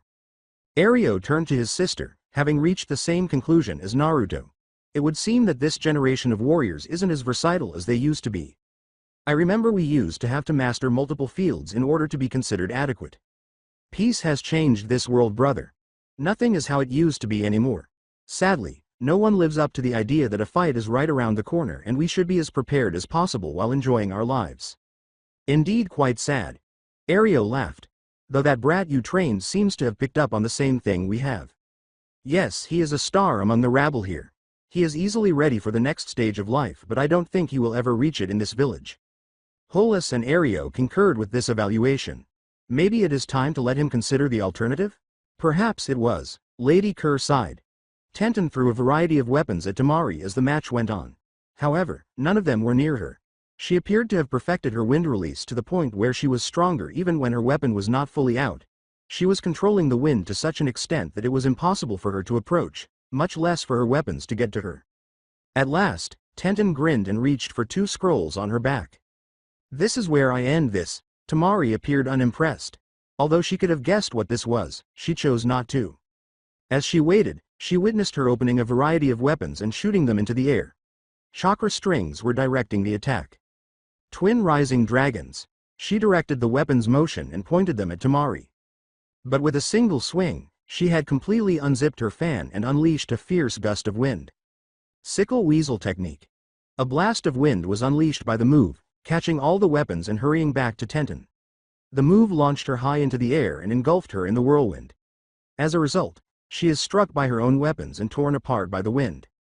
She was in the air for a few seconds before collapsing, with Tamari standing beneath her, her weapon folded. She let Tenten fall onto her weapon and held out her fan in a victorious pose. Tenten was rendered unconscious by the move, and her back pain worsened. Winner Tamari of Suna. By throwing the girl off her weapon, Tamari made matters worse. A green blur caught her just as she was about to thud to the ground. Despite Guy's attempts to stop him, Lee went to save his teammate after witnessing the shameful move. She was caught and discovered that Tenten was not likely to wake up anytime soon. He turned to Tamari and dropped her to the ground before snarling. How could you do something so unyouthful? There was no need for this. Tamari laughed. This is how battles are won. Just be lucky I didn't try to cripple her with this. I could have easily ended her life on the spot, you know? Lee barked, you are a disgusting person. No youth flows through you. Tamari's eyes widened and she lifted her iron fan as she shrugged her shoulders and said, then do something instead of talking. After getting closer, Lee kicked her head forcefully. She was able to block it thanks to her fan, but if she hadn't been careful, it could have caused her serious harm. Lee, stop. Bucky leapt down to intervene between her student and the irate boy as Guy leapt down and yanked his student away. Bitmaster Guy, I know Lee, but if you continue you are the one that is going to be in trouble. Lee scowled before turning back to Tamari, who was wearing a shocked yet smug expression. Enough. Return to your positions and no more disruptions. Minato had signaled for everyone to go back to where they had been. Tamari was following the rules, despite her cruelty. Additionally, there would be more issues with the foreign nations if he did not chastise Lee and let the Leaf do as they please. After witnessing the entire event, Naruto acknowledged that Tamari was being a shady winner. However, the winner receives the spoils regardless of how everyone feels about it. After clearing the weapons off the ground, Hayate called everyone's attention back to the board. After a few seconds of rotation, it came to rest on 2 names with one person grinning and the other sighing. Tara Uchiha versus Karula Kerr. The Kerr clan observed as their heiress, wearing a somber expression, descended to the ground. She appeared to attract the attention of some of the men in the audience while wearing the kunoichi attire. She looked at Naruto, but she didn't pay attention to what they had to say about her. He didn't know what she wanted from him, so he just gave her the thumbs up when he noticed her intense stare. She smiled wildly at this, and he swears he saw a tail wagging behind her. Ario, however, was becoming enraged at this development. His sister's interest in him was one thing, but his granddaughter? Absolutely not. He would never grant permission for the relationship to exist in any way. However, Rayan was simply rolling his eyes because his grandfather was being overly protective as usual. She could have chosen worse, but what the fuck attracted her to him so quickly, Hollis thought as he watched on blankly. Tara, however, was thrilled because she now had the opportunity to prove his clan's superiority and get at Naruto through his teammate. Good luck, Tara. Show them what you're made of. Yeah, you got this. We're behind you all the way. Thanks, Yakumo. Teichi, I will definitely win this one. Obito grinned. He was certain that his niece was the next strongest Uchiha after Itachi, himself, and Shisui, and that she had her aces in the hole, so he was confident in her chances of winning. In terms of potential, she was easily stronger than most of her age, and only Sensei's daughter was comparable to her. Good luck, Terra, and make sure to be efficient. Got it, Master Obito. Terra saw Carla staring at her with boredom as she leapt down and assumed her stance. She was upset that she didn't take her seriously, but she would soon find out. Even though his pride would not permit it, Sasuke looked down at his sister despite the pain in his neck. He acknowledged that his sister was strong, one of the strongest of the new generation of Uchiha, which is why he was certain that she would win this fight even though he was stronger. Additionally, it would be a humiliation to Naruto and the Kur clan, which would give him even more motivation. Carla gazed blankly while Terra gazed down at her opponent. All set for the fourth game, Hayate waved his hand down, begin. Observing the face-off between the two girls, Naruto acknowledged that Terra appeared determined but also a little arrogant, while Killua appeared bored. This is going to be an interesting fight. With a smirk on his face, Rayan shook his head and said, if she acts like usual, this is going to be one-sided. I don't know what is so interesting. Shouting could be heard on the other side of the rafters, and although Naruto was perplexed by this remark, he came to the conclusion that there was more to it than first appeared. Terra, you've got this. Yes, don't lose to a complete stranger. Naruto couldn't help but snort. They were merely stoking the flames. However, he shouldn't be overly shocked because they were always adept at making people angry. Although he hadn't known Killua for very long, he was certain that she wouldn't be agitated by this. Killua had studied her opponent on the floor. She was a serious kunoichi, at least more so than the previous two. The ones from outside the village were better than the ones from inside, but that wasn't surprising because they weren't spoiled. She could see that she had a good upbringing, too. Even her grandfather, who was always showing her affection, was strict about his lessons, and at the age of 6, Kurula encountered someone who had betrayed them. From that point on, she received training in weapons, hand-to-hand combat, using her short sword while working, and other academic subjects. She never slacked off, and all of her family members put her through the ringer. She believed that anyone who didn't give their all in this line of work had no right to complain when they passed away. Terra was spoiled, but she could tell she took her training seriously. Now, though, she would concentrate on lowering her head. Terra hurried to Killua and used pure taijutsu when the protector yelled for them to start. Terra was swinging for key points on her body, but she could tell the fighting style wasn't intended to be aggressive. Probably since it relies on their eyes to make it work more effectively, she sighed and kept dodging all of Killula's attacks. Should have expected this, but still, bold. She was not being taken seriously by this girl, and Terra gritted her teeth. All right, let's see how you feel about this. Terra jumped back and quickly went through a few hand signals before taking a breath and letting it out. Fireball jutsu in fire style. With a swift roar, the flame ignited and raced towards Killua. Impressive, that girl is slightly better than the last two girls from the village, said Ario, rubbing his chin. That isn't very commendable. Those two are a disgrace to female warriors everywhere. Lady Kerr didn't conceal her contempt from the earlier encounters. Although the weapon-wielding girl was marginally superior to the pink-haired girl, it wasn't by much in her opinion. She was too arrogant and one-dimensional, which affected her performance as a whole. I agree with you, sister, I'm just saying that this one is better. When Yakumo returned to the arena, he grinned and said, she's got her now. Regardless of how you interpret this, it all contributes to Terra's next move.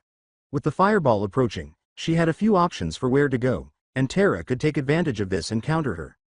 When he saw her opening strategy, Obito grinned, impressed by her level of insight for this fight, and thought it was pretty good, something that someone who isn't Chunin level would know a counter for. However, the ball of flame was split in half, leaving it sparking. Standing where she had been, Killua turned to face her opponent. Please don't tell me you thought that was enough to deal with me. Not even close. Terra scowled as she fired off a barrage of flames and ran through a few more hand signals. Terra was chasing her with the flames, so Killua quickly ran around her. This was a simple move because Terra was firing off carelessly. Naruto observed the events with some interest, saying, interesting, this is a challenge of reserves. Yeah, the goal is to see which runs out first, Killula's stamina or that Uchiha's chakra reserves. Naruto shook his head. It was careless on both sides, but especially for Terra, who would become even more exposed if she didn't exercise caution. Killua accelerated and slashed at Terra's bare back. She put some distance between them, however, by ducking at the last second. Terra swiftly turned on her Sharingan, her next trick. Some in the room were taken aback by this. She unlocked that when? Happy with the surprise, Obito grinned and said, she was caught in an illusion during one of our training sessions. She succeeded in opening her eyes and escaping her delusion. She now has 2 tomos in each eye as a result. Obito wanted this to be something she kept private, so she didn't even bother to mention that she kept it a secret from her family. Sasuke, who was watching the match intently, was furious because his sister had already unlocked their eyes. He didn't have them, so it was unfair that she was flaunting them, and he was already on 2 tomos in a short period of time. He was furious because he couldn't let his sister outperform him this much, and he was scratching the itch on his neck. He didn't care about the evil aura that was enveloping him, he was just angry that someone was better. The feeling was returning, and his gloomy emotions were intensifying. Itachi was watching with a blank expression, but if you looked closely, you could see that he was proud of his sister's accomplishments, even though he was also hiding his worry when he looked at Sasuke's angry face. His brother had been moody ever since the academy incident, and it seemed to be getting worse ever since the forest. Anko had already warned everyone that Orochimaru was in the forest not too long ago, and he knew the man was up to something, but he wasn't sure what. He would speak with him after the preliminary steps were finished, but he could only worry about the worst because his brother was holding his neck. Toph, who hadn't spoken much since Tayuya's fight, was grinning and concentrating on the match. She opened her fancy little eyes, then, I can already feel them and there is no doubt this fight isn't even close, she sighed. Nothing special really. Kalula arched an eyebrow, wondering if her eyes were supposed to intimidate her, since everyone could see and recognize the eyes, she doubted it. Her clan had to deal with rogue Uchihas who came to pick fights, so they devised strategies to deal with them. She sighed, put her blade away, and started to approach. You know it won't reach me, so you're giving up on the weapon? No, it would be a waste of time to use my weapon on you, Kalula scowled. However, I'll become more serious. When Terra noticed Kalula approaching her, she scowled, hurried into position, and waited for her opponent to move. Sasuke grinned. She's not going to get hit. He turned to Naruto and said, better pray your teammate makes it out of this in one piece. She can't lose with the Sharingan in our style. Naruto let out a sigh. The Uchiha heiress became irritated and quickly retaliated when Kalula walked a few feet away from Terra and grinned. She caught her by the wrist after her punch was easily read, then flipped her hand over and punched her hard in the stomach, coughing up spit before she could react, as her right leg was swept. After her wrist was released, she immediately turned right side up in an attempt to regain her appearance, but she was hit hard in the stomach and went backwards, her head skidding across the floor. Her head was pushed backward by a strong blow to the face, and then she was kicked in the side of the head, causing her to roll across the floor. What's going on? I should be able to read her movements exactly, but I just can't. When Naruto saw what Kalula was doing, he grinned. She is moving in a way to outpredict. Huh? Is that all she is doing? Rayan asked, turning back to the battle. Yes. You see, she baited Terra's initial blow, and then she ate the punch to the stomach while her attention was on her hand getting caught. As a result, she was brutally kneed in the face and sent flying. Because Terra is moving more quickly than her mind can process her surroundings, her eyes are unable to keep up. So, in short, she is moving too fast and erratically her eyes are worthless. Yes, but people with talent and hardened skills can get around this idea, particularly since they had the Sharingan. The concept doesn't end there, though, since she could simply force her to anticipate her next move before abruptly changing it. Huh. That's accurate. Rayan grinned and said, she had good judgment. Naruto rolled his eyes, thinking that since he had developed the same idea years before, this must be the case. Terra was trying to read her, but nothing was working, so she became frustrated. She had practiced this scenario 100 times with Obito and her teammates, but she appeared to be making it more difficult than they were. She swiftly swung a kunai to where she would be standing, hoping to slow her down by cutting through one or both of her knees. Kalula punched her in the back of the head after stepping on her wrist. She fell to the ground, face first. After forcing her to release the kunai by twisting her heel, Kalula kicked her in the side of the head and then delivered a vicious axe kick that went straight down the back of her head. The heiress of a powerful clan was so inferior that everyone in attendance was taken aback. This was not what they had anticipated. Makoto was concerned about her daughter, Itachi was afraid, and Fugaku was incensed that his daughter was embarrassing him. They didn't want her to suffer further injuries. Naruto sighed. He anticipated this and bided his time until the match was over. Terra could not do much more to level the playing field. When her trump card was exposed, she ultimately failed miserably. Yakumo was appalled. This could not be real. Surprisingly composed, her teammate was also keeping an eye on the outcome. Tara, get up. I know you're better than here. Get up. Naruto was so happy that he couldn't help but wonder if that was all she was capable of. She was not as physically capable as most others. She was horrified to see someone like Tara killed without showing any mercy. Kalula sighed as she noticed her opponent getting up. Unlike her family, she detested needless violence, so she really didn't want to maim her. However, as she watched the girl slowly stand up again, she realized that this would take a little longer than expected. All right, let's see what else she can do in this circumstance. Tara glared and coughed up some blood. She was prepared to murder this girl and demonstrate to Naruto and everyone else that the Uchiha were the strongest family.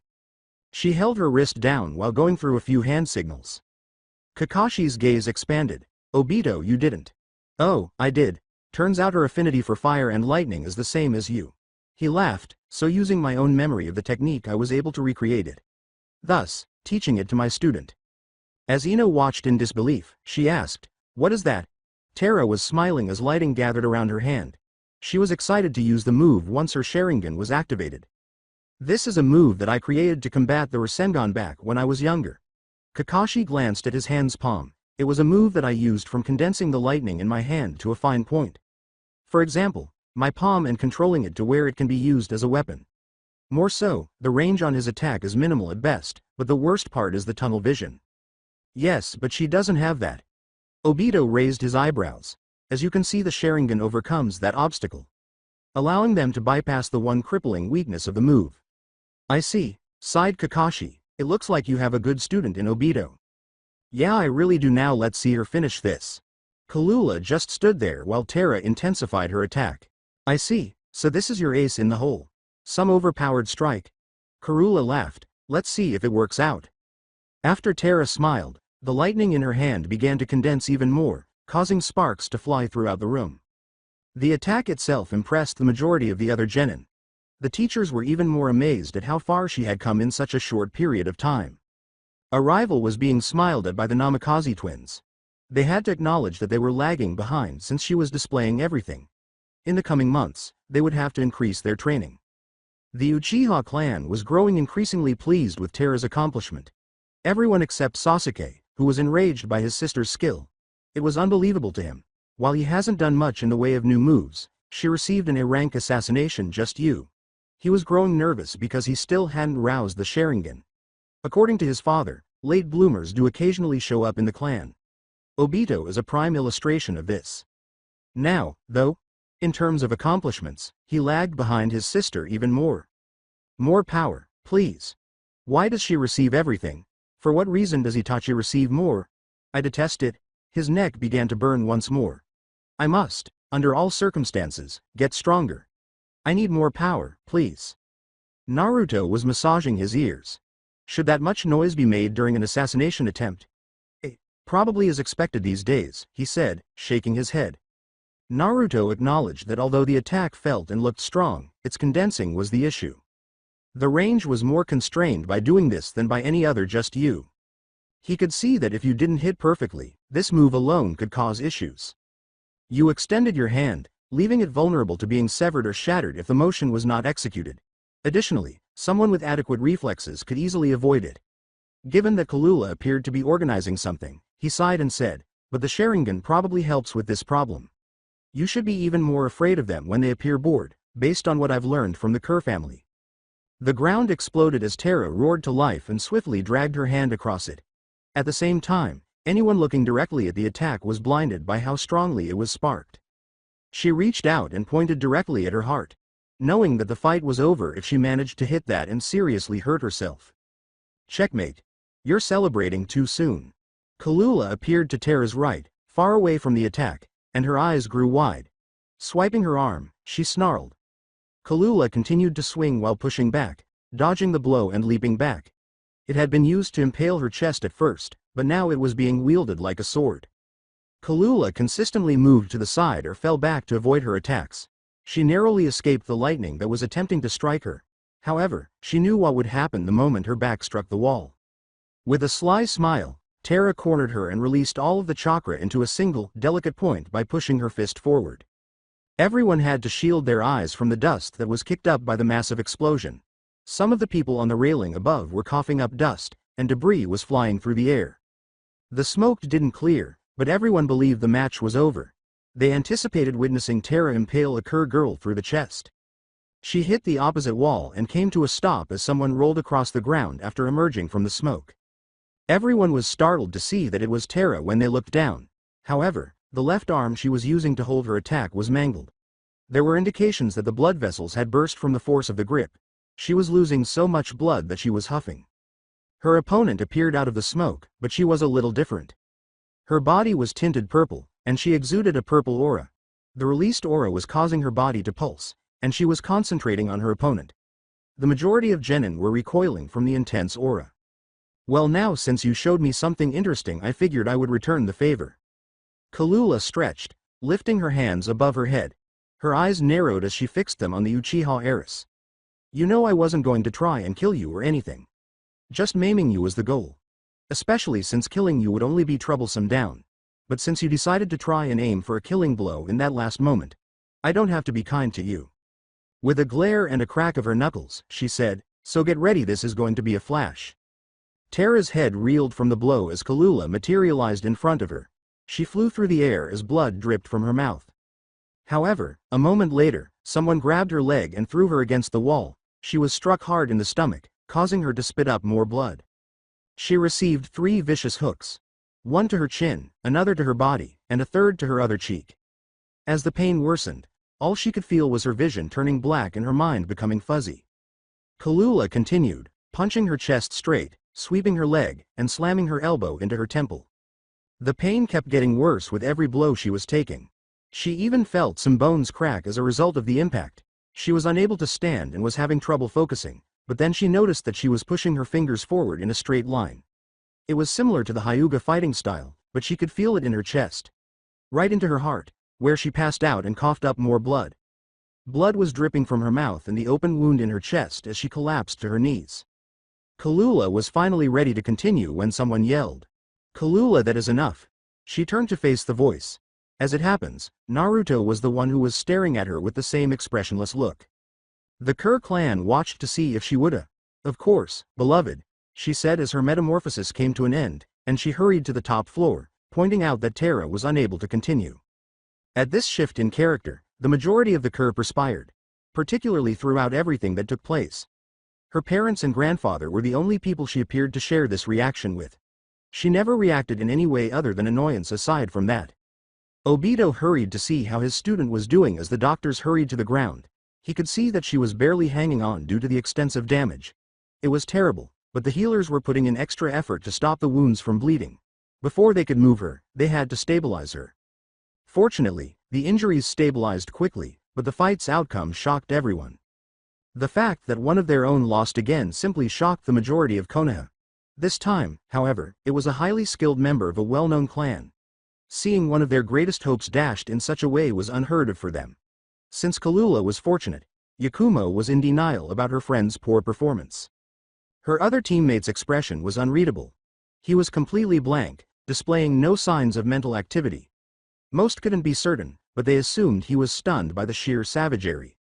Sasuke, on the other hand, was secretly relieved but also concerned about his sister. He was glad she had lost this fight so badly because now he just needed to prevail in his own. This would demonstrate that, even without the Sharingan, he was the superior Uchiha. This would improve his reputation and demonstrate his deservingness of the title of greatest. The Namikaze siblings were taken aback. They had no idea how their friend was feeling because she had been so severely beaten. Although it appeared as though she might be dead, their teachers reassured them that she was fine. Only seriously hurt.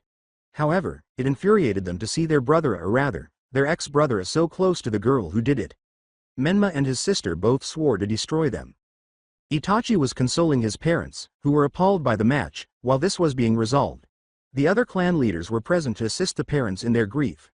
They were afraid to witness such violence in a straightforward match, but something like this is to be expected.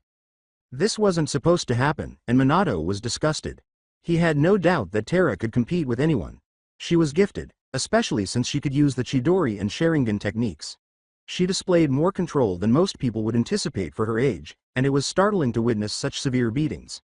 which strengthened his belief that the Kerr clan should be eliminated for being untamed monsters and that they were nothing more than brutes who didn't deserve their positions.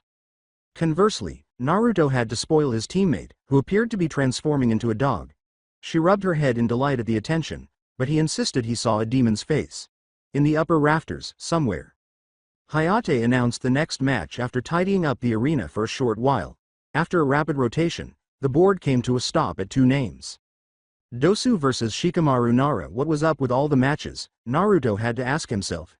He expected the Leaf to play in most of the games, but not this early, considering that this is the 4th altercation with a Leaf member in a row. However, he shrugged, saying it didn't matter because they were currently on a losing skid. He noticed Shikamaru already on the arena floor, looking bored, when he looked down. His opponent, on the other hand, was crouched and staring at him like he was prey. With a wave of his hand up and down, Hayate declared, "The 5th match is ready to start." Shikamaru glared as he fixed his gaze on his opponent. He knew his mother would be upset with him if he didn't fight, even though he truly didn't want to. He would never get any sleep, and his teammate Ino would also be furious. But when he saw the man, he knew nothing about him. Based on their village name, he estimated that his skill was centered around sound-based attacks. However, he was unsure of the type. For him, that was the main problem. Dosu was indifferent to his master's wishes. To be honest, he had heard that Orochimaru was interested in something that had to do with the Uchiha clan. They intended to target them in the forest for this reason, but for some reason they were unable to locate them. Thus, their attempt to attack him was unsuccessful. On his neck, however, he could see their master's seal, which indicated that he was already in the exam. But he doesn't need to know the answer to the question of why.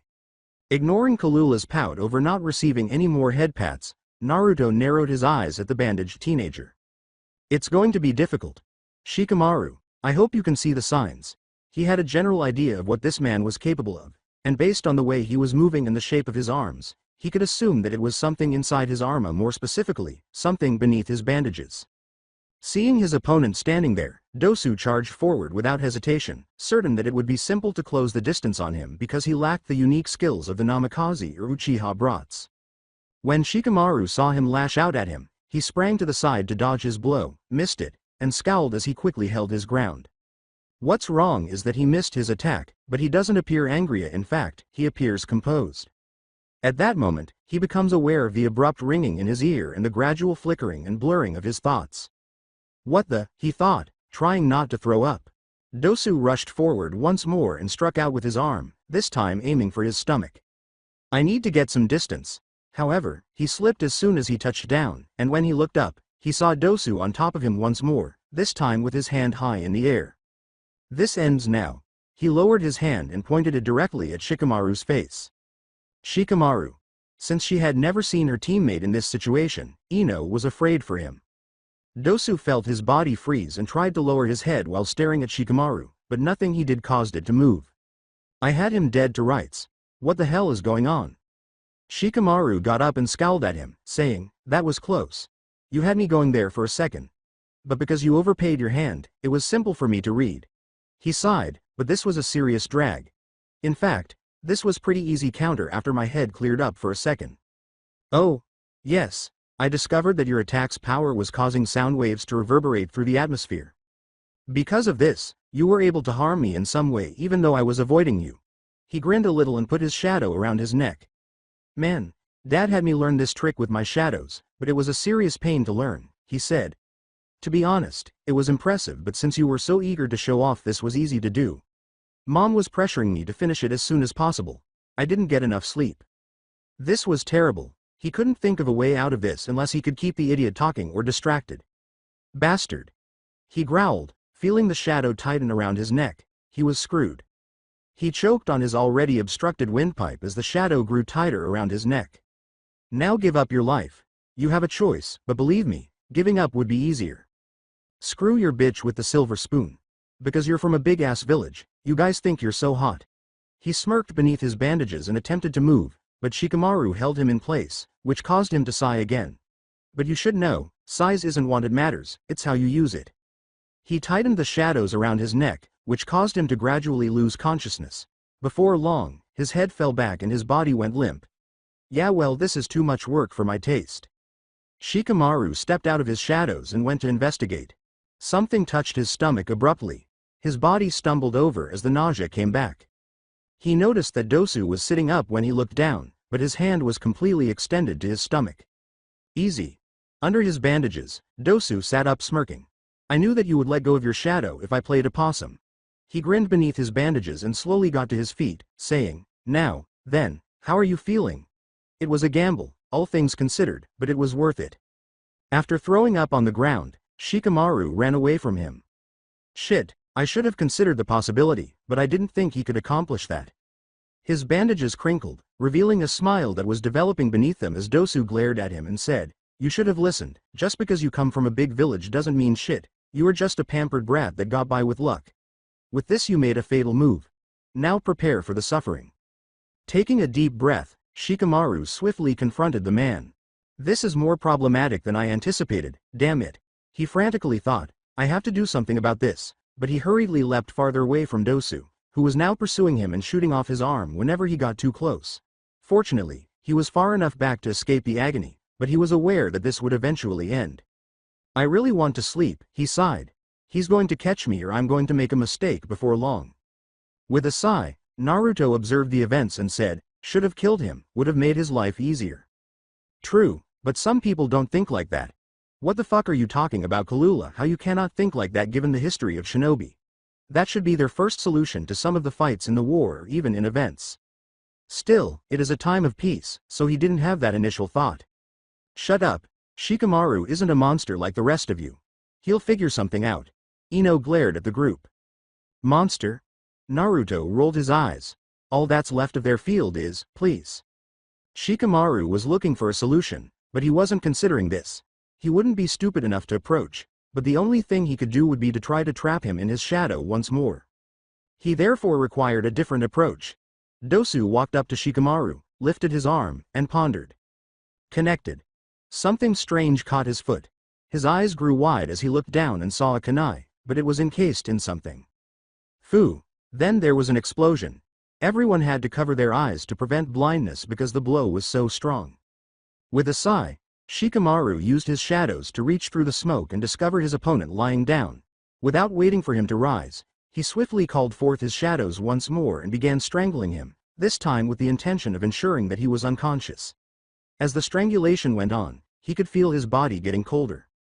He was able to get him after a few minutes, but his body went limp and he didn't show any signs of playing possum again. This is so annoying that I don't want to do it again. When the guard realized Dosu was gone, he grinned a little. Winner of the match Shikamaru Nara. When Naruto witnessed the Leaf rejoicing in their triumph, he could see why it was bothersome.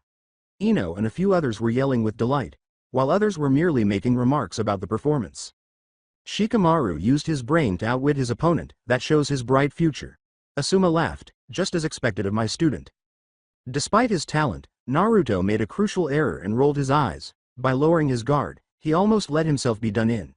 In a fight, never let your guard down, not until you're sure your opponent isn't getting up. Killing is the best option as this avoids the future problem altogether.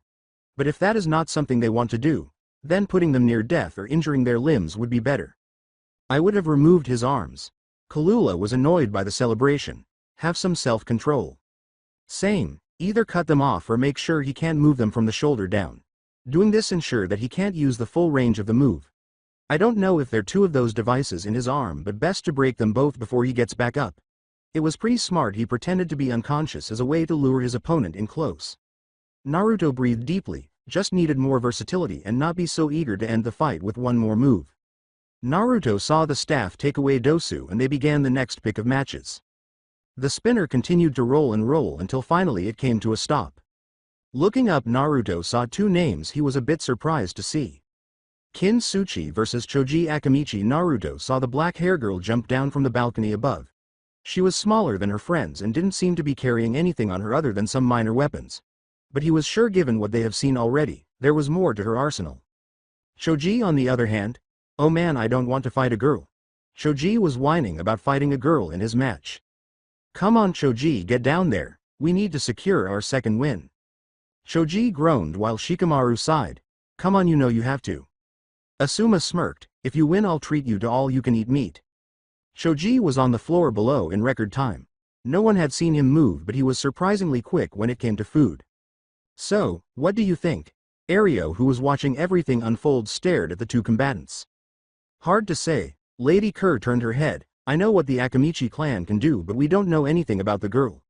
Given what we have seen, they're quite talented. The boy had some kind of sound bracer on his arm, so she has something similar. But she couldn't be sure. Ultimately this came down to what is known versus the unknown. The protector raised his hand and slashed the air. Begin. Choji didn't waste a second. Body expansion jutsu. Boulder roll. Choji's boy increased in overall size and rolled at Kin. She saw this coming and smiled. Kin quickly swapped places with a log and appeared on the other side of the arena. Naruto watched her movements and smiled. Niece, that's her strategy.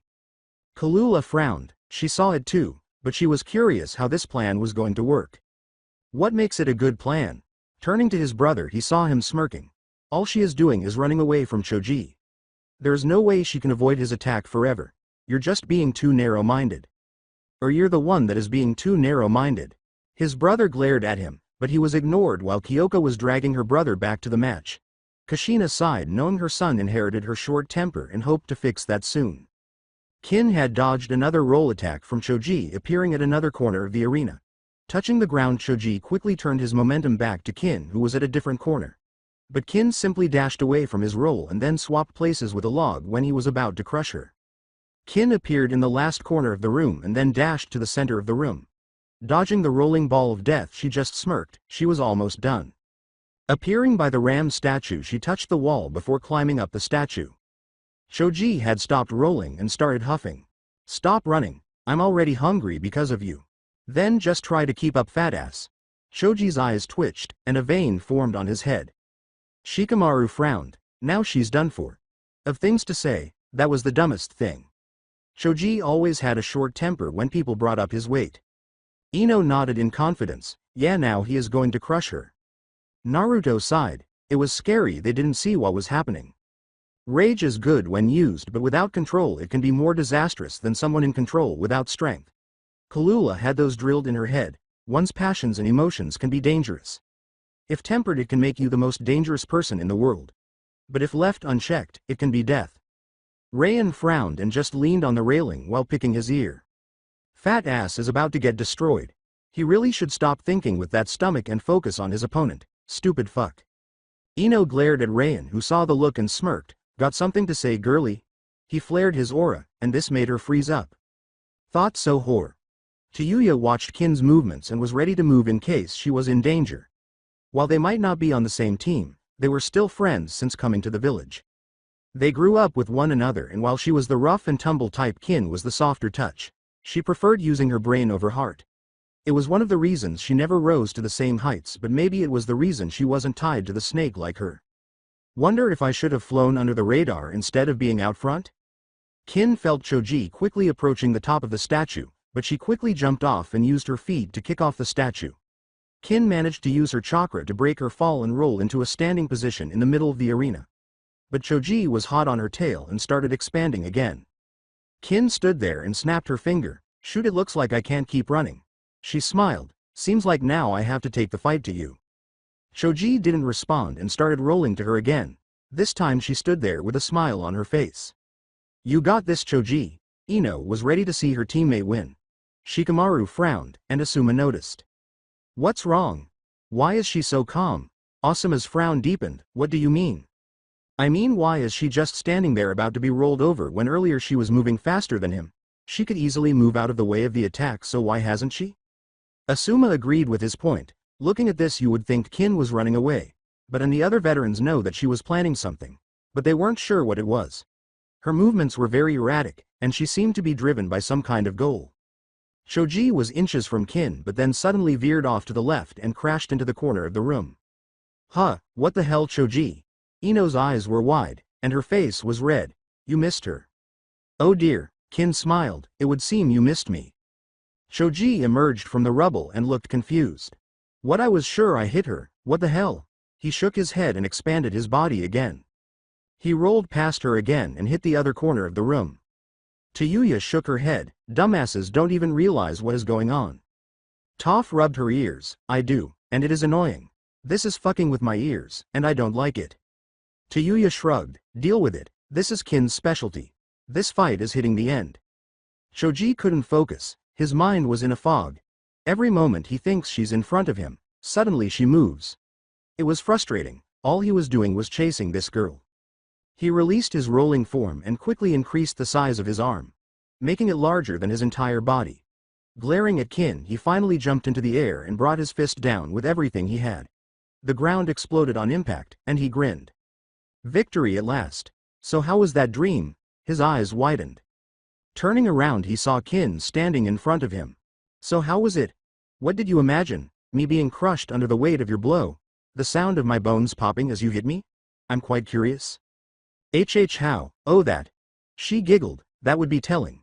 Unlike you guys, I don't feel the need to explain how something works to you. Plus, if I fight some of you in the next round, then that means you will learn how to counter it. She smiled brightly. Let's finish this match, shall we? Choji grunted in pain when he saw arm hit with a thin piece of metal. His eyes widened. Senbon. Bingo. 2 more hit his arm and his leg. Choji grunted from the pain. You see, I'm not big on using shuriken and kunai. Too much work for my taste, plus there is more use of a kunai as handheld weapon. I decided the best thing for me was the senbon, since I wanted to use them from a distance. A sharp prick hit his other arm and then his neck. He grunted in pain before his body gave way. His mind was starting to fade and his body fading from the injuries. Thanks for the easy win. Choji tried to say something but soon found a foot connecting with his nose. In the arena, everyone witnessed as Choji seemed to be standing in the middle of the ring with a blank expression, as if he was witnessing something amazing. No one was sure, but it was apparent in this case. Choji is taunted by the sound girl and soon hit with senbon needles, knocking him down. She continued to taunt him and not reveal anything about her tactics. Ultimately, she kicked him in the face when he fell, and his body went limp. The protector saw Choji's lack of movement and raised his hand. Winner of the match, Kin Suchi from Sound Village. The arena frowned. It was looking bad. It seemed that they were in the majority, but for some reason, they were losing badly. First with the display from Kabuto, who gave up after saying he can't win. Then, Sakura's horrendous performance against Tayuya. Then Tenten's one-sided beating, and finally Choji just being overwhelmed. Minato couldn't help but worry. While he was sure they would get more shinobi into the finals, this was not looking good on face value. To the world, if they saw this, it would hurt the credibility of their village. Their contractors might even start looking in other villages for work. I can't allow that to happen. Kin smiled as she walked back up to her teammates and friends. So how was it? Zaku, her teammate, sneered. Should have killed him. Would only have been appropriate for such weaklings. Kin rolled her eyes. Yeah, and piss off the village when I don't have to. That is a brilliant move. Zaku growled, but feeling a gaze on him, he knew Tayuya was watching. It wasn't a secret in their village that she was friends with one of the Sound Four. In fact, it was one of the reasons that most of the village didn't try anything with Kin, out of fear that Tayuya would come for them down the line. Tayuya threw her arm over her friend's shoulders. That was showing those tree huggers not to underestimate our village. Nicely done. Toph scoffed while rubbing her ears. Yeah, great for you, but next time warn me ahead of time so I can at least get plugs in. This shit was so annoying. Sorry, can't afford to have my tricks revealed to possible rivals. Toph scoffed, while Yako didn't say a thing. He was waiting for his turn. After Choji was taken away from the arena, the next fight was being selected, which showed the names going around rapidly. Kyowa Uzumaki Namikaze versus Toph. You're up, Toph. The blind girl smiled and quickly hopped down to the floor below. Kyowa, though, she quickly turned to her mother and sibling. Wish me luck. Kushina smiled. You got this, just watch how your opponent fights. Menma sneered. Yeah, don't lose to someone with a fake reputation. Menma was convinced the rumors around this girl weren't real. In his mind, they were just created to make her look scarier. Sai, on the other hand, just gave his normal smile and wished her luck. Kyowa landed on the floor below and took her stance. Her cockiness was palpable. Toph, on the other hand, was seeing her opponent. Then frowned. I see you're not the one I wanted. What? Kyowa was taken back by the sudden declaration. Yeah, I was hoping for the other one. I mean, you guys have the same flow, but his is stronger. She shrugged. Oh well, I'll settle for you, I guess. Naruto frowned. He wasn't sure why, but something was off. The level of control that Toph has is impressive. More so, that she was hiding her chakra, it was barely noticeable. Expert killer. She has too much experience in hardship environments and had to adapt quickly. He could only imagine how she rose to such a level of strength. It wasn't easy on normal conditions, but with her blindness it was even more astonishing. If he was being honest, he felt bad for Kyoa. She didn't know what kind of opponent she was fighting, and she was too cocky, thinking she was going to win just because of her lineage and her prisoner. Naruto was very aware of his siblings having the Kyuubi inside of them, with his mother having some fragments of it, being one of the only reasons she survived her encounter years ago. But he knew the fragments were broken up in a way that they didn't work like normal Jinchuriki. Oh well, this might be a good learning experience. Ario frowned. That girl. Hollis and his sister looked at him. Do you know here? Maybe, doesn't she look like the Baifeng heiress? Minato's eyes widened. There was no way, but given her age it was possible. Hollis raised an eyebrow. Maybe, but then again it has been quite some time, so it could be a coincidence. Maybe, but what are the real chance someone that looks like the matriarch of the Baifeng clan and is blind? He smoked a bit before huffing out. On top of that, the time matches when she disappeared. The group frowned at this. If this is true, then they had a delicate matter on their hand. Toph, who was on the ground floor, could only mentally sigh. She hated when people learn of her last name. Baifeng. She hates the name. It was the only thing she ever threw away after she survived. Years ago, it was a name that carried meaning to her, especially since she was born blind.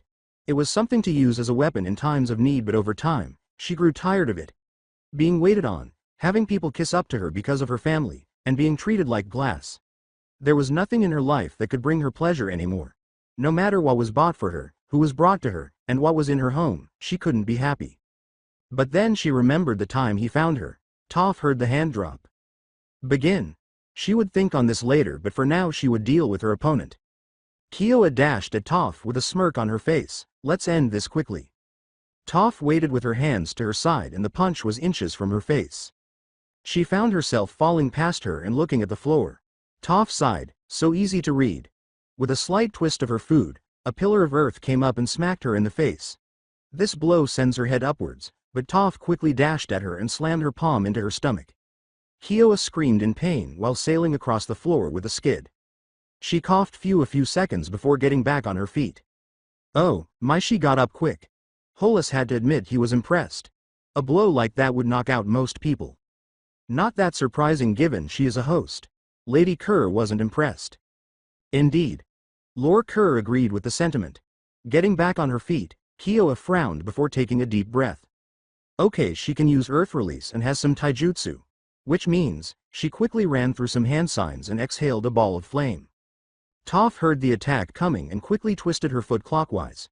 A slab of rock emerged and blocked the incoming fireball. The attack caused a mass explosion in the arena and covered everything in dust. Toph spread out her senses and could feel a faint trace of chakra running around the wall and trying to get behind her. You think you're the first person to try this? She quickly tapped the ground with her foot. Kyoa's eyes widened and dashed backwards to avoid some stone spikes. But she had to quickly push off a stone pillar that appeared behind her, while jumping over some of the spikes. Kyoa quickly took a stance and glared through the smoke. She thought this would work, but she was confident in her next trick. A thick boulder came flying and her eyes widened. Shit.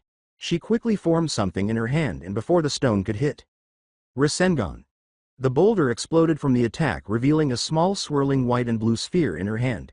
It was perfectly balanced and showed no signs of wavering after being used. Impressive, I guess. Toph was reluctant to say that much, given the situation, but she had to admit it was a bit impressive, given that she managed to stop her attack with a rank move. While the output was good, the power of the sphere was more impressive. Naruto stared at his former sister and could only admire she mastered something so advanced. While he didn't care about her on a sibling level, he could admire her strength, as this is something most can't achieve by this point. The Kerrs were impressed, and that was only because of the level of control the move needs. They didn't think a child of her immaturity would pull something off, but even she had her moments. Excellent, Kyoa. Minato couldn't be prouder of his daughter. All that extra training was paying off. She showed her talent and after 3 months mastered the Rasengan. True, she used her clones to figure out most of the move, but controlling the move proved to be the hardest. Toph sighed. Well, I guess I can step this up then. She gave a sinister smile. I wonder if you have any more tricks up your sleeve? Toph lightly kicked the ground and out came a boulder. She quickly pushed her fist against the boulder, sending it flying. Kiowa made another Rasengan and quickly smashed it into the boulder. Toph appeared in front of her through the shattered boulder and smiled. How easy. She slammed her foot into her opponent's chest, taking her off her feet. Kiowa was taken back but quickly recovered from the kick, only to eat a hook to the face by Toph, who was smirking. The punches kept coming and Kiowa was doing her best to dodge or block them. But the pressure was relentless, and she quickly went to her body next. Kiowa leapt into the air with a flying knee but didn't hit Toph's face, only managing to pace by her cheek. She grabbed Kiowa's extended leg and quickly swung her around, sent flying to the ram statue, releasing her leg. Kiowa quickly spun through the air and landed on the side of the statue, with her feet keeping her upright and her spitting out some blood. Toph smirked. Is that all you got, princess? Come on, I thought for all the boasting you guys were doing, you would fight harder. Or at least force me to try. She sighed, but it turns out you're too weak to acknowledge as an opponent. Kiowa blew flames out of her mouth only to be blocked by a slab of earth again. You got anything else impressive? The wall fell to the ground and Toph quickly bent backwards, only having the attack hit the wall and reveal sharp blade-like winds. Don't underestimate me. Unlike that outcast, I have all the skills needed to lead the next generation. Toph smirked. Leader of the next generation, huh? Toph shook her head. Delusions can be great, no? Naruto was impressed with her overall skill. While his sister was talented, no one saw an important thing with Toph. It was impressive given the nature of her situation. Man, she has been holding her own within a very small circle. Leave it to Rayan to point out the obvious to the people in the room. Yeah, chimed in. At this point I would say that with minimum movement she has outplayed her opponent. Hey sis, has this, there is no way she is going to lose. Naruto barely acknowledged his brother's voice and focused on Toph, who created slab of earth. You really shouldn't think so highly of yourself. Toph's smirk grew. That can be the difference between crippling or death. Kiowa was furious. She wasn't going to take this lying down. Going through some hand signs, she created another wave of wind blades. They sliced through the earth and cut the ground. But the attack missed Toph. More specifically, it hit the floor, but Toph was no longer there. What the hell? Naruto narrowed his eyes. He only took his offer for a second, but she was gone that fast. Impressive. Naruto couldn't help but admire the strength and talent that she was demonstrating. Kiowa soon felt something beneath her feet on the statue. Looking down, she was surprised that the statue was malforming. Then a brown spear pushed out of the statue, forcing her to jump from the pillar. Landing on the ground, she growled, seeing the spear returning into the statue. Looking for someone? A whisper echoed through her ear, making her turn slightly to see Toph standing behind her with a smile on her face. She was leaning over her shoulder, terrifying Kiowa. How did you? A blow hit her back, sending her flying. Toph quickly swiped her foot across the ground, making a pillar of earth hit her stomach and send her flying. Too easy. She quickly brought her right hand up and then slammed it to the ground. A pillar of earth morphed out of the ceiling and hits her back. Kiowa found herself crashing into the ground with an explosive thud. Naruto watched as the match was unfolding. It was too one-sided. While he knew at this point Kiowa was strong, Toph was just stronger. She has mastered her earth release to the point that even without her eyesight she can catch her opponent and devastate them with minimum effort. Kiowa stood up and smirked. I guess I got no choice. The room noticed her taking a crouching stance, and this put some people on edge, as a dark red aura started to form around her body and steam was rising off some of her injuries. Kiowa, Kushina whispered with worry. While it was true they trained them in using that power, they weren't sure how long they could handle the output. Given her practices with the power were basic, she could hold up to 3 tails at most. But anything beyond that and she would go berserk. Luckily the 2 Kyubis aren't aggressive as the other tailed beast. She was confident in her daughter. With this she secured her win and the beginning steps for the next generation. Menma was cheering sister on. She had this and he was confident in his own control. So, this is going to be an easy win for him as well. Toph could feel the sinister aura that was coming off her opponent, but it wasn't that special. Holding her fingers out, she whispered something into her hand. Minato narrowed his eyes and saw that her fingers were glowing, but they had a similar feel to something he studied with seals. Ario smiled. This one was the most dangerous in the tournament. Naruto saw it and knew this is the end. Kiowa's cloak came to life, and she released a powerful roar that shook the room. Vanishing in a blur, she had the Rasengan formed already and aimed for her head. Toph ducked under the attack and slammed her glowing hand into her stomach, sending Kiowa lurching backwards again. She landed on the ground with a grunt before glaring at her opponent, who returned the glare and quickly lashed out without hesitation. A powerful blow to her opponent's stomach, then another to her left cheek, and a third blow to her throat. Kyoa tried to regain her composure, but she couldn't summon her chakra. Something was wrong and she can't reach the 9 tails. Toph swept her leg, then bent her wrist upward, summoning a pillar of earth into her opponent's stomach. Kushina was worried now. Her daughter was cut from most of her chakra. More specifically her 9 tails chakra. Some reason the chakra was completely suppressed. 5 elemental seal. Only expert seal masters can make it.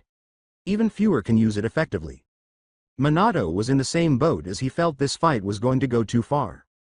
Naruto just sighed, knew this was the difference between someone who had extensive training versus someone who had real-life combat training. Kyoa felt the pain welling up in her chest, her body was growing numb, and nothing she could do mattered. As the pain was growing more intense with every blow. Especially, with the damage done by the earth strikes. Her own taijutsu was far denser than she thought. Finally, Toph released one more powerful blow, sending her flying across the floor and skidding across her face. She stared at her opponent and sneered. Geez, all that boasting and this is all it amounts to? How pitiful, it makes me wonder if you were worth your blood? Shut up, bitch. I'm more than worthy.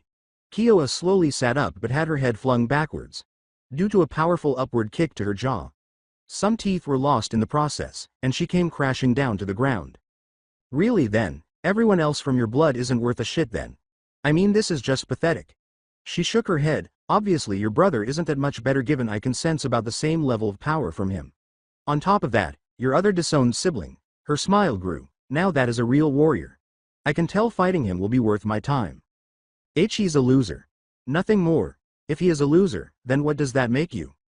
Kyoa tried to sit up but saw Toph squatting in front of her and putting one of her fingers to her head. Please don't talk shit when you're unable to back it up. Toph gave a smile, and this terrified Kyoa. Her eyes were stretched upward with her smile, and she seemed to radiate a sinister aura. Behind her was some kind of monster, but she wasn't sure. Toph quickly stands up and puts her foot on top of her head, then inhales deeply. The floor cracks from the pressure released and the blow forced Kyoa's head deep into the concrete. The room was shocked. It couldn't be happening. No one in the Leaf could believe it. Minato was distraught. His mind couldn't comprehend this. She was so much stronger than the rest of her age group. She shouldn't have lost with the Kyuubi and Rasengan in her hand. It wasn't possible. Kushina was in a shared disbelief. Her daughter defeated. How could this be possible? Menma was in shock. While he was prideful, he knew his sister was talented. More so than him, but for her to lose in such a one-sided manner. It was terrifying. He couldn't understand why. The protector saw Toph lift her foot and turn from the group. This was burning. Next time bring me an opponent that's worth my time. The room glared, but she ignored them, only turning around to stare at Naruto. She could see his faint outlines and smiled, before turning back to her team. Winner Toph from Sound Village. The room was dumbfounded. No one could rationalize what had happened. It didn't seem possible, but they were forced to swallow their pride. More so, dealing with the fact they didn't stand a chance. Toph was obviously on another level compared to the rest of their age group. But to see it in action against one of the prodigies and see her helpless, it was a bit overwhelming. Naruto glared at Toph, not for the reasons that some might think. She is dangerous, more so than anyone else here. I must double down my training in the next round if I hope to win. He finally saw someone his age group that he might not be able to beat. Her senses were sharp even without her sight. She could read the battlefield as if it was the back of her hand. Powerful earth released to the point that no hand signs were needed. On top of that, being flexible between offense and defense abilities. Finally, her hand-to-hand was strong, but in his gut he felt it. Something was off with her. Maybe she hasn't shown us everything she has to offer? Naruto was sure that might be the case, but he wasn't going to bring it up as it wasn't needed. He wanted to focus on who the next match was going to be.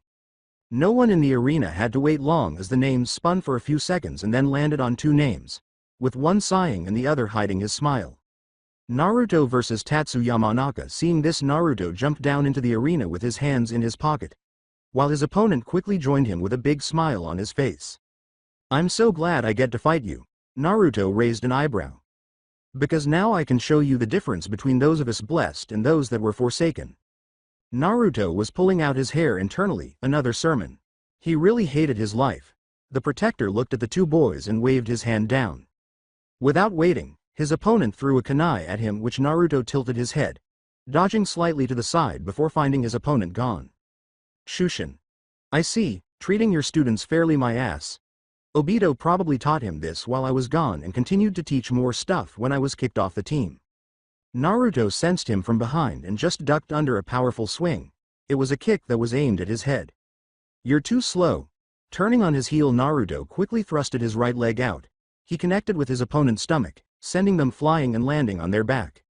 How easy. Naruto stood up after the kick and glared at the down boy, who was smiling darkly. He was sitting on his knees and grinning, his body having a sinister aura around him. Most of the arena was on edge. What was his deal? Naruto glared at the teen and could sense something familiar. Wait, is he another one of those guys? The same as the one in the suit I fought? Naruto quickly pulled his hands out of his pockets and glared.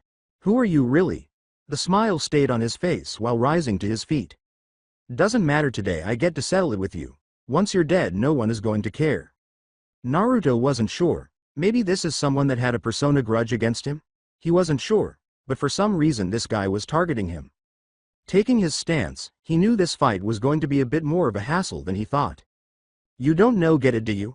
He quickly rolled up his sleeve and on it was the mark of a familiar bug. Recognize me now?